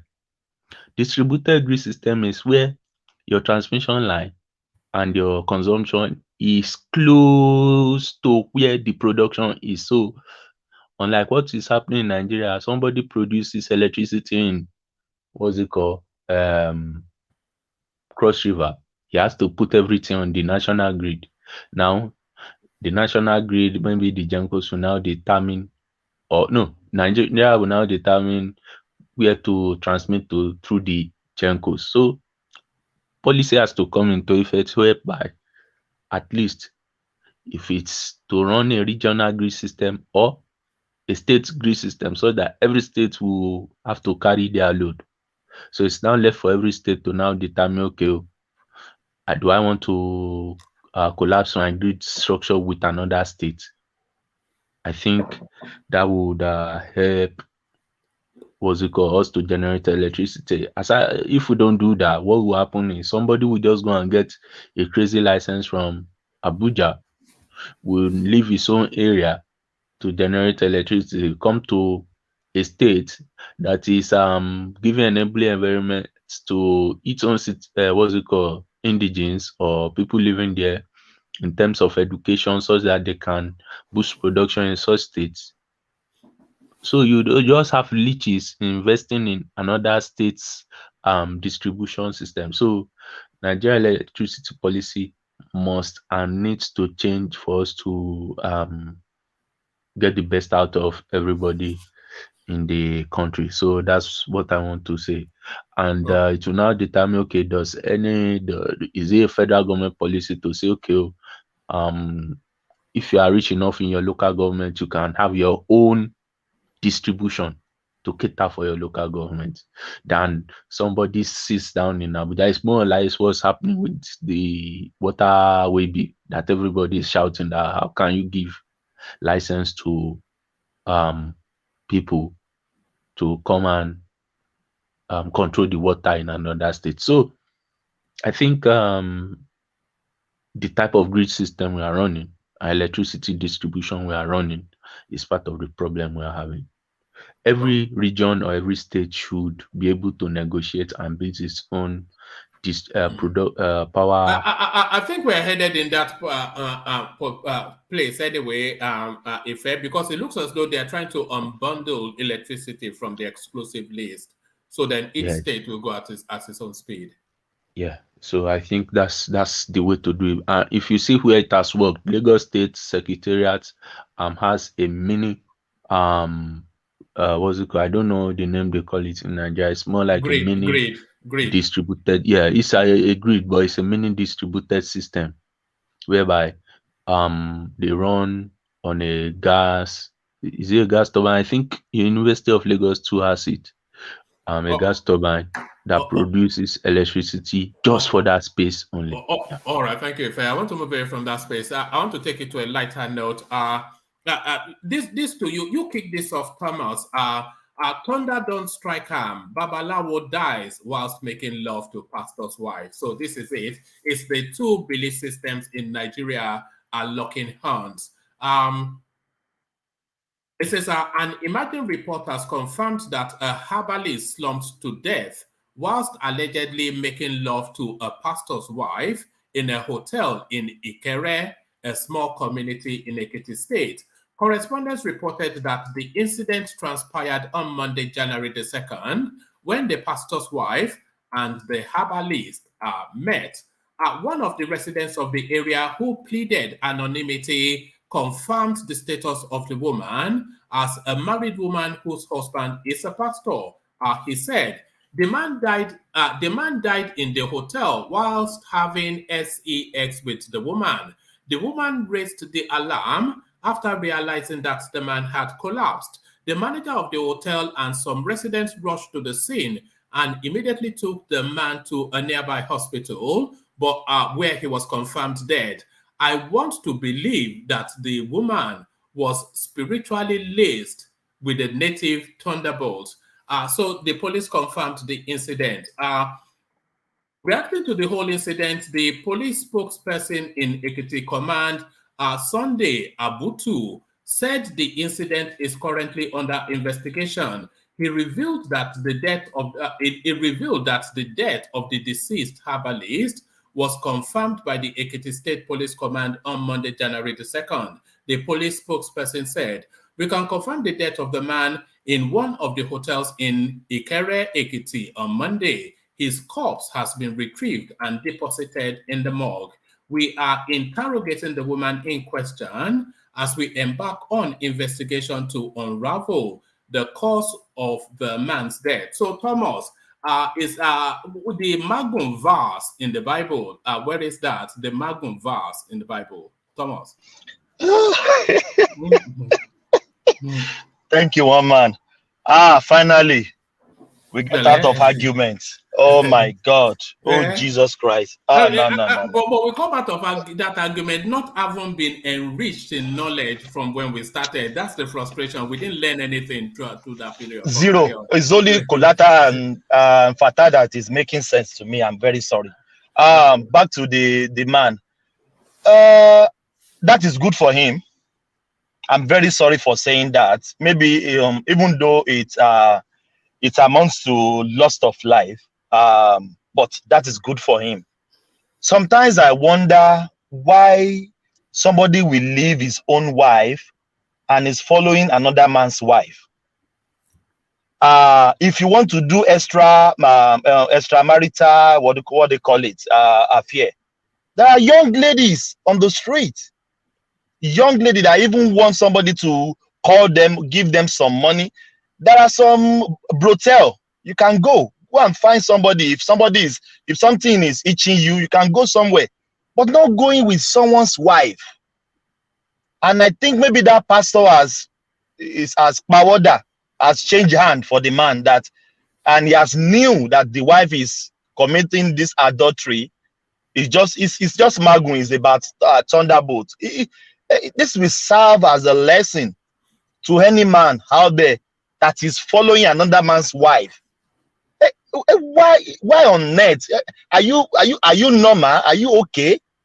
Another man's wife, will you be happy? Somebody else following your own wife. And those kind of men, they are so jealous. They'll be monitoring their wife's phone up and down. Do you change your password? They'll be monitoring the text message. They'll be because they knew what they are doing.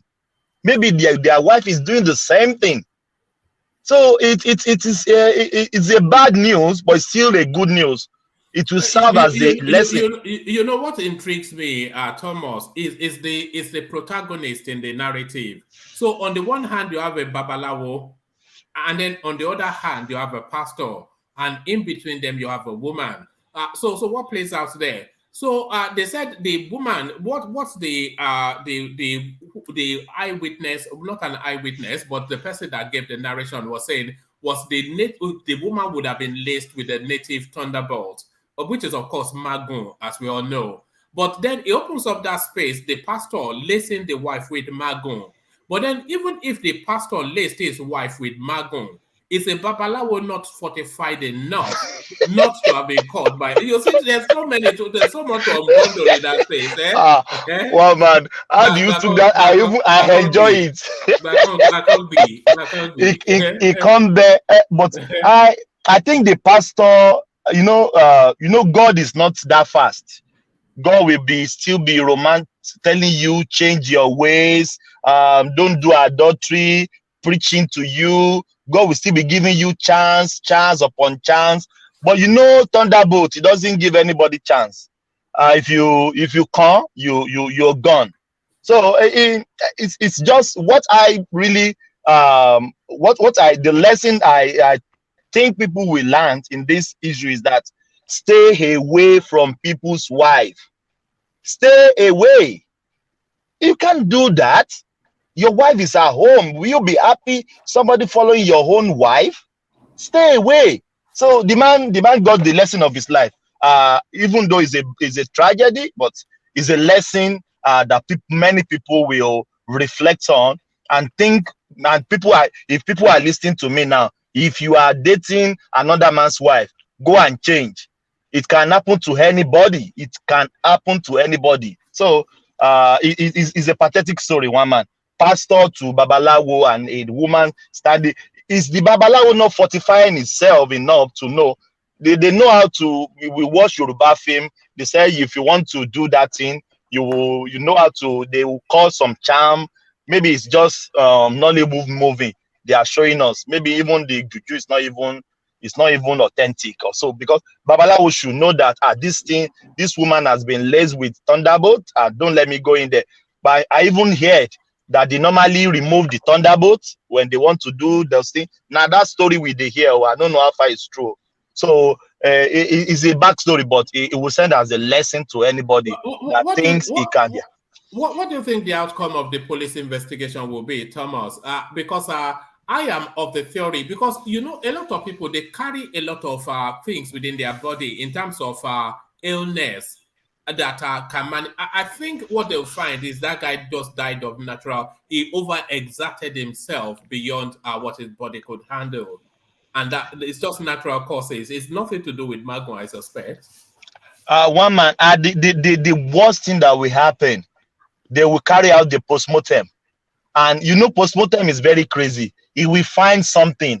He may say the man has been developing heart attack. He's been having some issues. Postmortem will find something. Postmortem can't dictate magun. Postmortem will not do that. So they will find something. They will finally release the woman that maybe he has used alomo, afator, all this conk, this libido something to enhance itself. That is why it collapsed. Postmortem will find something. You find something in that man's body. So maybe even at the long run, they may free the woman at the end of the day. But stay away from person's wife. Stay away. You can die.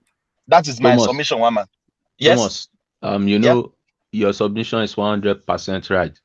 And one man, you are looking for maybe the biblical verse for Magwambi. One thing is there is biblical warning, even to not to touch another man's wife. Am I permitted to just quickly read the verse? Yeah, go on. It's a short one. Carry on. I'm not a pastor though, but it's just some advice. Rational mind will probably wrestle you to the ground because the problem in life is there are some things that are just a no-go area. Either you're a pastor, either you're a babala, whatever faith you practice, another man's wife it's a no-go area because it's more like a presumptuous attitude, a jealous attitude. So the verse I just want to quickly read is Proverbs 6, Proverbs chapter 6 from 26 to what's it called 29. So that place 26 starts with, for because of a prostitute the man is reduced to a loaf of bread, but the wife of another man preys on a precious life. Can a man rake fire to his chest and not burn his garment? Or can a man walk on hot coals without scorching his feet? So verse 29 caps it, it says, it is the same with anyone having relations with his neighbor's wife. No one who touches her will go unpunished. So, well, depending on if one believes in God or not, it is just a universal code.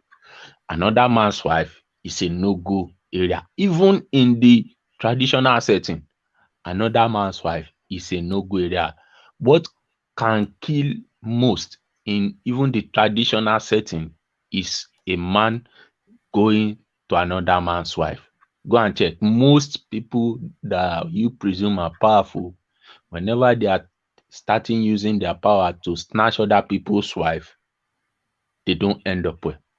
So that's my submission on Yeah, that. but the allure, the especially amongst sorry to be ethnic somewhat, but especially amongst Yoruba people, the allure is always for somebody else's wife, isn't it? Amongst Yoruba men. Well, it depends on where you grew up from. I have a more of a voodoo type of historical background. So there are some things that I you, disagree with one man right You there you, with you, that you you don't statement. agree? Yeah, Yoruba men and Niyawo, eh? I disagree with you. It's in the cities that you see people doing yes, that kind of that kind of mess. You don't go to the village and do that mess, or the rural area. You will find yourself in the grave very quick. So, and yeah, You find easily. yourself in a grave. Yeah, easily. So James Ifesile Komasoro, he's in the city in Lagos and those places that you see people doing all, and it's not limited to Yoruba people.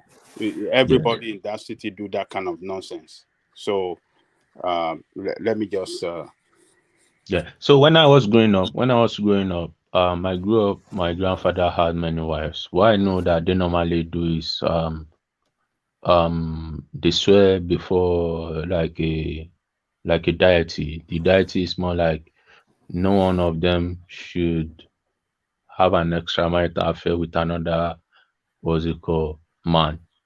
The problem is if any person does that, the man and the woman would they will know. So there are check and balances in the traditional system, and that's why part of the problem we are having is attributed to what's it called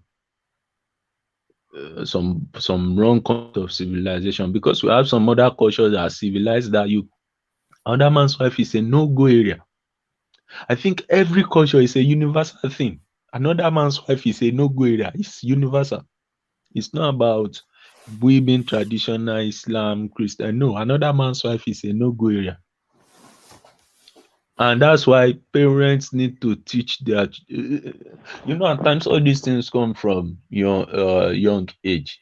There are some things that we call abomination. You should not even, if it's coming to your mind, you should not even what's it called, entertain such. We have had Do you know for this thing? Can I That disagree same Bible. Can I disagree with Ajale Koko for what he said? Yeah, come in rational mind. Yeah, you said something about it's only in the city. No, even in the village, it's very rampant. Why do you think they have the magum? Why is it that some men, they will lay magum for their wives?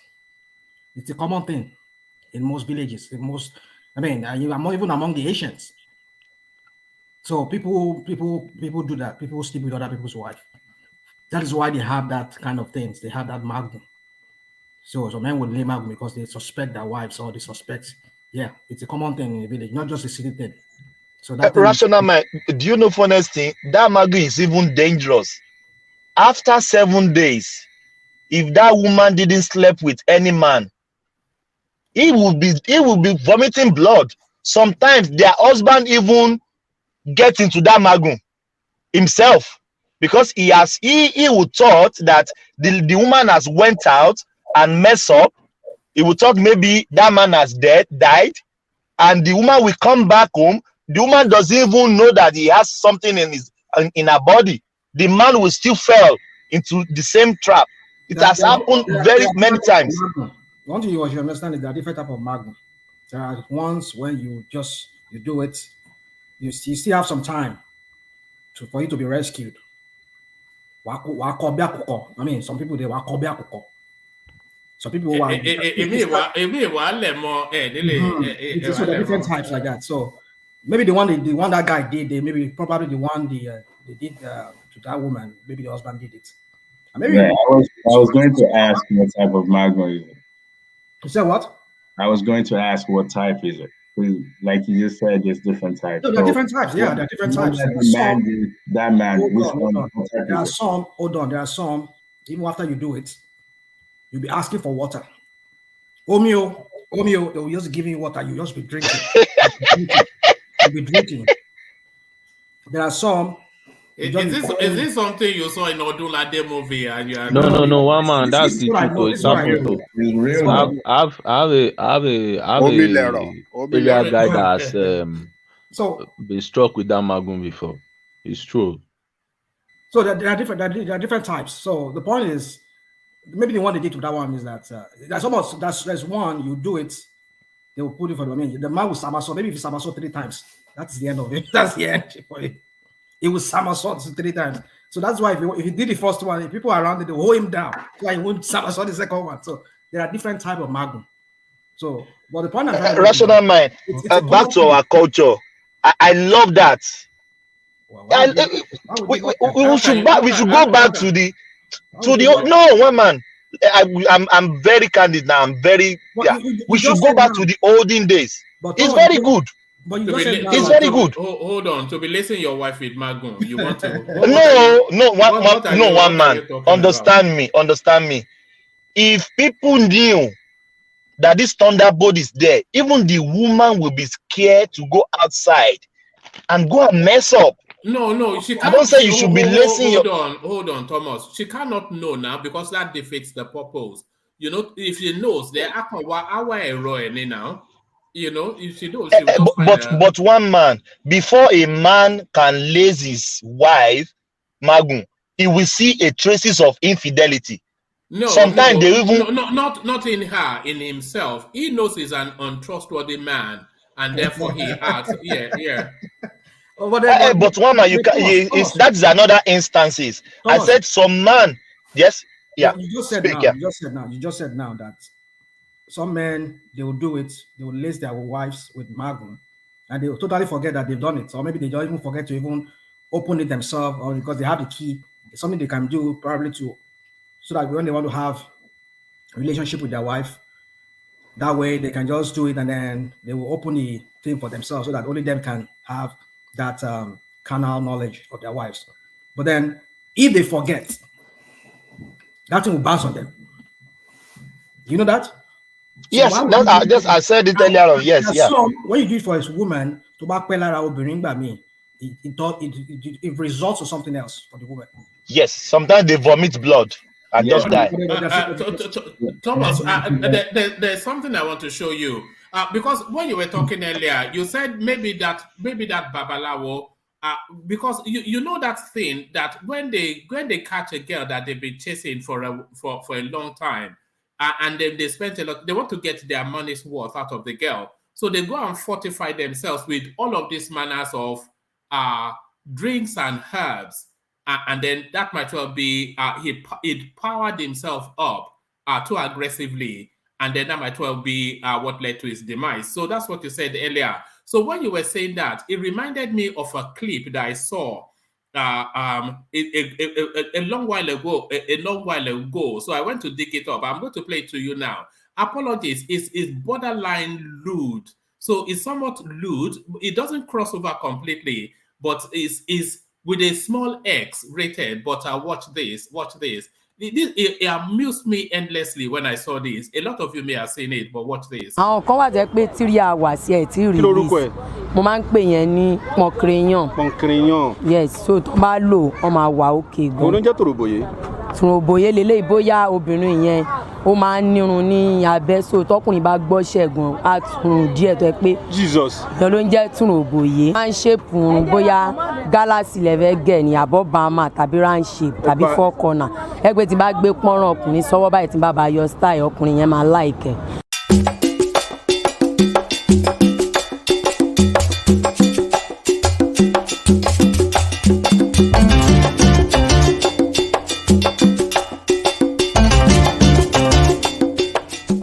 This story you're about to watch is so funny. There is this agbo seller that I met.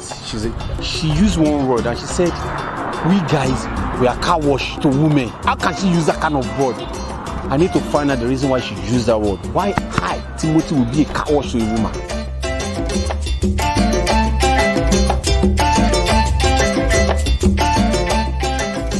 Ìgbà wo lẹ ti bẹ̀rẹ̀ sí ní ṣe iṣẹ́ yìí fún? Ó máa ti pé di 9 years. 9 years. And àwọn èèyàn òun ló máa ń wá lọ́dọ̀ yín láti máa ra àwọn pọnkiriyan. Àwọn èèyàn máa wá ẹlòmíì máa wọ́ máa ní pé aróbòsà ń ṣe òun. Èwo ló ń jẹ́ aróbòsà? Aróbòsà ni pé tó bá rí obìnrin báyìí okó ẹ̀ máa ṣe jọwọ́rọ́. Allahu Akbar. So ìyẹn ló ń jẹ́ aróbòsà. So tó bá ti rí obìnrin okó ẹ̀ máa ṣe jọrọ̀ bẹ́ẹ̀ tó bá ti lo sobontón tàbí máa wó borun oko wọn máa pick. So wọ́n máa lè gbẹ́nu sí dáadáa. Mo dẹ̀ tún níṣẹ́ kan náà tó yẹ pé $4 lórúkọ ẹ̀. Wọ́n bá fẹ́ ké tí a jẹ ọmọ ẹ̀lẹ́ gbóná tó ọmọ agbọ́ṣẹ̀ dáadáa torí kò wá òkè kéèyàn sún ọmọ ẹ̀lẹ́ ń sìn kó ṣe lọ́bọ̀ yọ̀ọ̀kan. So anytime yẹn bá tún pọ̀ ọmọ ẹ̀lẹ́ yẹn kò ní láìkẹ̀ kò ní wá mọ́. Bẹ̀tẹ̀ bá ṣe dáadáa tẹ gbọ́ṣẹ̀ kò ń ṣe owó ní kinní yìí. Tí ẹ̀yin ẹ sọ fúnyàwó lé yín sì gbà ẹ̀ ní sun yàrá ẹ̀ ní wáyà rẹ̀ fọ́sẹ̀ kan sí inú òní dùn torí pé kinní yìí ó wà òkè ju oúnjẹ gan lọ fáwọn obìnrin. Pẹ́ni fọ́lọ́run nítorí ńgbà míì tọ́lọ́ bá ṣe oore Ọlọ́run rán obìnrin bíi áńgẹ́lì láti máa tírìtì wa egbògi tó ń lò ó ń ṣiṣẹ́ nítorí tí ò bá jẹ́ bẹ́ẹ̀ àjẹjà iṣẹ́ táwa ń ṣe iṣẹ́ transport là ń ṣe ó dẹ̀ máa ń fa ẹ̀yìn yàtọ̀ sí yẹn tí ẹ bá tún mu àgbo ìtàn ẹ gbọ́dọ̀ ròyìn nípa ẹ̀mú nǹkan. Báwo lẹ ṣe mọ gbogbo àwọn kinní? Ọ̀dọ̀ grandma mi ni mo ti mọ gbogbo àgbo yẹn. Àwọn náà ló máa ń sọ àwọn orúkọ kinní yẹn fún yín. Kì í ṣe bẹ́ẹ̀ àwọn máa ń sọ ní tìbílẹ̀ wọn bẹ̀ tí àwọn ẹlòmíì ò kì í láì pé téèyàn pé bóyá àlè bóyá kinní tèmi wá fún lórúkọ pé sobontón. Pé kákú làmọ́lẹ̀ kí là ń bò. So pé sobontón pé máa wò bò ń ran pọkiriyan tòròbòyé dẹ̀ wà. So bá dẹ̀ ṣe wà yìí sìn ọkùnrin ò gbọ́dọ̀ má máa súnmọ́ wa ní àárín bíi ọ̀sẹ̀ méjì ọ̀sẹ̀ kan. Orí tẹ bá wà sí ìrìn tọkùnrin ò bá súnmọ́ yín ọwọ́ tẹrí kò lè fọnú lọ́hùn mọ́ bẹ̀tì báwọn ọkùnrin ṣe ń wọlé tó ń jáde ìdẹ̀tí nọ́mbà wa fọ̀ that's why táwọn ọkùnrin ṣe jẹ́ car wash fún àwọn obìnrin. Wàá ṣe bẹ́ẹ̀ mi ṣe rí sí car wash ni. Car wash lẹ jẹ́ fún wa bẹ̀tì bẹ́ẹ̀ ṣe ń wọlé tẹ̀ ń jáde. ẹ ṣe gbọ́dọ̀ ní car wash. So lẹ ṣe jẹ́ car wash fún àwọn obìnrin kókó ní car wash òbò.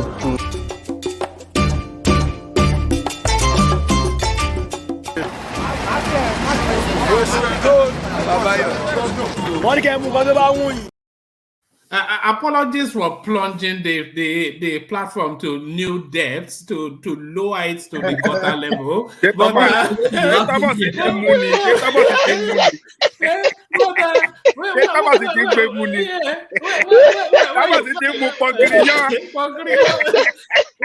you said the man would have been drinking all sorts, I don't remember that.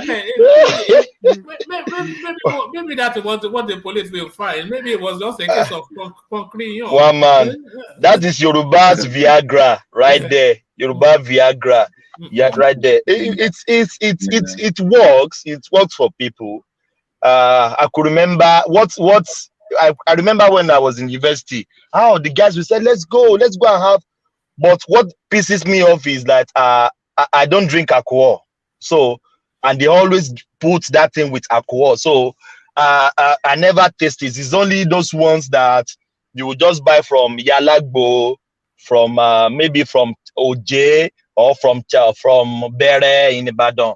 You will just buy it, you put water inside. I've tasted those ones before. So it works for people that normally have it. It really works for them. Maybe that Babalawo, the Abalis went to take the Okpayin, Hale, Afato, and everything together. So in the post-mortem, they will find something to nail that man. They will find something in his body. So Heart attack, heart attack. that is heart attack. They can say cardiac arrest. They will find something now. But we just round it up like this. Stay away from somebody's wife. Even Bible said, even looking at somebody's wife, already you are already sin. Even looking at them. But Thomas, David did it in the Bible and got away with it now. No. Oji, yeah. He suffered for it. Yeah, he suffered for it. No. The son died. The son died. But great. Thomas, can I help you? Yes, please. Yeah. Allah should bless them more now. No. God forgive him. Adanle Koko. Is if you read that part of Bible to what happened to David, it was part of what led to the division of the nation of Israel into two kingdoms. Because God said that even his son Absalom slept with his with his wife. It's his wife, with his wife. That is the punishment. God pronounced it on him. There was a lot of chaos in David's lineage because of that act. The only thing is God forgave him, Because he asked for forgiveness. God is a forgiving God, yes. But you will punish you. You will pay for it. You will pay for it. Stop sleeping with another man's wife. That is my submission. You will die. You can die. But David, this thing can happen to anybody. I wonder if David. I wonder if David took Concrayon. Like the David take I would never forget that video. David the Concrayon So let me just say this. Do you know, off the back of that video, this lady was getting notices internationally and exporting. Wow. Yes. Concrayon. Yes, I watched the video. I did. Yeah. That's $1 million business right there. If anybody can handle it, I don't think she knows what. Look, in this country, they advertise it on television like as if it's food. As if it is food to eat. This Concrayon that this lady is carrying around in the market. Viagra, and Cialis or these other ones that if you see the way they run the advert over and over on CNN, on some other channels here, it's a big money that lady is carrying around. If we have a country that works, the traditional or the government will have, call on this lady, sit her down, check all those things, and from there they can start making some medicine that we can export to generate revenue, hard currency, and this lady will be swimming in millions as well. But it's not even the government, it is places, it is institutes like UI that are not doing that's a space. That's why they are not well funded by government. They are not funded. They are not funded. And you see the private organizations too. They don't care. They don't fund research in Nigeria. There is no funding for research in Nigeria. And that is why we cannot invent anything in that country. That country is blessed with so many things, so many talent, so many resources. But when you don't have funding on education, and do you know how much? Do you know how many percentage the budget for education represent in 2023 budget? 5%. Wow. 5%. 5%. But Ajale Koko, that's federal budget, right? It's all the same. How much? Because the federal responsibility for education is not that high. No, it's supposed to be high. I mean, No, because when you look at the federal space, apart from federal universities, federal government colleges, there's no federal primary schools apart from a few of them. So I mean, repeat that. the federal Hold on, education. education is mostly a state affair because from a federal level, you only have the federal universities, the federal polytechnics, federal government colleges, maybe Navy and Command and all those military schools, and then a few federal primary schools. Outside of that, is mostly regulatory. Education is majorly a state affair. A state affair, yes, state affair. You are right. The state Yeah. budget that should be higher. Yes, state have their own role to play, but federal have a bigger role to play in funding education. What I mean is this: we have Raw Material Research Institute in Nigeria. We have some federal institute around the country that if the federal government had funded them adequately well, we will have, we will have achieved a lot in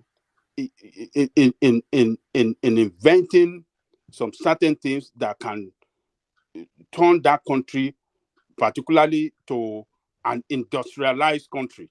It is the federal government that will lead in funding education in some certain area that can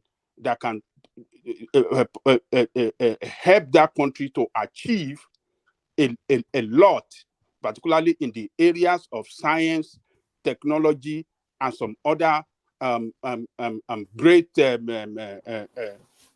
things that can really propel that country to a greater nation. But when your federal government is not leading in funding those kind of institute and research, you can't get to nowhere. State will not fund all those ones for particularly in defense. There are some funding they can do on defense. There are some funding they can do on scientific areas and technological areas that can propel that country to an industrialized nation and a producing nation. But they are not doing it. Like Kulata said, we're only focusing on the federal budget. I mean, understandably, I understand why. But then Lagos State has about 1 point. Do we not focus on federal budget in United States? Do we not look up to it as well? No, hold on, we do. But what I'm saying is this: we should also be focusing on the state budget. For example, Lagos State has about 1.3 or 1.7 trillion dollars. I mean, naira for that was what they budget for Lagos State, and I think a River State is about almost 1 trillion or 900, not seven between the range of 700 or 900 billion naira. Now, if you put all these states together, all their local, each state and their budgets, I mean, it's something too. I agree, but you see, the state focus on the development of their state. Yeah, we know. When we are talking about the development of the country, it lies with the federal government. Federal government must lead in some certain area that can develop the country in the areas of science, technology, and some other research and all those institutes that are created to gear the development of the country. So, but when you don't invest on education, how could you fund them adequately? What do we have them? What I just explained to you now, when they are not well funded, what do we have them created for? Yeah, federal government will only be responsible for the federal schools. By federal schools, it just give you a list of some of them. Unity schools, federal universities. No, those ones are even federal research. Those ones are little things. Those ones are little things. And what I'm saying, there are some institutes created by federal government aimed at achieving development for our country in the areas of science, technology, and all those areas. When those are not well funded, you cannot achieve that greater goal that we aim at achieving. And you can find them in most federal university, like University of Ibadan, University of Lagos. You see, those universities have some kind of relationship with some other countries around the world. When what do you call it? Foreign university or any institute of learning are looking for to a kind of cooperation, corporational educational cooperation with your country. They will target your federal. It's your federal institute. They want to target first, and your federal institute must be well funded, must be well. Must function well to attract foreign investors and foreign bodies for better performance or something like that. So, but when you don't have it at the federal, how do you expect the state to perform? Question. You know. Can I add this?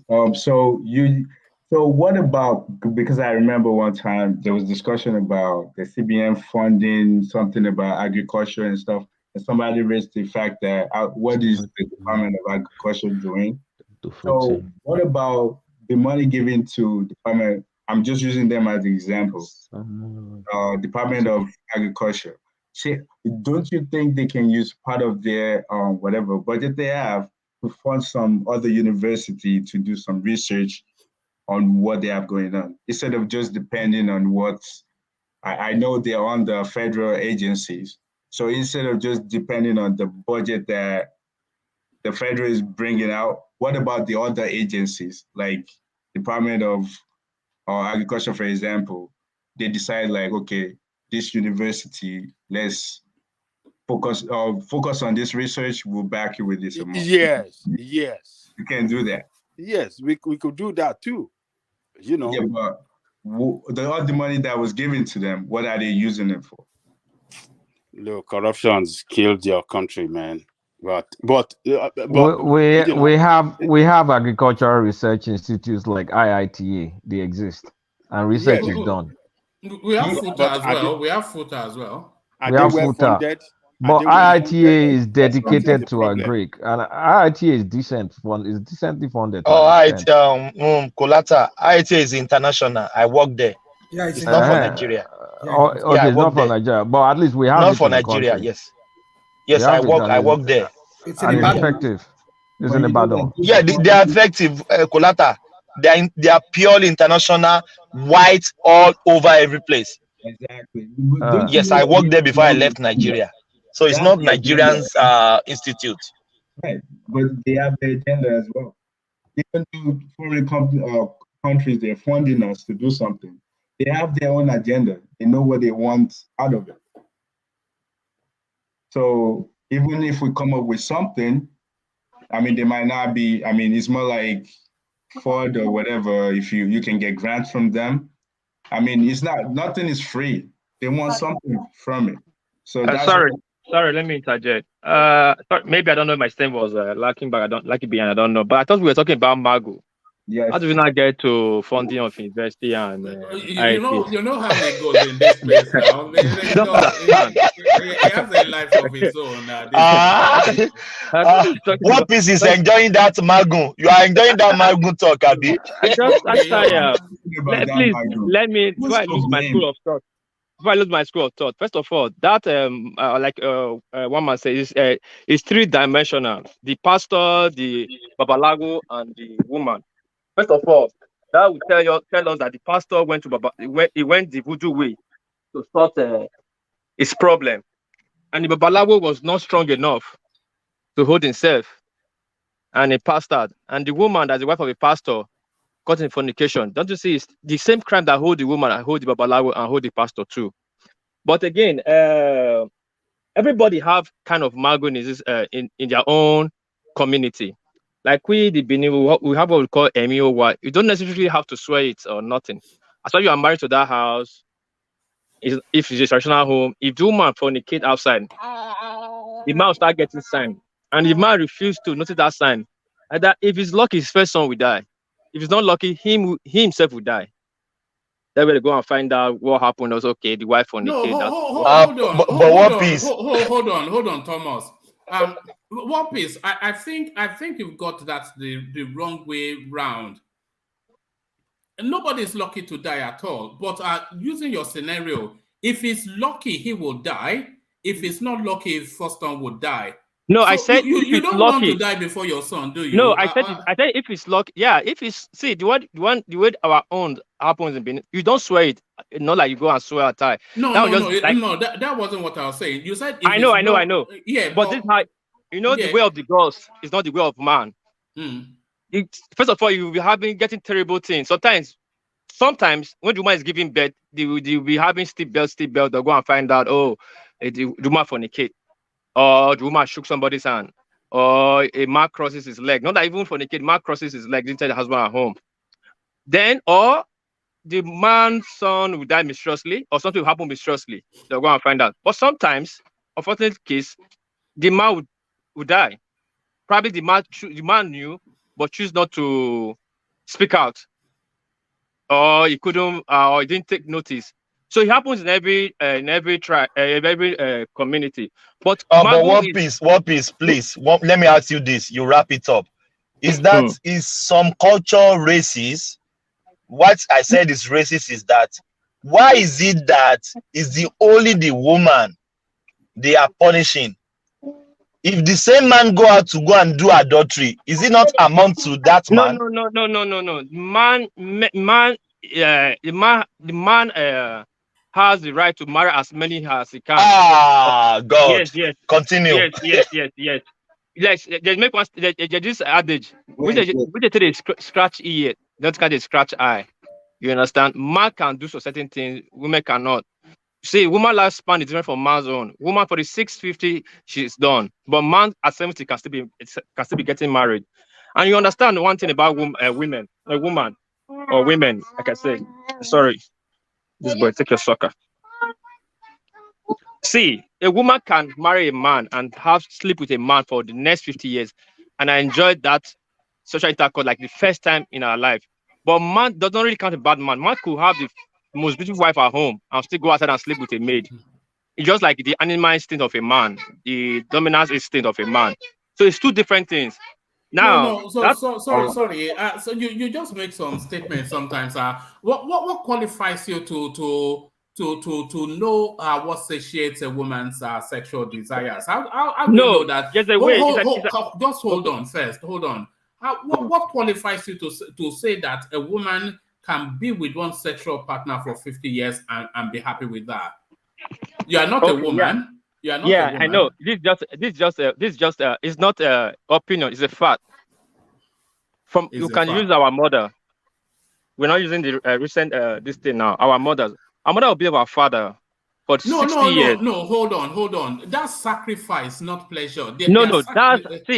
See, God made men different from a woman. Just things men can do that a woman cannot do, and things a woman can do a man cannot do.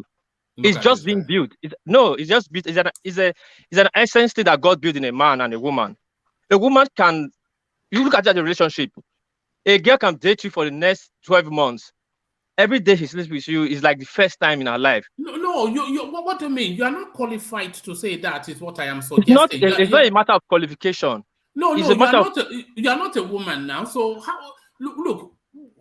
What some women might suggest to you is that it is deep discipline and sacrifice. You think women don't have the same desires that men do? Yeah. It is just the society does not permit it, and they have to be more disciplined. Don't conclude that they are satisfied. I'm not with concluding. One man. I'm not concluding, but we are missing modality now with naturality. Women. Women. It's beyond me and you. Women are built in a certain way. Men are built in a certain way. That's just fact. Women can decide to sleep with one man. Like you see some women, he cannot even look at another man when he's in love with one man. What about promiscuity? Yes, see, that's what I'm saying. In a large extent, That's how they're built. Like just like men now, like in a society where men can marry up to 50, there's still there where one man will marry only one. You still marry one woman. Let me help you. Yes, I Let agree. me add to you. Let me add to your point, World Peace. You see, the nature compelled woman not to fornicate or to have nature woman. of society. Nature of society. Nature. The nature. And I will Right. explain to you. Nature compel woman because they raise the family. It compelled them to have only one man, have children, and raise the family from there, and not have married to one man here, have a baby there, leave that man, go and have another man, have another baby, and be jumping around the way men does. Do you have a screen? Do you have a screen? Hold on. Do you have a? Just look at this headline as you're talking. Do you have a screen in front of you? This is from the Vanguard. But carry on. So the family value will be destroyed in entirety if women doesn't stay in one place to raise their family. If they have to be going around, family value will be destroyed, and what is known as marriage will not be in existence. So that is the way nature compel them, so that we can have good society, well-raised family, and protect family value.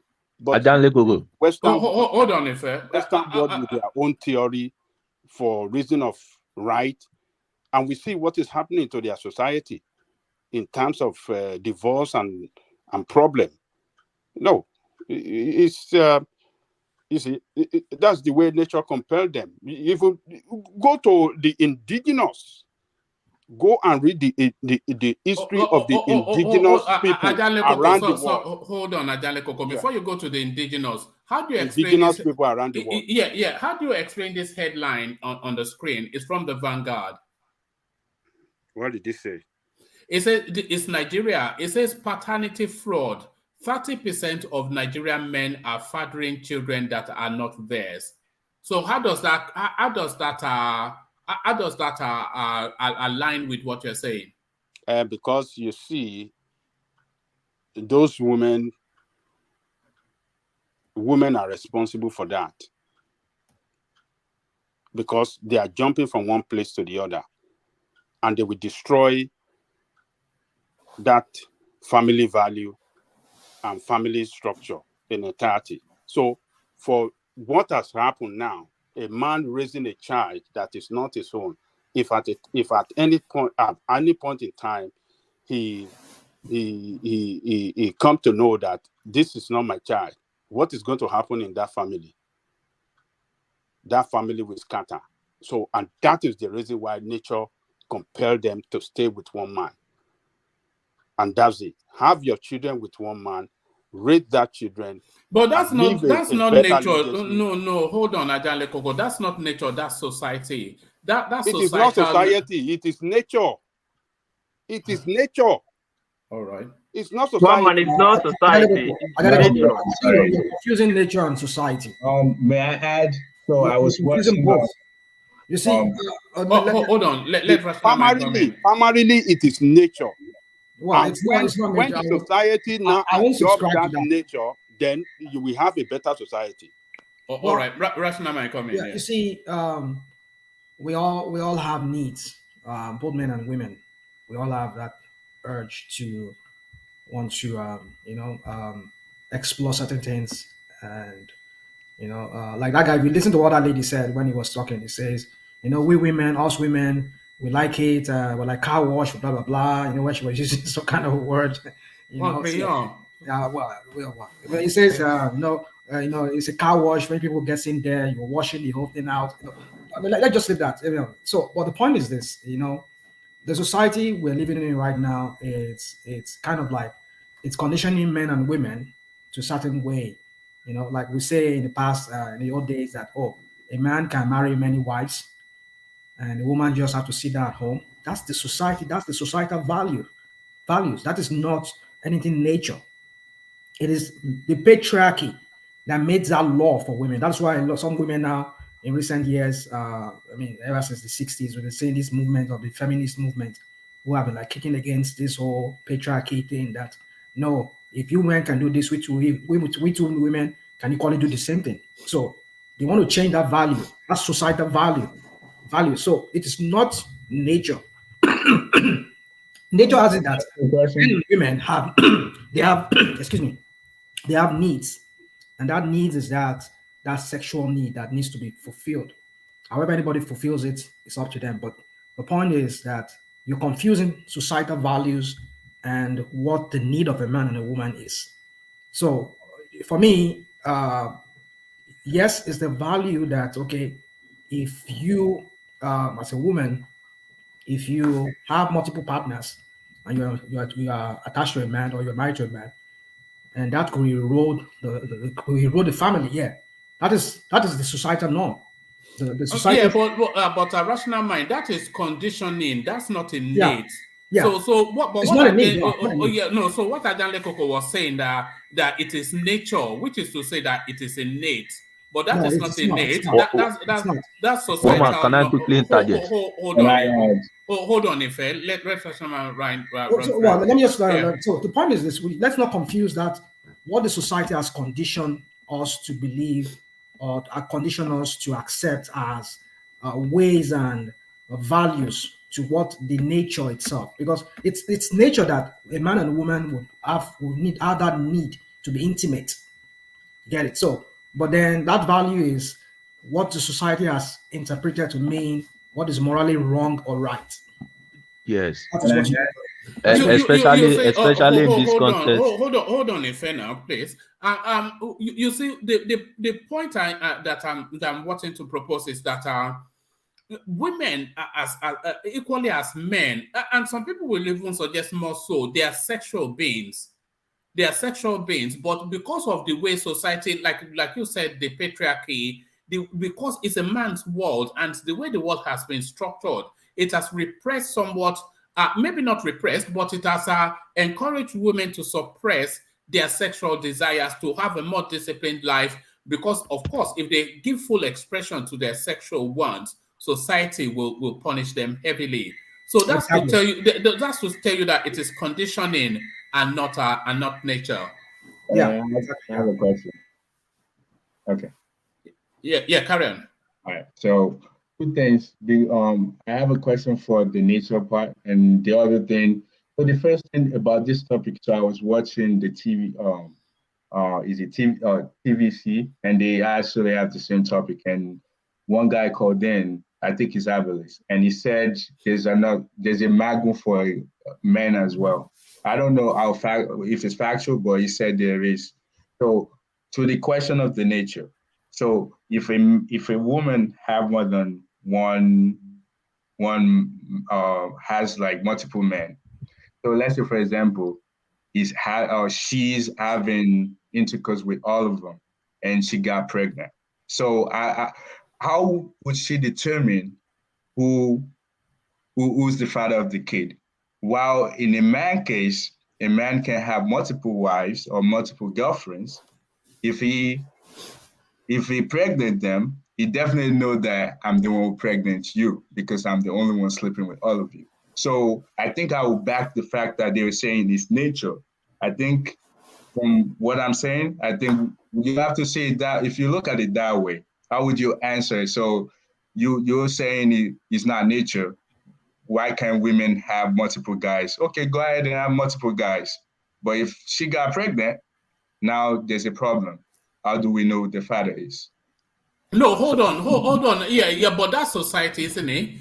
No, hold on. Does she have the desire to have multiple men? That's where nature comes in. Does she have that desire to have multiple men?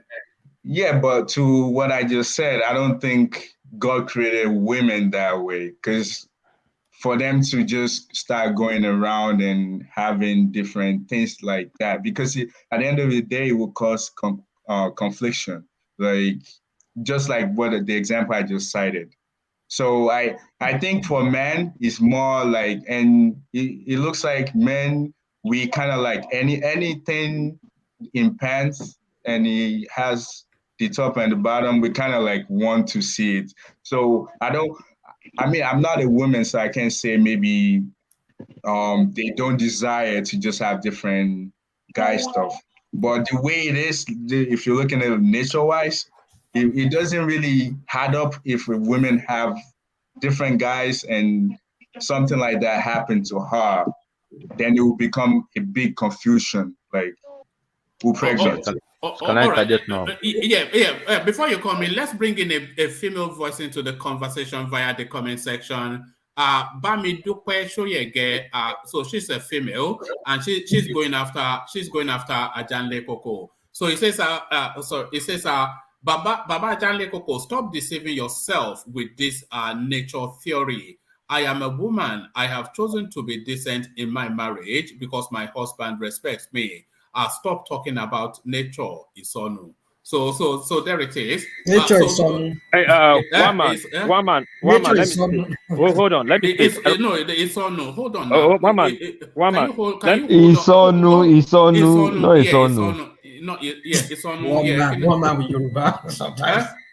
Nature is Isonu. Isonu. Is that not what I said? Yeah. Well, there it is. No, but that was what is what that there's nature is Isonu. So that even lands it harder. Yeah. Carry on. Okay, sorry. From my experience from club, I run club. I've talked to people. I've talked to women. My business is entertain people. One man, recent nature is destroying our. In recent society, the ideology we are having recently destroying our traditional value and the essence of living because of too many information that is not supposed to be on certain people's hand on certain age. First of all, love is not for kids. Love. That word love, falling in love, is for adults like our fathers, not for the young kids. Young kids. Duty right now is to like and focus what is going to do in life or what to become in life. Now let's come to that. What that lady was saying. I could say that ladies are the new generation women that see everything from a perspective of social media. Women are built by God, not by me or everybody create a woman. Women are built to love one person at a time. There's a saying in Benin, if a woman is spoiled, it's not for everybody. No. Hold on now. Let me land my point. I'm not going to hold on. Women are not built to love one person at a time. One man. Woman cannot fall in love with 3 people at the same time. It's possible. That is abomination now. Woman cannot. A woman love one. Like is different from love. A woman has go for one person. Now?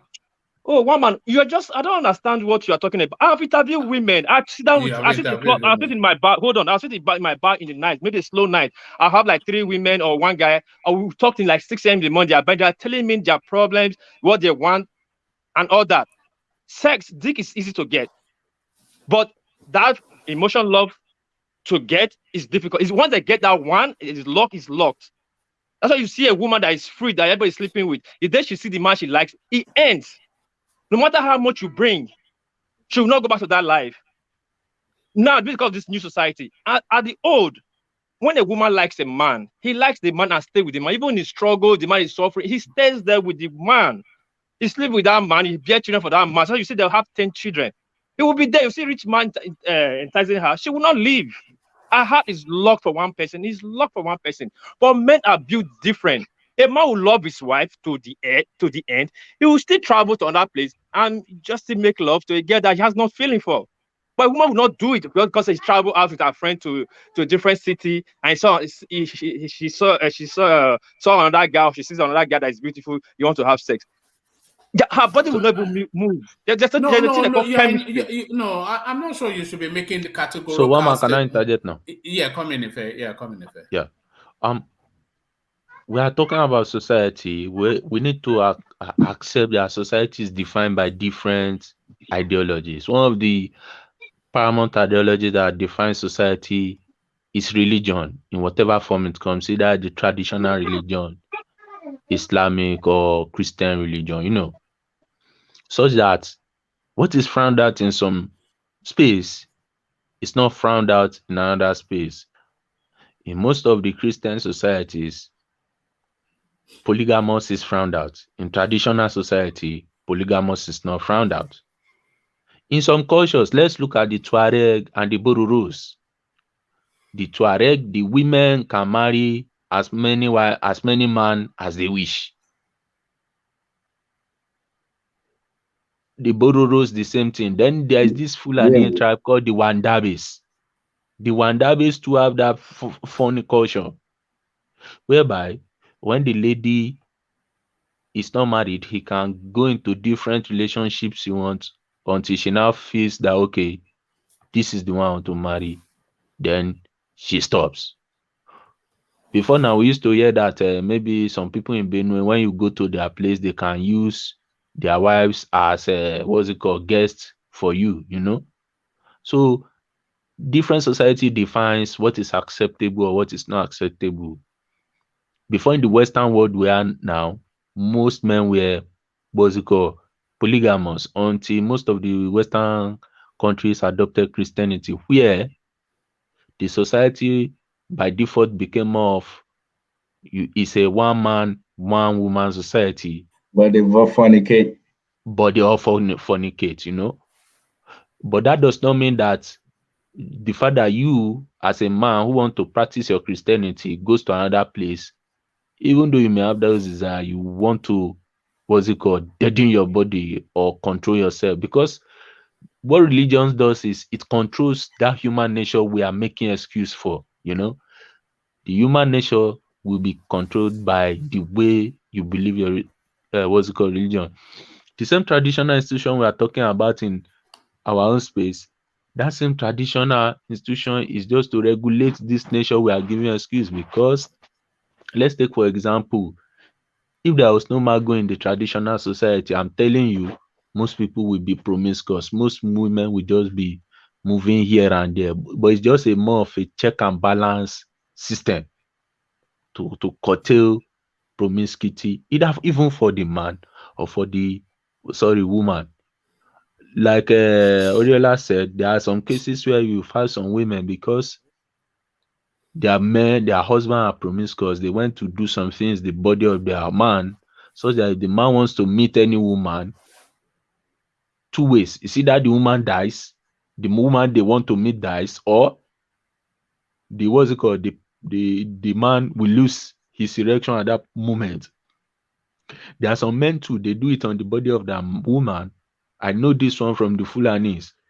The Fulanis have some bead on their waist, such that if you want to meet them, if they don't remove that bead, your penis will never stand. So these are just check and balance. So everybody's nature, either a man or a woman, is to be promiscuous. But we just have a check and balance to curtail those that nature we have in us. So for a Christian, you know that either until you get married or you are married, you should not have sexual intercourse with another woman. For the Muslims, you are permitted to have maybe 4 wives. Even at that, you are not expected to be adulterous. In some cultures, their women are permitted to have multiple wives. So every culture is different, defined by what religious or ideologies they've absorbed over the centuries. So that's what I just wanted to say. Then Stay there, Ife, for a moment, because you're a traditionalist, and something that's always struck me. Maybe you'll be able to answer this question. A lot of African women, they wear all these beads around their waist. So there's two schools of thought that I've heard. They are saying is some sort of jazz thing. And then there's another narrative that is essentially to help them control their weight, so that when they start to expand to the beat, then they know they are putting on too much weight. So why do Black women, especially African women, why do they wear that bead? The ones that wear the beads around their waist. Why do they do that? It depends. Some people are born such that they normally have waist pain. I have a brother then that had waist pain. So what they did was they had to give some incision around his waist. Then they gave him a bead, more or less like a fortification, because the type of work he does, he normally bends all the time. There are some beads they put on some women. It's just to, so that, let's say, especially all those ones that move about, let's say a man wants to rape them, the man's what's it called, penis will not rise. And if your penis, you cannot have your erection, what's it called, you will never be able to rape the woman. So it depends on what the bid is for. But nowadays it's more about fashion. So that's the way I see it. About gaining weight, I think that one is more about your nutrition and the type of things you do. I think that one is more genetic, but the two I know very well. Some they put on the beads for waist pain. Then the second one is what's it called, to avoid rape. Yeah. All right. So sorry, let me ask you this question.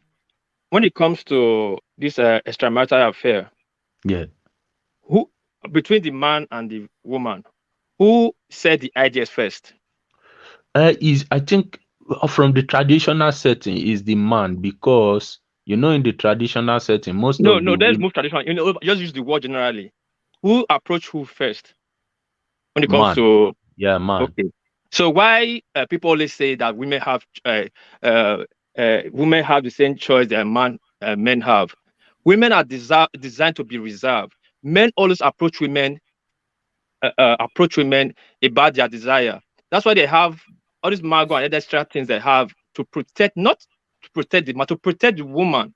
Because men have this way of pushing things to get their way.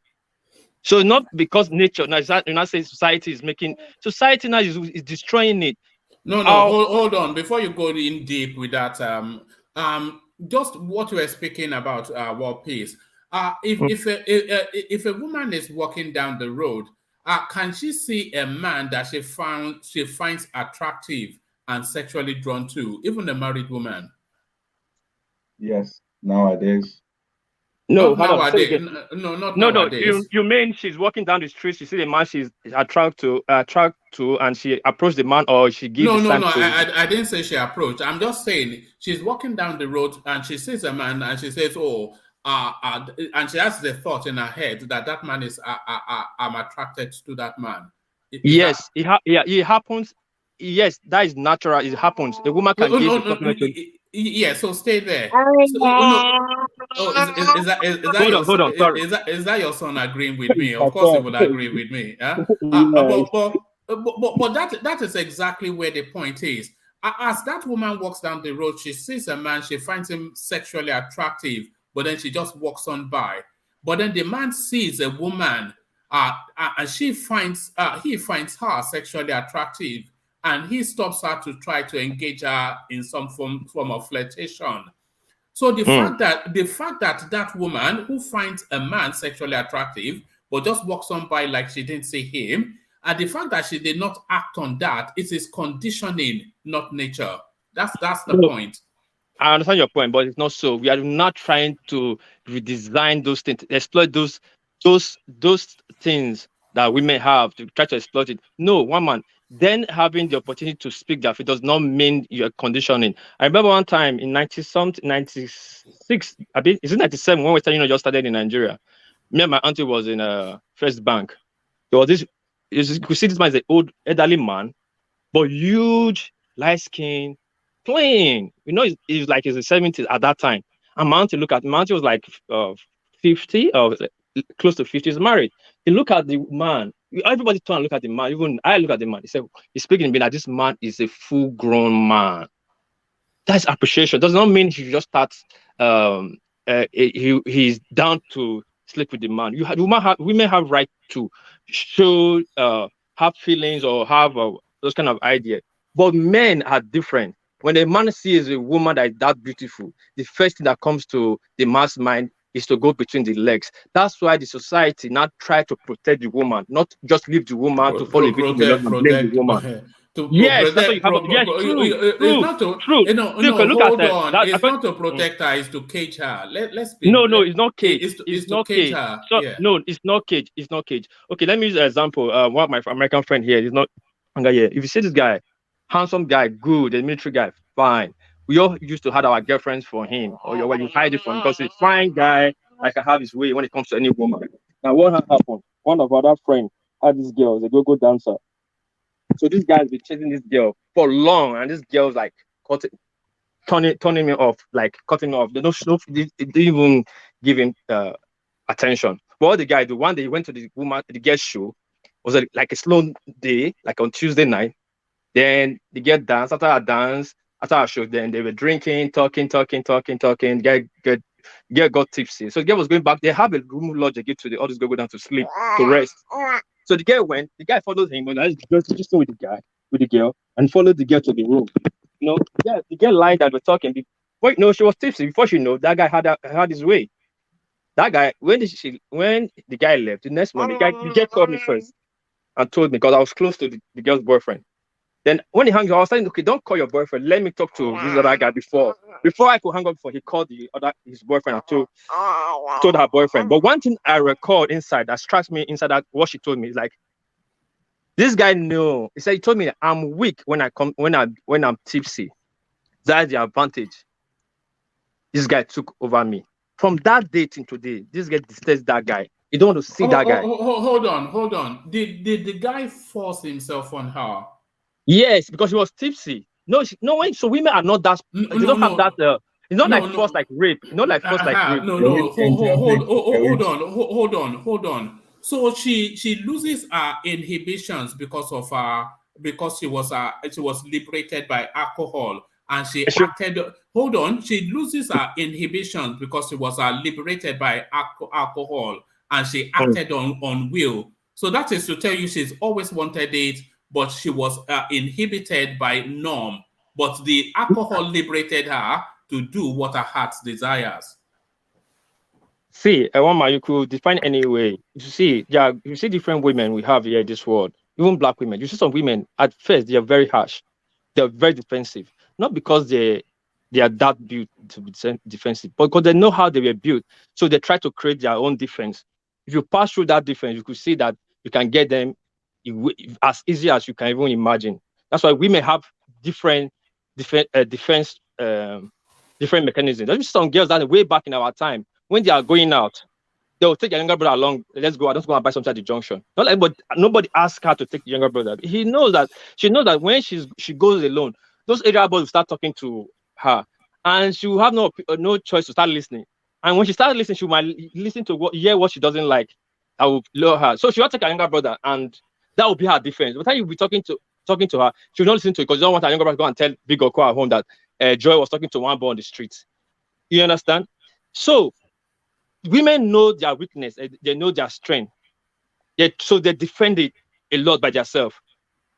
So when men are just built animal, men, sorry to say, we are hunters.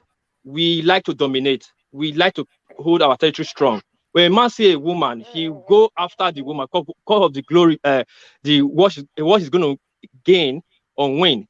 It's not because she liked the woman too much, like, oh, I'm just in love with you. Because what he sees, like, man, this would be one of my trophies. He goes for the kill. That's how men are designed. Women can see a man and just relax. Oh, this man is a fine man, just to appreciate the man and relax. It won't go beyond that place and go and tell the man, oh, I like you, you are beautiful, come and be my friend. It does not happen. I've never seen it when it happened in this life. I've never seen. It's rare. So women and men are built different. So when that pastor fall into that juju man fall into that woman case and died, first of all, the juju man approached the woman. He approached the woman, he pushed the woman to it, and the woman agreed to the terms. And probably the pastor knew this thing has been going on. Probably I want the juju guy to leave his wife for him, and he will not listen. And you go extra mile to fortify his wife. You understand me, one man? I understand, but I don't agree because I'm not saying I'm not saying to agree. It's conditioning. That's all. No, nobody's It's conditioning societal nobody. norms. Yeah. No, nobody's conditioning nobody. Nobody's conditioning nobody. Wait, let me say this again. I'll still say it. Hold on, sorry. Woman or women can like one guy for the next 10 years and make up to that same guy and love it to like crazy. You think there's no other person that is best to that guy. And you don't want to see any other person. But men are not like that. A man can be married to a Beyonce and he'll be looking for the housemate to sleep with. That's my submission. Thank you. All right, thank you. That's that man is called Jay-Z. I think it was even with Beyonce, he was still putting it about, wasn't it, Jay-Z, about our Yes. derivatives. Question. Yeah. Roman and Ife. So why did you refer to him as traditionalist? Isn't that science? How do you mean? No, I'm just trying to understand, like, what do you okay, so what do you mean? What does traditionally means? Isn't that our science? It's spirituality, not science. It's not science? Well, is it? You tell me. Where are you taking me? No, I don't know. I'm just asking. That's why I'm trying. So it's more like, when we use our medication, like Agbo, for example. No. That's not what we mean. No. It's spirituality. It's spirituality. Agbo is spirituality. It's not science. Huh? No. Don't mix. Okay. Well, can I clarify it quickly? Yeah, go on. Okay. Don't mix the two. You see, traditional medicine, the way we have accepted it to be called,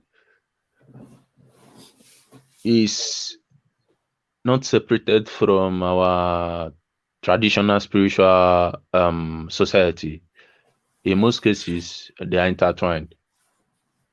What other countries have done is they have built structures, like in China, they have built structures whereby you can go and learn traditional medicine even to the university level. I think it is obtainable in Republic of Benin too, such that you can go to traditional institution and you will be certified to practice traditional medicine.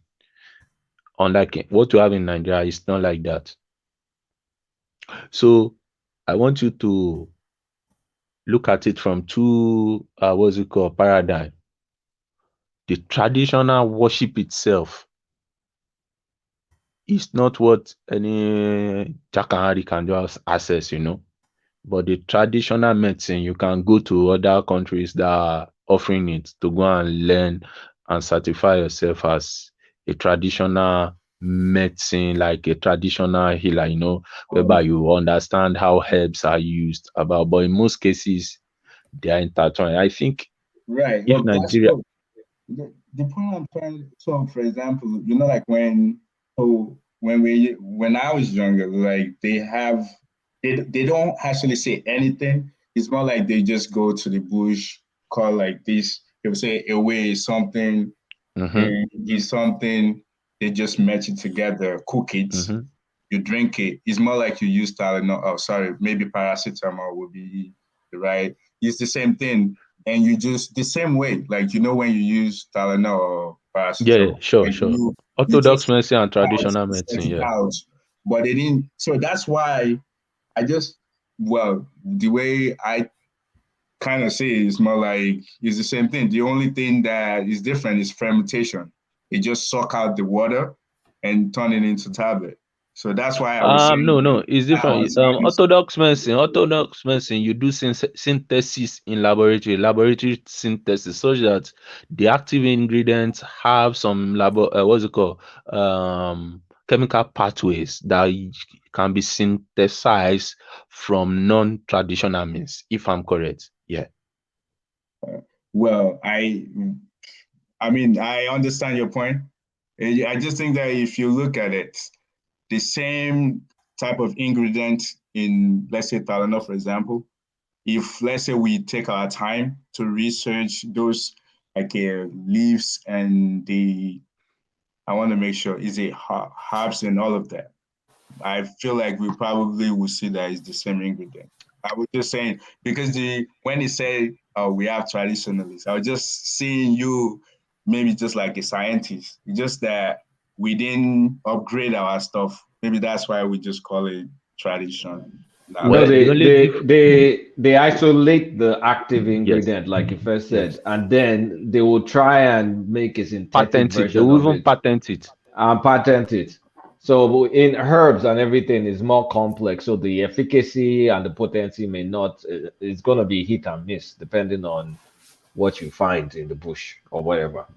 Yeah, and the ability to patent is why orthodox or the clinical medicine is much is he what's it called commercial driven or something. Right, Let us put it. exactly. It's not difficult. It's just like I have an idea, I know what to do stuff. I write a paper, I give it to people, they look at it, they see that the outcome, and they ask you to do maybe some what clinical trials, and they see it is effective, then you're good to go. No. Odiola, it's difficult. It's not. I was opportune to. I'm opportune to be staying with a guy who what's it called? Is more or less a biomedical scientist. Look, I understand whenever you. you are talking about the pathway You of a know, drug, wait now.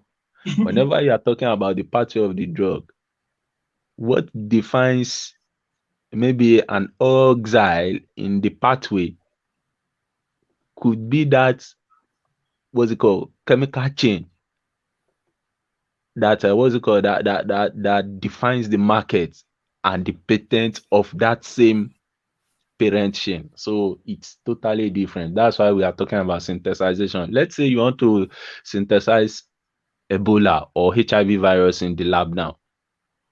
It's not everybody that can do it. And that's where the technicality what do you comes. mean You by need to have some skill sets to do it. Like you are saying, because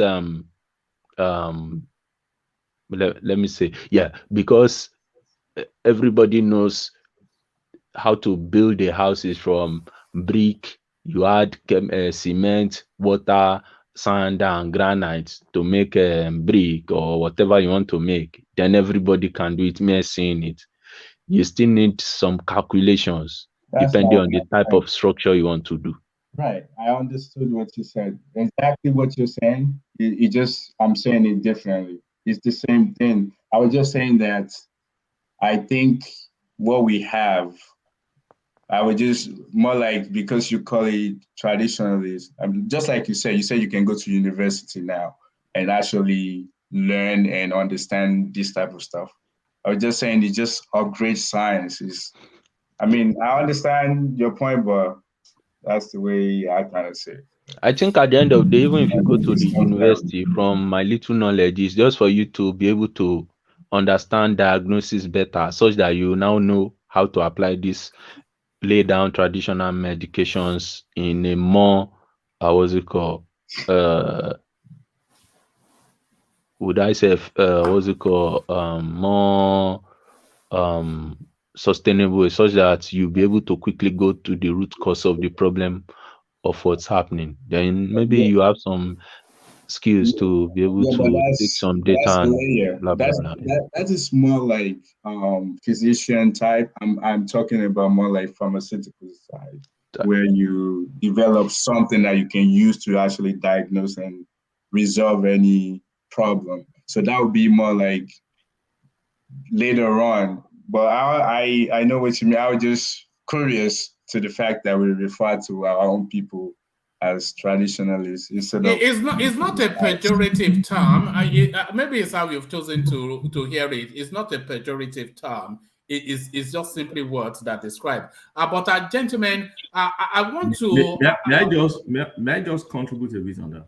No, you will. But what I want to do is to give a 5 minute slot so that every voice would have spoken. Because in instances some voice don't get full expression. So everybody gets a 5 minute slot, and then we'll wrap it up. So we'll kick it off from with you, Ogbeni. So you get a 5 minute slot to speak to the space, either the conversations that we've been having or anything you would like to. So a free hand. Ogbeni, good to have you. Come earlier next time, Ogbeni. Okay.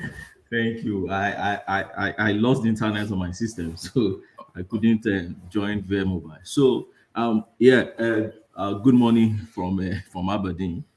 I just want to quickly contribute on I think first on this last topic, which is whether when you call someone a traditionalist, particularly from the African setting, whether what the person do really is it's just science and or it's spirituality mixed with science, or maybe you could separate the two. So I happen to come from a background, though I'm a Christian, yeah, but I happen to come from a background where my great grandfather was a warrior, a very renowned warrior in Ekiti Ilesha Aziz. They fought Ekiti Parapo, and he was one of the lead warrior. And now he left some legacies, and one of it is what I can call hereditaments in law, and one of it was more like his book, okay, very old book of that contains some concussion. That's how you make some concussions in the traditional way. Now, first thing I wish to say is when you say someone is a traditionalist, it's not derogatory. For me, it's something we should be very proud of. It's there are people that relate with the indigenous thing, probably what I can call indigenous science or spirituality in the African setting. Okay, that's my understanding of that. And now you can have both, or you can separate the two. So what I mean is, for instance, if you go to Yoruba land, for instance, you want to heal. I have one uncle that heals epilepsy. Now, for you to heal epilepsy, when you go to the farm, now there are times you must go. There's a certain time of the day you must go to pluck the leaves and things you must use. If you go at the wrong time, even if you get that leaves, it won't work. And when you ask him, he will tell you that yes, science will tell you plants they are living things, fine, and science will tell you that you could get probably substance inside that plant the at a time when it is active. But this one, when you go to pluck it, maybe some they will tell you exactly 12 midnight. That's when you should pluck, or they tell you midday, exactly 12. That's when you must pluck. Or some they tell you that maybe cock or cockerel must crow uh, close to the place before you can pluck. And some will tell you that maybe ho, that's that bird, owiwi in Yoruba, must perch on the tree, before you can pluck. Now, all these elements, of that thing you call science is the spiritual part of it. So you could learn the science part if you don't add the spiritual part to it. You're just an half-baked traditionalist, or an half-baked traditional medical practitioner. Let me put it that way. So the same thing with I can relate also with something they call African bullet in my place. That's, we call it ata. They call it ata. This ata is more like boy, okay, but this one is caused by human being. And the way they throw this boy, okay, to other human being, as a is more of a spiritual thing than something you can call science, okay.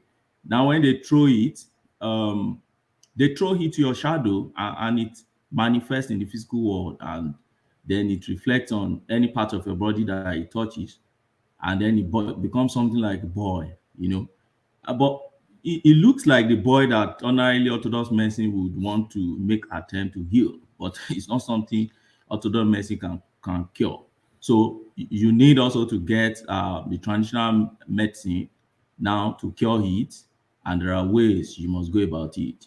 So and so many ailments, in Africa. Mental health is another area I believe we've not been able to tap well. If we get serious with our government, and they are able to assemble our traditional medical practitioners, mental health should be a very big deal. It should be something Europeans and others should be traveling down to Africa to get healing, because there are practitioners that can deal with mental health, very well in Africa. So what I'm just saying on that point is, you see, traditional medical practitioners can deal with the science part, and then but the spiritual part also is the advanced part. That if you don't have the two together, you may not be a successful traditional medical practitioner. Okay, so that said on that. Then I met a topic on the issue of women, whether woman can fall in love with for two men at the same time, and you see my take on that. Though I didn't listen to all the argument, I joined very late.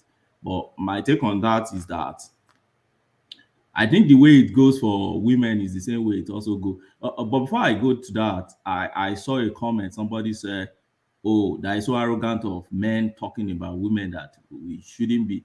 We that person believe that we don't have the expertise, or how do I put it now? To be discussing women, they should be the one discussing their issue. And I always have issue with this line of thought. That line of thought is wrong because men have daughters, they have wives, they have mothers. So if women can discuss men, any human being should be able to discuss other human beings. There is nothing like, oh, you don't know us the way we know ourselves. No, any human, in fact, outsiders, people watching you should be able to assess you even better than you yourself. So I don't think that's a good point to say men should not be discussing women because we won't really know how they feel. So for me on that point is that I think what the contemporary world or teachings or setting has brought, to that space is what I can call unnecessary boldness, or I won't put unnecessary, maybe excessive boldness, for women. Generally, even in those old days, women, yes, they could fall in love for more than one man. Why not? You see a married woman who fell in love for the husband when he married the husband. And even in that marriage, we'll see another man and get attracted to that man. The fact that you can get attracted to another man means that if you get close to that man, you can fall in love for that man. But in those days, there was no excessive, probably not too much, excessive boldness like that human beings have these days. What Yoruba call itiju. Itiju is no longer part of our culture or our way of life. We discuss anything, we say anything, we do anything we like. The individualistic way of living is what is killing our society, and is what is making a woman who is in someone is in a relationship or in a marriage to fall in love for another man and has that boldness to approach that other man. Not everything is beneficial, no matter how the thing could suit you. If it's not beneficial for you, that's the essence of culture. So summarily, my point on that is that the way man can fall in love for two women is the same way a woman can fall in love also for two men. But we need culture, we need religion, we need all these elements, to trim our the way we live our life. Yeah. Thanks for giving us space for me to talk. Oh, all right, brilliant. Well delivered. So all that legal training was not wasted. So that's Ogbeni, who insists that his chambers in Lagos is the biggest known. So we go on from Ogbeni. Let's go to beware of spinners as it has now mutated into. So rational mind. So a 5-minute space to monologue on the space. Yeah, Woman, thank you so much. Yeah, for me, I think we've said a lot of things. I was in the background until I had to join you guys when you people were talking about the subsidy thing, which for me, I think it's time for that subsidy to go. It's now the time for it to go. That country cannot move forward if that subsidy still is in place. If you have an economy such as Nigeria, a budget rather, that the subsidy kind of takes more than half of the budget. So what's the point of the budget? and this subsidy goes into the pocket of some few individuals. So, I mean, it makes no sense to me. So I think it's time for that subsidy to go. But the point is, who among all these leaders have what it takes to, we had Boo Boo before when he was coming there. He said, "Oh, who is subsidizing who?" That was what he said. But we saw how it eventually plays out with him. He could not even get rid of that subsidy, and now he's planning to remove his subsidy by June. I just look at when I hear that, I say, "This guy, oh, Nikonji, you don't have to, you don't even, you're not serious. How are you projecting to take off subsidy after you're long gone? You did 8 good years as a president. You did nothing. You did not remove." He's the laughter of Steve McKinnon again. He always is, but Oh carry my on. goodness. Carry on. Carry on. I'm sorry. So okay, let me just quickly wrap up so I don't blow you guys' ears off. Yeah, so you spend 8 years and you challenged Goodluck Jonathan when you were there. I mean, when he was president, you went on the street and you were like, everybody thought maybe you meant well. And you got there, you did nothing for 8 years. And you're projecting June this year as the last time they will be paying subsidy. That is after he's long gone, which is if Obi gets there, or Tinubu gets there, or Atiku gets there, they have to deal with it. You see, these people are just a bunch of people that are not really who meant no well for that country. So for me, I think if that country has to move forward, we need to take out that subsidy because the money can be channeled into other areas like education, into infrastructure. We can build more roads, more hospitals, and all those kind of things. And so but then as long as we keep paying these few individuals and this money that these individuals they make from this subsidy, they don't even put it back into the Nigerian economy. They take it to Dubai, to the United States, or buy properties here and there. I mean, if you know the amount of capital flights that goes out of that country, why would that country not be there? Why would it not be on its knees? So because you can't even see all this money that we make, all these billionaires in Nigeria they make, you can't even see the impact on the economy. How many of them are creating jobs? Sometimes you just carry that money, they'll change it into dollars, keep it in their strong room in their homes. Money will be lying fallow there doing nothing, or they will move it abroad to go and buy properties. They don't bring it back into the economy. So why would we not be having the level of misery, the level of poverty in that country as we're having right now? So one man for me, I think subsidy has to go, and that money has to be channeled into other areas. I have other things going on around here, one man. I just have to take my leave from here, and I wish everybody a good night. All right, brilliant. Thank you, Rational Mind. So thank you, Rational Mind. So if you're up next, 5 minutes to speak freely at will to the space. Yes.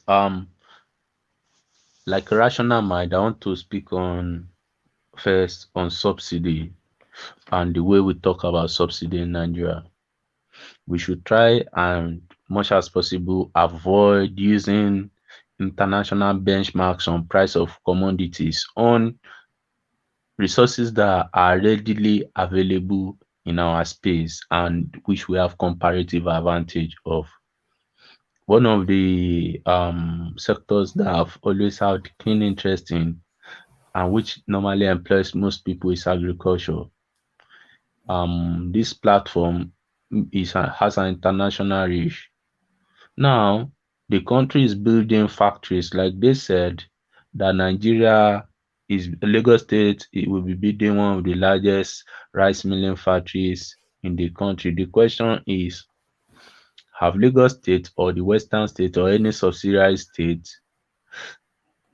redefine their agri-curriculum such that any child from even primary to junior secondary school down to secondary school having interest in rice cultivation will be given or created schools so that they go to that place, they learn, and when they graduate, they are given some grants, maybe in terms of agri implements and other maybe land to cultivate those raw materials for those factories.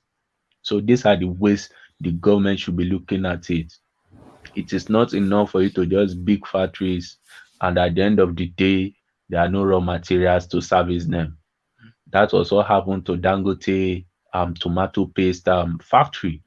So these are the things that should be done. We should be liberal enough to take people out of poverty, not to just be gallivanting about building what's it called um factories. Another one is the girl child education.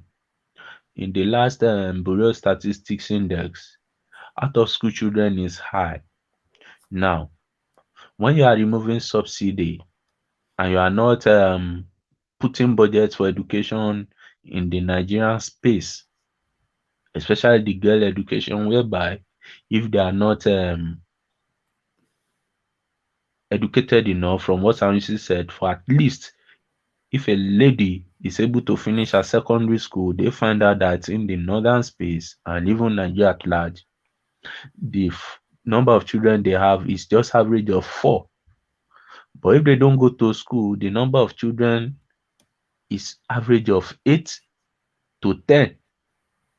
So Nigeria as a country needs to invest heavily in education of the children. And if they cannot target all the children, they should please target the female gender. A country that have done that successfully is Norway. Norway tried different type of education policy, but at last what they did was this. If you're a child, you are given a bank account such that you have access to some account, but only for education purposes. You choose the school you want and you pay to the school from that, from that grant they've given you. What happened was most schools started rebranding their school, building new structures themselves, such that since it's the child and the child's parents that has the ability or the prerogative to choose the school their kids want to, obviously you will not leave a good looking school with the facilities they offer, with the type of education they offer, for you to now go to another school that's not developing a facility. So the grant should go directly to, I want to believe the grant should go directly to the children, not to the school, so that it will not push the school or this state government to build befitting schools to the country. Because what's the essence of subsidizing education and kids in the country are learning dilapidated, building structures. In some schools, you go there, no desks for them to sit down, reading in very hot conditions. Then another one they can do in this education sector, which I've always advocated for, is we should start developing our indigenous language to as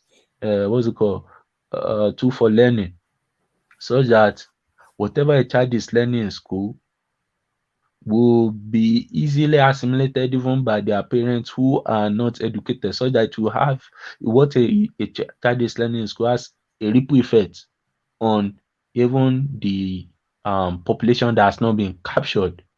Because when you are talking about, say you learnt your mathematics, your English, also your mathematics in Yoruba or your science subject in Yoruba, to an average Yoruba person, if you are discussing on this, they will be able to make their own input. So and where they feel they can help, they're able to come there. It's not as if a child goes to the school, learns in a foreign language, both to the parents that's not educated, he's more or less saying things that they will never ever understand. And finally, on the electricity sector, the federal government running a grid system that is out of date. Technology now demands that a more efficient system is more, that is, of distributed generation, where the production, the transmission, and distribution are in a closed circuit, not where we run a system whereby you are producing electricity in Lagos State, you need to put to the national grid, which is central. Then anybody in the north who has to put on the national grid, which is central. Now they will now determine where to distribute these electricities to. No,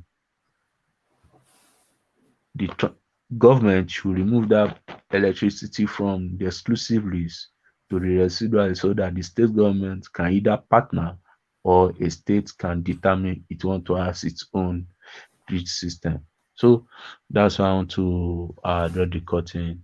Thank you very much. Wow. All right, brilliant fair. So brilliant fair. We've missed the poetic voice of Ife for so long, but he rejoins us again, hopefully to stay with us for a good while. So thank you, Ife. Let's go from Ife to John. So John, you're up next. A 5-minute monologue to speak to the space. John Smart. Oh, yes. John, before, I think we may well have lost John, but John did send this in because he was having a conversation with Saki Father. The Saki Father there, he was having a conversation with Saki Father where he said Obi made a comment and Saki Father and Joel were disputing it. So he sent it in. So here it is.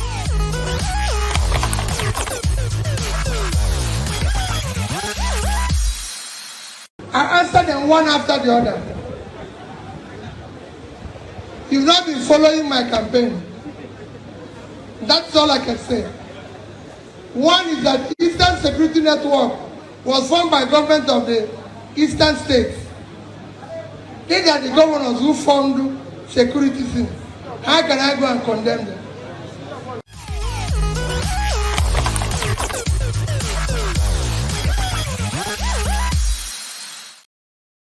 So that was exactly as John Smart said. That was Peter Obi at the Arewa space. Yeah, go on. I think he was confused. He was trying to say but that was what he was trying. Yes, that's what I thought too.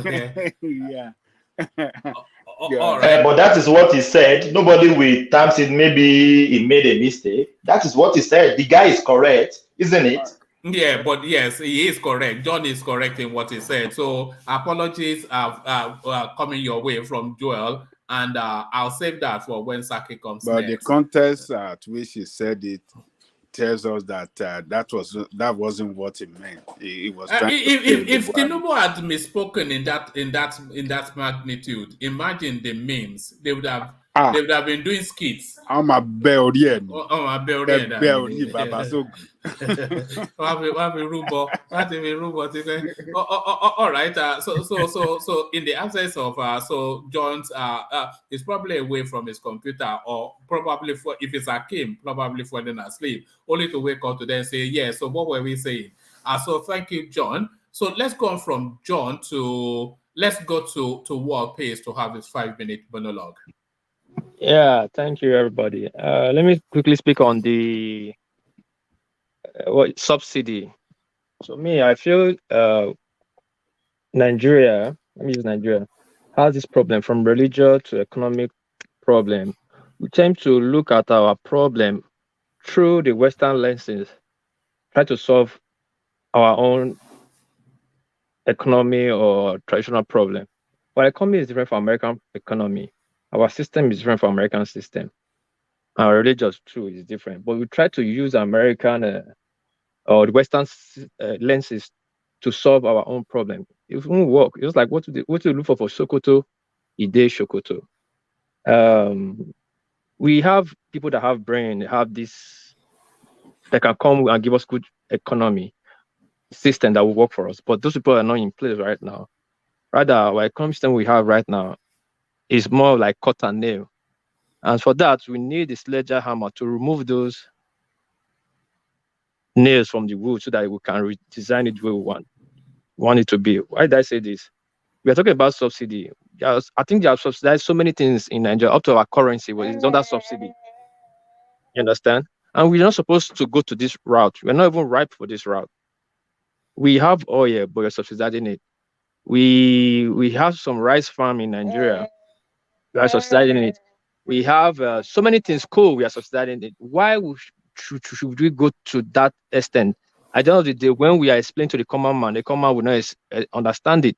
A PhD that you explain to a common man that don't want primary seats, how will you understand? And everything they are explaining is on theory. It's not physically seen. That's why the corruption is happening every day. We have fuel. It's a simple logic. Let's fix our refinery. Let's fix our refinery and let it serve us Let it serve us to our capacity we want. Hold on, please. This boy wants to have his way. Don't eat this thing. Sorry. Sorry. What was it battling you over? All right. Phone cable. Oh, okay. Remove the phone cable, please. We don't want to play with phone cables. Thank you, okay. Wapit. Wait, hold on. Okay. Are you back? Yeah. I'm back. So we have like language Kulata is saying, and if the other guy, and these other three of them, you all have great explanation, but it's not for Nigeria economy. It's not for Nigerian states right now. It's too advanced for us. That's why we're having all this problem. Let's pull back, look at our system, look at us individually, and look at what is working for us, and work on that. Subsidizing fuel that we don't even see, subsidizing corn that we don't even see, subsidizing fertilizer. People don't even know the subsidizing fertilizer that farmers don't even use. It comes to the country and go out through the back door to the next country. Just room for corruption. Let's drop that word subsidy first. We'll drop that word, then we'll say everybody go to the farm, everybody go to the wharf. We know where it's not working the wharf. This is where we need to fix. This is where we need to reconstruct. Then government will bring money and fix it, and can put a cap on it. We can put subsidy on this. Instead of you paying, we'll put a cap on, not level subsidy, not use that word subsidy. We'll put a cap on it. Instead of you to pay 500 naira per road, you'll be paying 20 naira for the next 30 years. So the government collect this money back. All this subsidy thing is not working for us. Same religion, same our problem. We are using Western lenses to look through that. It's not going to work. As for that, that guy of Mango of 18, his juju killed him, not even the pastor, because man's way is different from God's way. The juju carry too. They don't like it when you are using against their own, how will I say, what they are meant to do. Just like thieves, they want to go and rob. They'll fortify themselves. They'll be robbing. They'll fortify themselves against gun, machete, and everything. But one day, they'll be caught, or the bullet will pierce them. So it's like that. That man knew what he was doing was wrong, sleeping with somebody else's wife. Even though he has probably it's not the first time he'll be sleeping with the woman. Probably that is the day the thing failed. Because one day those you have will turn their back against him because it's immorality. It's forbidden on earth, it's forbidden in heaven. So that's my submission, one man. Let me attend to this boy. Thank you. Oh, all right, brilliant. Thank you, World Peace. So thank you, World Peace. So let me remove this in because it wouldn't then let me say the name. So thank you, World Peace. So from World Peace, let's go on to Oriola to have his 5 minutes monologue. So Oriola, confuse us some more. Oriola Ade. Yeah, I'm here. Yeah. Carry on. So the thing is, it's not about confusion. It's more about how everybody see things. I think there's nothing wrong in someone having a idea and some other people have a differently. So I don't think that's I don't see anything wrong with that.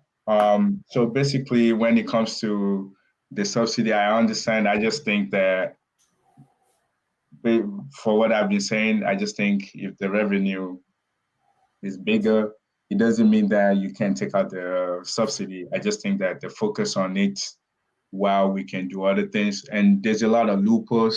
It's more like we have a lot of laws and they don't implement it. So even what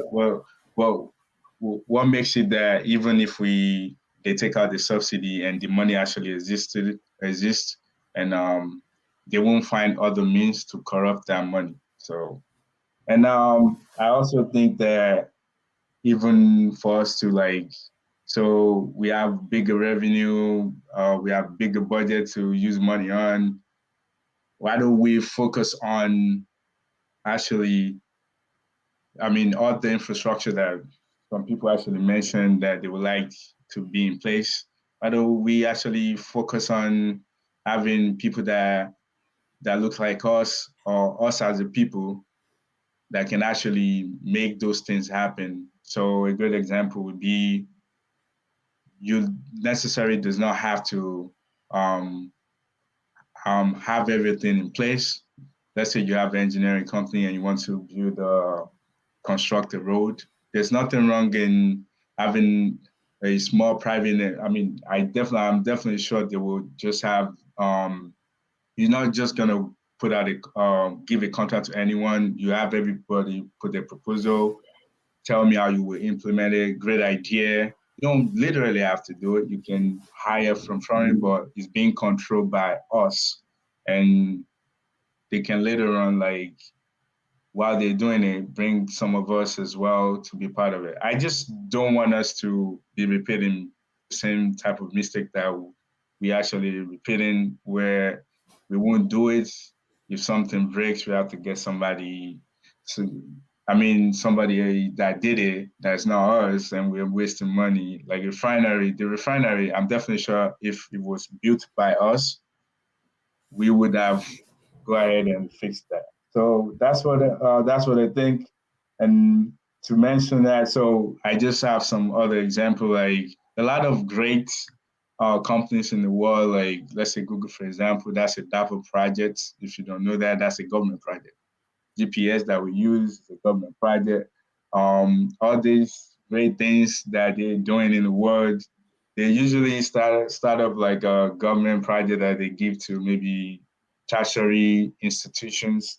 So I just want to definitely, if I come on board, I'm gonna have different opinion. I mean, it doesn't mean I won't agree with some people if they align with my thoughts. It doesn't mean that I'm trying to be rude to anyone. I definitely understand everybody's perspective. I don't think they're wrong. I just see it differently. And I think we should just try to understand that. And I think the way we actually just speak is probably that's what I have problem with, where someone is trying to tell me, let me tell you, as no, I have a different point of view. I can explain that to you. I think maybe that's a little bit, that's where I kind of like have a little problem with that discussion. You know what they say, Oriola? They say for every 3 Nigerians there are 4 opinions. We're an argumentative people, Nigerians. That I think is built into our DNA. A Nigerian will stand in front of a mirror and argue. We just like to argue. That's it. No, it's not just Nigerian. If you see all these big corporations and big companies, there's a lot of different opinions that comes to the table. People argue, they bring different opinions to the table. It doesn't mean that everybody's not right, but do you know how they find solution to it? It's more like everything you're saying is just thesis. You just have you have you just have opinion. Then now let's do a research. Let's write, let's do some practical, put it to work. If it actually makes sense, then we go with it. If it doesn't, we get rid of it. That's how you solve problem. It's a critical thinking. I think the thing is when we're growing up, when especially Black people, your kid before they start, the first thing they first do is ask questions. But what do Black people do? They shut them right up. So critical thinking, the basic of critical thinking is asking questions and why is this? Why is that? Why is that? Then you that has the question, then go ahead and find solution to it. So there's nothing wrong with that. Like I just want people to settle down.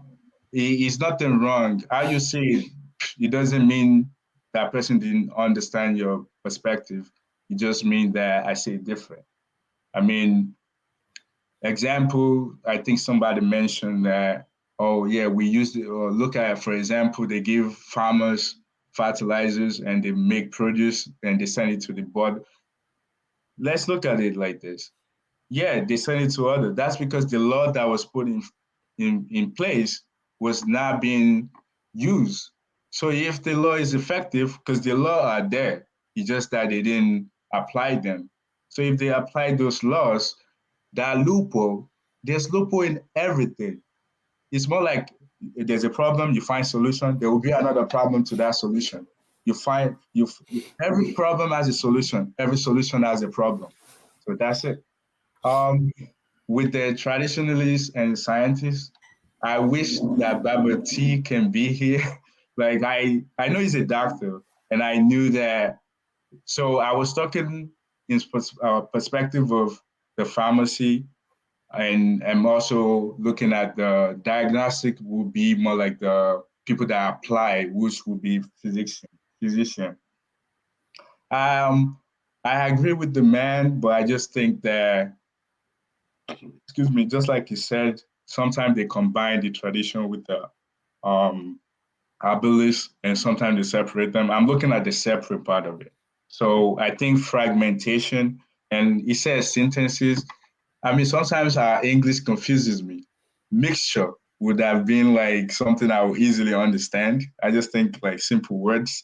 So I think well, patents, they put patents on everything. I'm not even sure if Nigeria have that style, because it just, what patent is more like, what it is more like, oh, I create this is how it works, so nobody can copy me. And if somebody copy, they'll have to pay me because they're using my idea.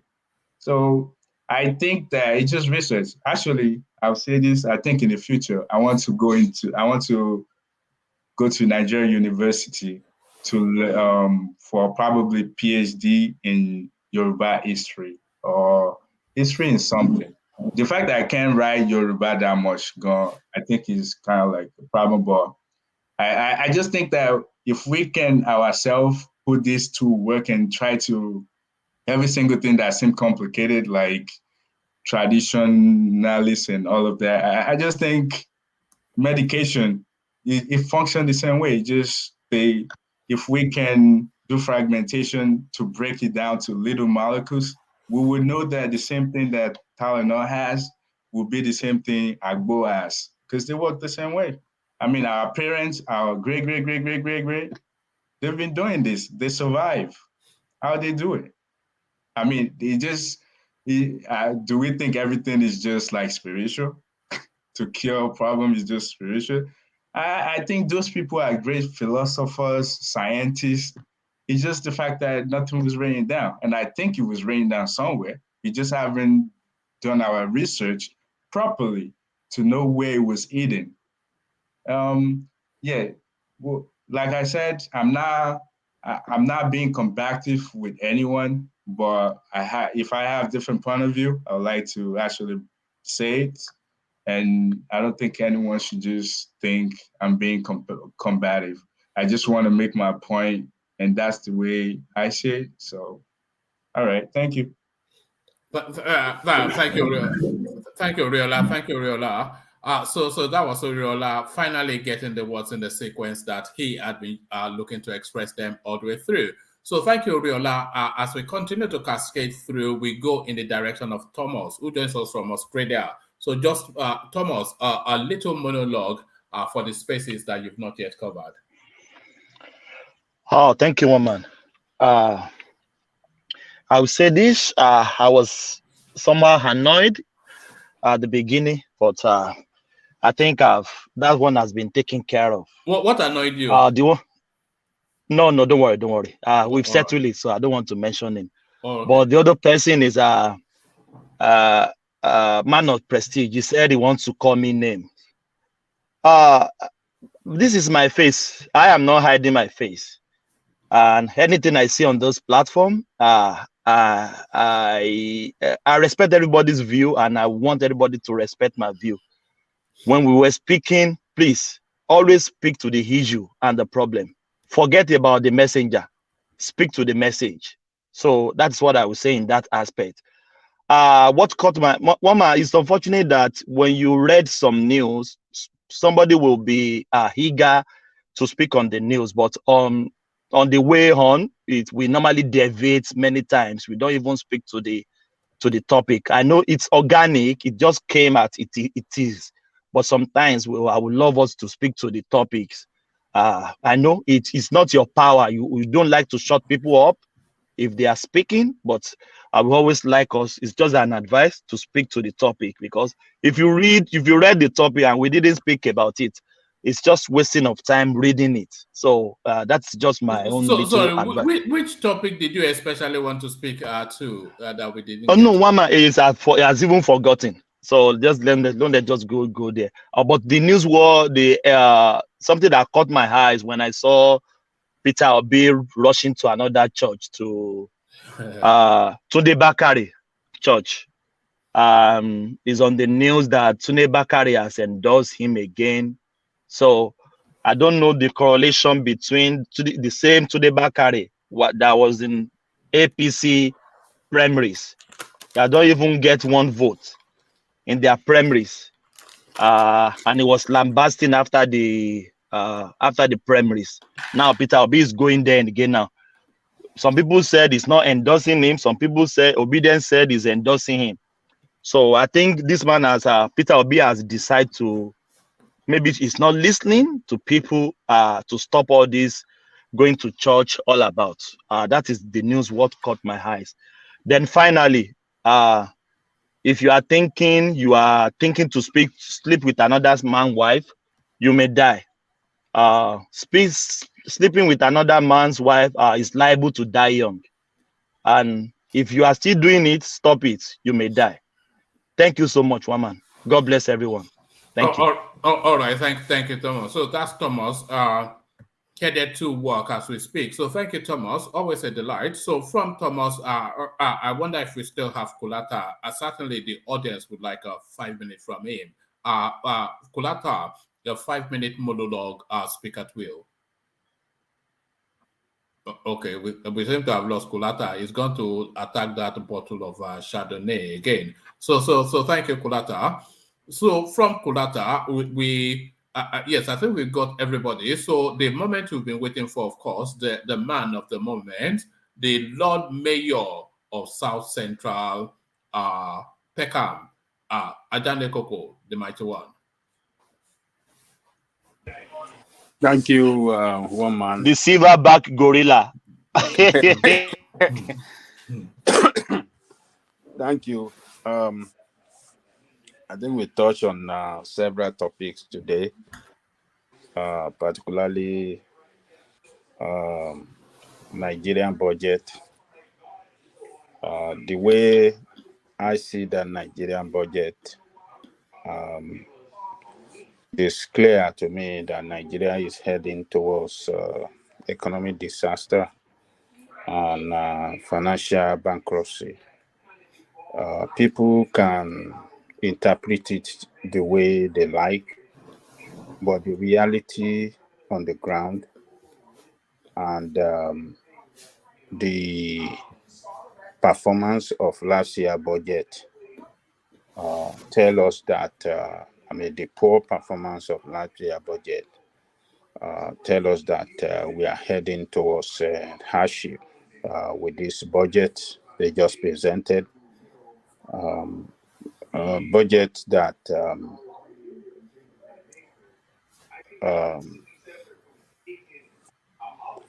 tell us that 80-something% of the revenue will be used to service the debt. That is not good. That is outrageous. You can never see any economy that services debt with 87% of her revenue. That is completely telling us that Nigeria should be prepared for hardship. The corporate tax has been increased to 35%, and investment, the budget for education 5%, for health like maybe 5% or so, or 7%. So all the critical sector that matter to human development the budget does not show a huge investment in human capital development. So when your budget is showing no substantial portion for human capital development, so that tells you that the people in that country will surely suffer. And on the issue of petroleum subsidy, if it is removed without anything to replace it,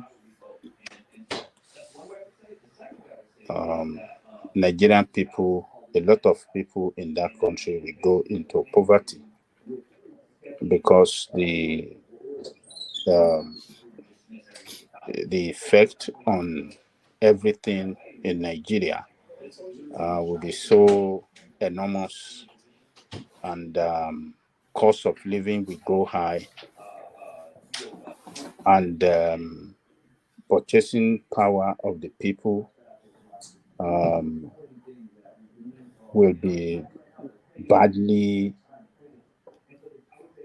Purchasing power will reduce substantially, meaning that people will go into serious poverty, and the currency will lose more value.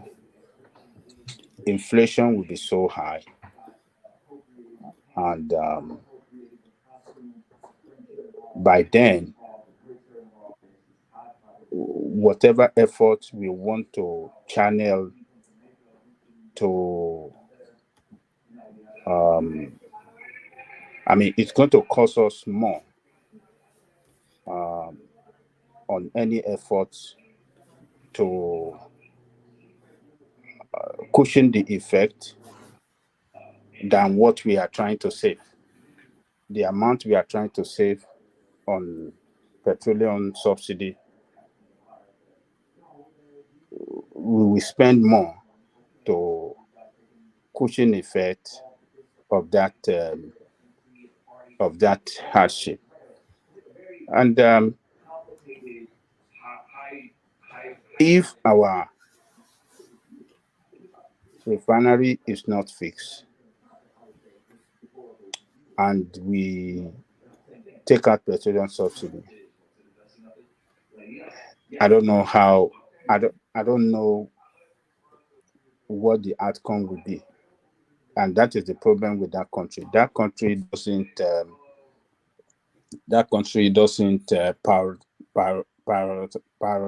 prioritize, or how do I say, prioritize their the interest right. So oil and gas, we have comparative advantage over so many countries in Africa, and these areas we're not making any effort to develop it. And you want your economy to work well, it is not possible, because this is a sector that we should have used to develop other sector of the economy. Saudi Arabia have used that sector to develop other sectors of the economy, and they have diversified their economy in such a big way that the economy is more attractive to foreign investors. The same thing that Dubai did. Is it United UAE they call it? That's the same thing they did, and the country become the most attractive country to everybody around the world. What have you used this petroleum and gas sector that we have comparative advantage over any other country in Africa? What have we used it to do for the country? We fail. So, and the little that people are getting, just because it's not well managed, you say you want to take it away and you don't have anything to replace it. I don't think it make economic sense to me. So all Nigerians should be preparing for more devaluation of the currency, be preparing for high interest rate, be preparing for more taxes, preparing for high inflation, preparing for um, you know low purchasing power, be preparing for serious poverty as well. Now, recently, what they call Department of Statistics in that country came out with a figure that 133 million of Nigerians are living under poverty. So we should be expecting more. We should be expecting that figure to rise in 2023. And that is what it tells me. And for Nigerians themselves, it is time for them to know that in 2023, they have to vote for the right candidate that can take our country back for us, to work for us, and not for them. This budget, if you look at the recurrent expenditure in that budget show that it tells it all that budget is meant to service the politician, to make them reach the more, for civil service and politician. That is, if you look at the recurrent expenditure, that is where we have huge, you know, budget amount. So, what for the people, education and health, you see 5%, and you see on recurrent expenditure where the payment of salary for the president, for the senators, and all the civil service, you see that as huge as anything you can call it. So, gentlemen, we have to vote right. We have to vote for the right candidate. My candidate is Omoyele Sowore.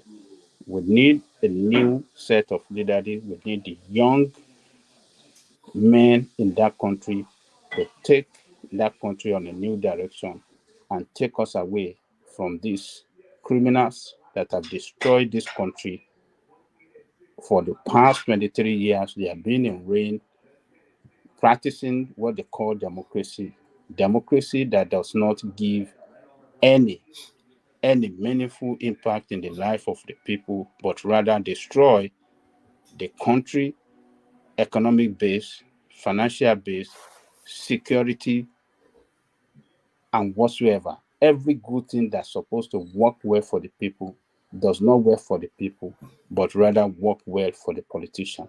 So Nigeria have to think right. They have to be bold. They have to vote right. They mustn't vote for any of these politicians. Peter Obi, Tinubu, what do you call this? Atiku, Kwankwaso, they are the same people. They belong to the same class, political class, and they destroy this country. They make that country unsafe. They make it unbuoyant. They make it a country that people are no more proud of. They make it a country that have no future. It is unfortunate where these people are brought up. And I don't know the fear in the people why they cannot boldly vote for people that have brain, that are futuristic, that can speak, that can analyze issue, that have solution to all the problem. I don't know why. Go Omoyele Sowore. That is the way. That is the man that can take us to the province. One man. Let me rest there.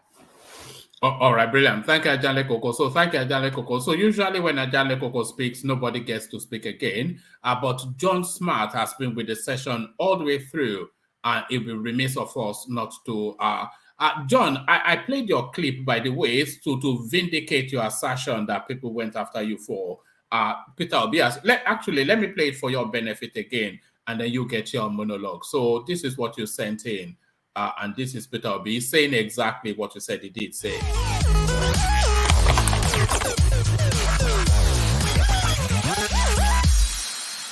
I answered them one after the other. You've not been following my campaign. That's all I can say. One is that Eastern Security Network was formed by government of the Eastern states.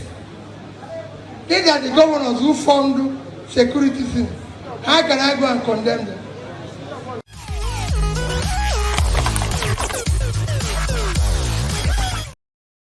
So that was that. Over to you, John. One man is just trying to dribble them there. Even me, that I don't live in Nigeria, I know what is Eastern Security Network. Not talk of him, a politician that knows everything. They asked him question about the ESN. What's the correlation between ESN and Ibibiagu? He knows what he's doing. So he's just telling lies. This fact remains he doesn't want to offend the IPOB space because of the vote. He knows what he knows what he was saying. But knows. why would he say that governors set up ESN when governors? Just to dribble them now. No, we cannot do it. Oh God! Look, the people that ask him question, they ask him question based on ESN. ESN. He got it wrong. What he was trying to say is that is a Bibuagu he was referring to, but they didn't ask him question about Bibuagu. He know what is ESN. He know. No, he could. Anybody can God. Anybody can make a mistake. I think it was a mistake he made. No, it wasn't. It was. I am not Obi's fan. I mean, sorry, I won't say I'm not obedient, and I don't want him to be president of Nigeria because he belongs to the class of all these political politicians that have been governing that place that never govern it well. So, but we have to be fair. We have to be fair to ourselves. Babaja, this, that's not the first time they be asking questions about ESN. He knows ESN. He knows what they are up to. He knows everything.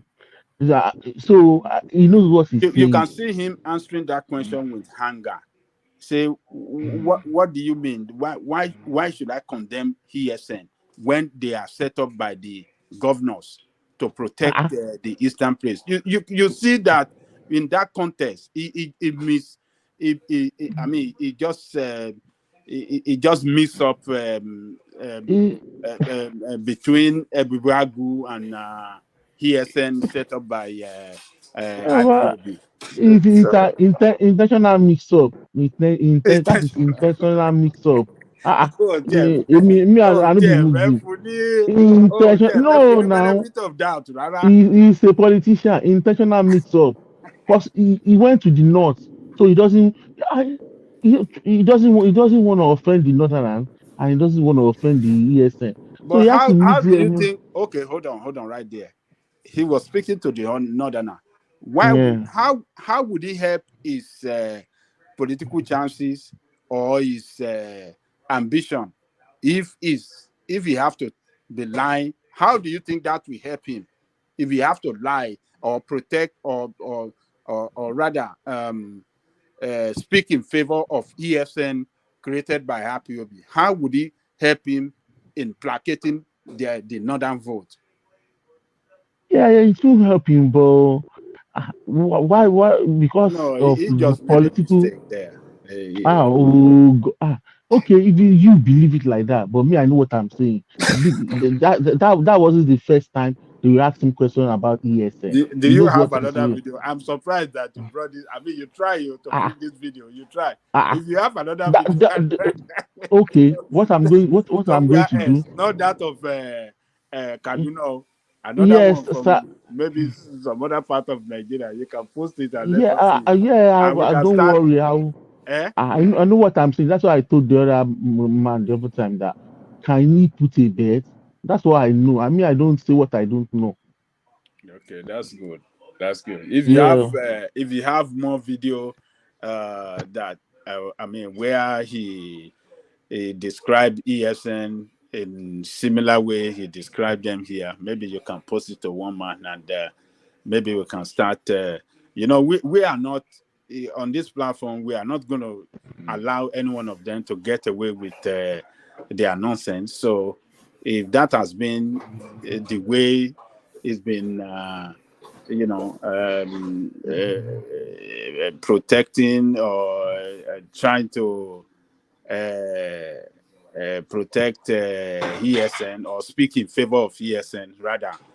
It's not as if I'm against him. I'm just trying to back what one man said about him. If I were to be in his shoe, that's what me too I'm going to do now. So Moiko, I'm going to mix it up. So that's a politician for you. What I don't like is that I don't want some people to come and be painting somebody holy for me. No, that's what I don't want. Okay, thank you. So he cool.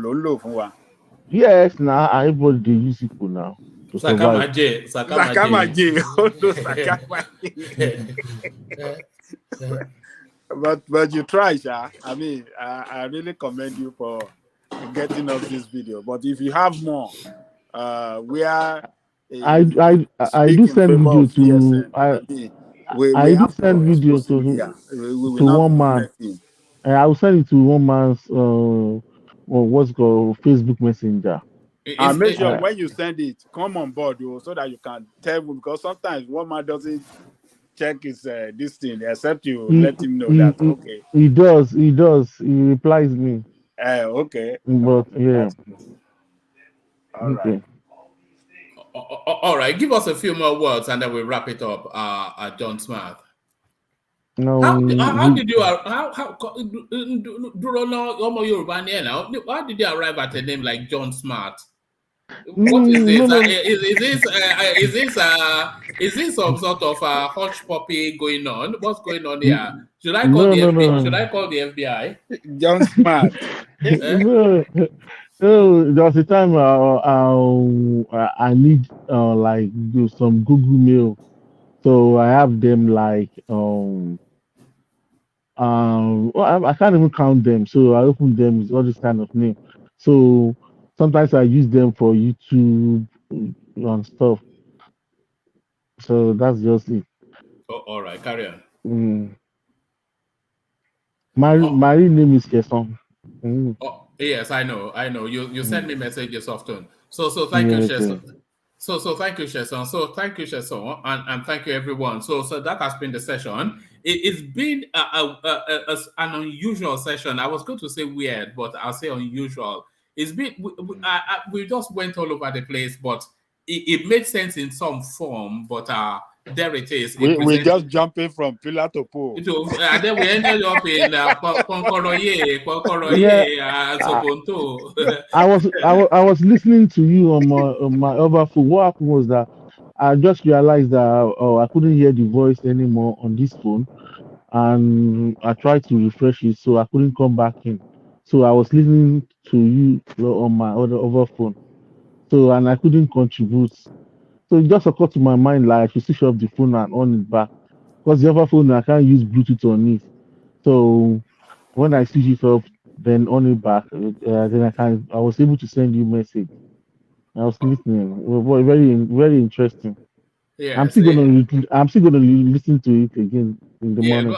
Go and listen to it. So when you are going on a long drive, just save a playlist of what man went to more. But make sure you don't crash the car, or as you are disagreeing with killer one idiocy in so yeah, and then you are not paying attention. So pay attention to the road as we offend you on your journey. So thank you, John Smart. So thank you, John Smart. Go on. Sometimes maybe I'm busy. I don't want to get involved. But when I listen to people attacking Tinubu, I feel like jumping into the show, like jumping into my phone screen. Because to come and tackle somebody. yeah, I really like Tinubu. I'm looking for this man. It was the rational mind or what Rational you mind. know. Yeah. No. Rational mind. Rational mind is I'm just looking. He talks about Tinubu like Tinubu collected their family land.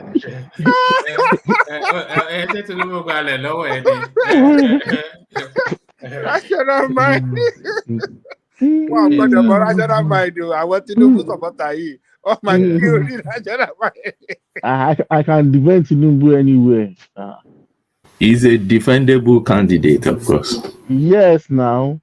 You know what strikes me though, and we've been doing this, and Ajahn Lekoko can either agree or disagree with me.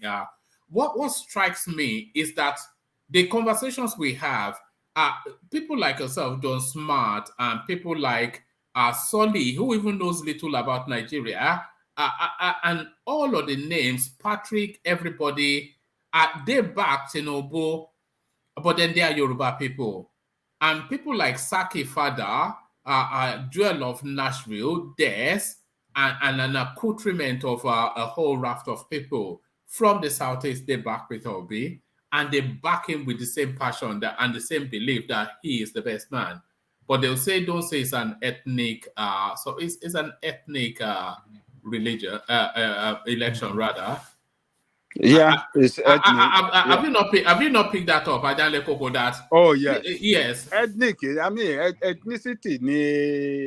The reason behind everybody don't support you, be at Tinubu now. You see all Yoruba line up Tinubu. But the reason why me I like Tinubu is Omoiko, and it's only Omoiko that can rule Nigeria.